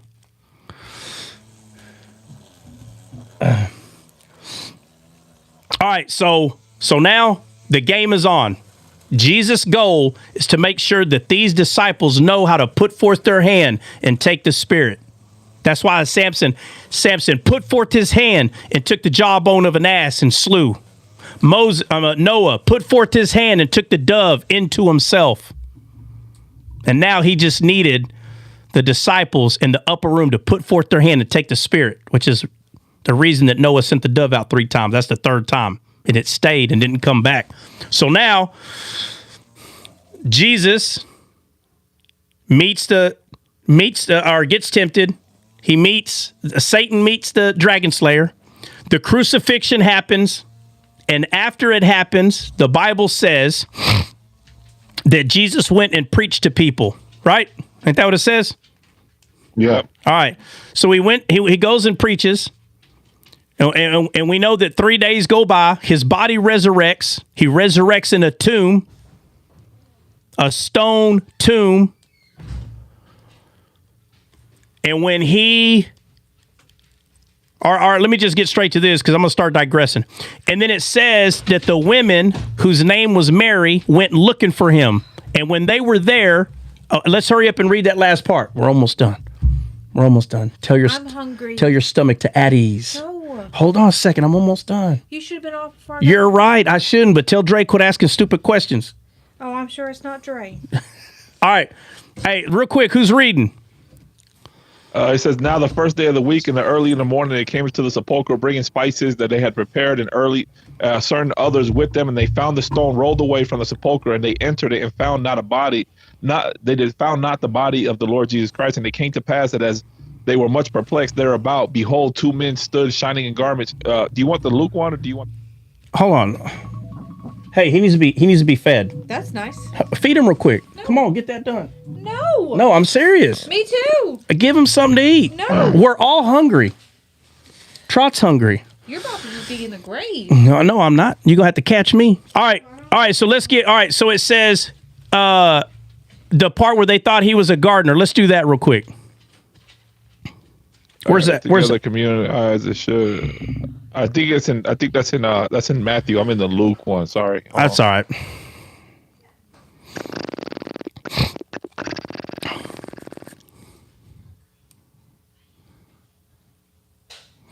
All right, the resurrection on the Sabbath. The woman, it says, great joy departed. Brethren, behold, they came alive. Oh, the wrong one.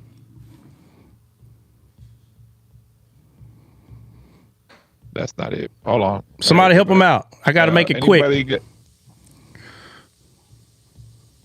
Yeah, John 20:15 says, Jesus said to her, woman, why weepest thou? Whom seekest thou? She, supposing him to be the gardener, saith unto him, Sir, if thou have borne him hence, tell me where thou hast laid him, and I will take him away. Man, excuse me. Sorry. All right, we're almost. Hey, guys, I'm coming to a conclusion of this. The end of the Nephilim. That's what I'm going to title this. The end of the Nephilim. In case y'all want to know. Yep. All right. Okay. All right. So I'm just throwing this out there. I really don't have to, but I'm just showing you something. So the first Adam was tempted in a garden. He died. The last Adam was tempted in the promised land, which is still, that's the promised land. That's Eden. If you didn't know, okay. If you don't know, he was tempted in the promised land. Adam became unalive. Jesus was tempted in the promised land. But instead of him becoming unalive in a garden, he resurrects in a garden. So this is the death, burial, and resurrection of Adam. Death, burial, and resurrection of Adam. So because the last Adam was a quickening spirit, we know the scripture that is telling us that we resurrect through Christ, who is the last Adam. So we got the gift of the first Adam, which is the flesh, but the flesh and blood cannot inherit the kingdom, but the second born again part of us can, because that which is first is last, that which is last is first. So because Christ came second, he receives the inheritance. Our flesh came first, but our spirit came second, and we resurrect in the garden through the tree of life, who is Christ, who is the last Adam. And it says that they thought he was the gardener. Well, he is. Adam is the gardener. He is the keeper of the garden. That's what he is. So just to get to a conclusion, and obviously I could talk about this for about 10 days straight without food. That's how long this whole thing is, right? But Kelly brought up, hey, let's talk about the Nephilim. Well, fine. If we're going to talk about the Nephilim, then we're going to talk about the entire story of the Nephilim. And we're pretty much at the conclusion of that because when Israel was going to go into the land of Canaan, the 12 spies were sent into Israel. They came back and they said the son of Anak were in there and we were grasshoppers in their sight. Ain't that what it said? Yep. Is that how you think God saw it? Or do you think God saw something different? What do you think God saw? Did God see that they were grasshoppers in their sight? No, he saw conquerors. Right. But because they're looking with the wrong eyes, like Eve started looking with her wrong eyes and said that tree was good to eat from and pleasant to the sight. No, it wasn't. No, it was not. We're trying to get our eyesight back. But in order to do that, we got to follow after Paul or Saul of Tarsus and become descaled so we can see right. Because the Bible says, and I want someone to find the verse, it says that when we look at Satan, we're going to say something. Somebody find the verse and read it.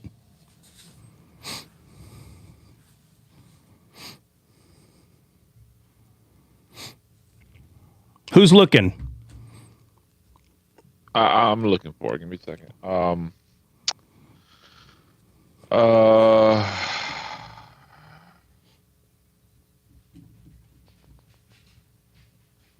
That's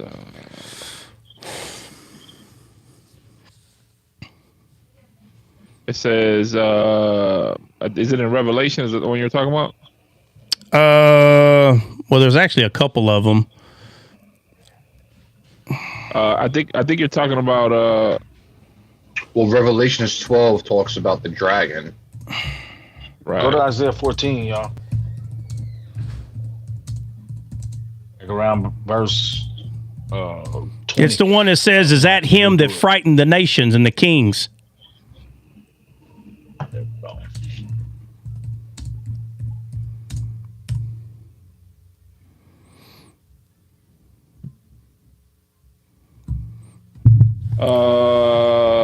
It's in Zechariah 14:3-4, and it says, "Then the Lord will go forth and fight against those nations and to fight the battles." And no, that's not it. Hold on.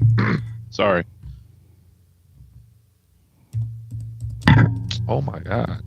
Isaiah 14:12 says, describes the fall of a figure who laid nations low.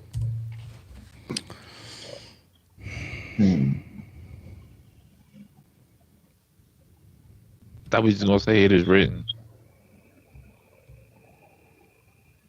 Isaiah 14:16, y'all. What is it? 14:16. Let me do this real It quick. was right there. Isaiah 14. And they that see, they shall narrowly look upon thee and consider thee, saying, is this the man that made the earth to tremble, that did shake kingdoms? Yeah, that's it right there. So, when they had their wrong sight, they saw themselves as nothing in the sight of the Nephilim, right? Yeah. But when we get our sight back, it will be us that will look upon Satan and say, is this him? This is him. Notice how the sight is completely different, because we understand who we are and we understand who he is. So the problem with the children of Israel is they had the sight of Eve, the lie, that the flesh was greater than the spirit. The flesh, which means the sight that you think is pleasant in your flesh is not what God sees as pleasant. That's why God says, your ways are not my ways. So as soon as we say that, because we're going to say it, and that's not the only verse that talks about that, but as soon as we say it, that will be the end of the Nephilim. So even though that the end of the Nephilim is done in the flesh and it's done in the spirit because of what Jesus did, it is not done in the reign. It's not done in the reign, because God wants us to reign, and we're already reigning in the spirit. But when the day of reigning comes, it will be us saying, is that him that shook the nations? So that is the end of the Nephilim. Hey, Jordan said Mackenzie has bound you like Samson, like Delilah bound Samson. That's all right. She only knows how to bound me because I instructed her to. And I told her, if you get 7 green withs. Boy, dumb boy. All right. Okay, guys, I hope y'all enjoyed that. To be honest with you, each one of the Nephilim that we went over, probably talk about it a week apiece, but I'm trying to get to the conclusion so you at least have something. As long as you got the pillars, you can go fill in the blanks, right? As long as you got the egg and the water and the butter, the flour is there. The flour is there. So everybody thank Kelly for wanting to talk about that.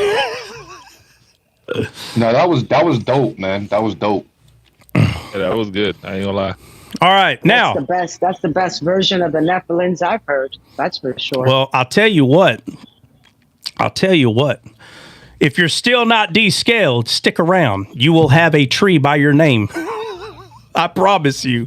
God's word is irrefutable. His word is irrefutable. That's no doubt about that. All right, guys. Anybody got anything before we go? Because guess what?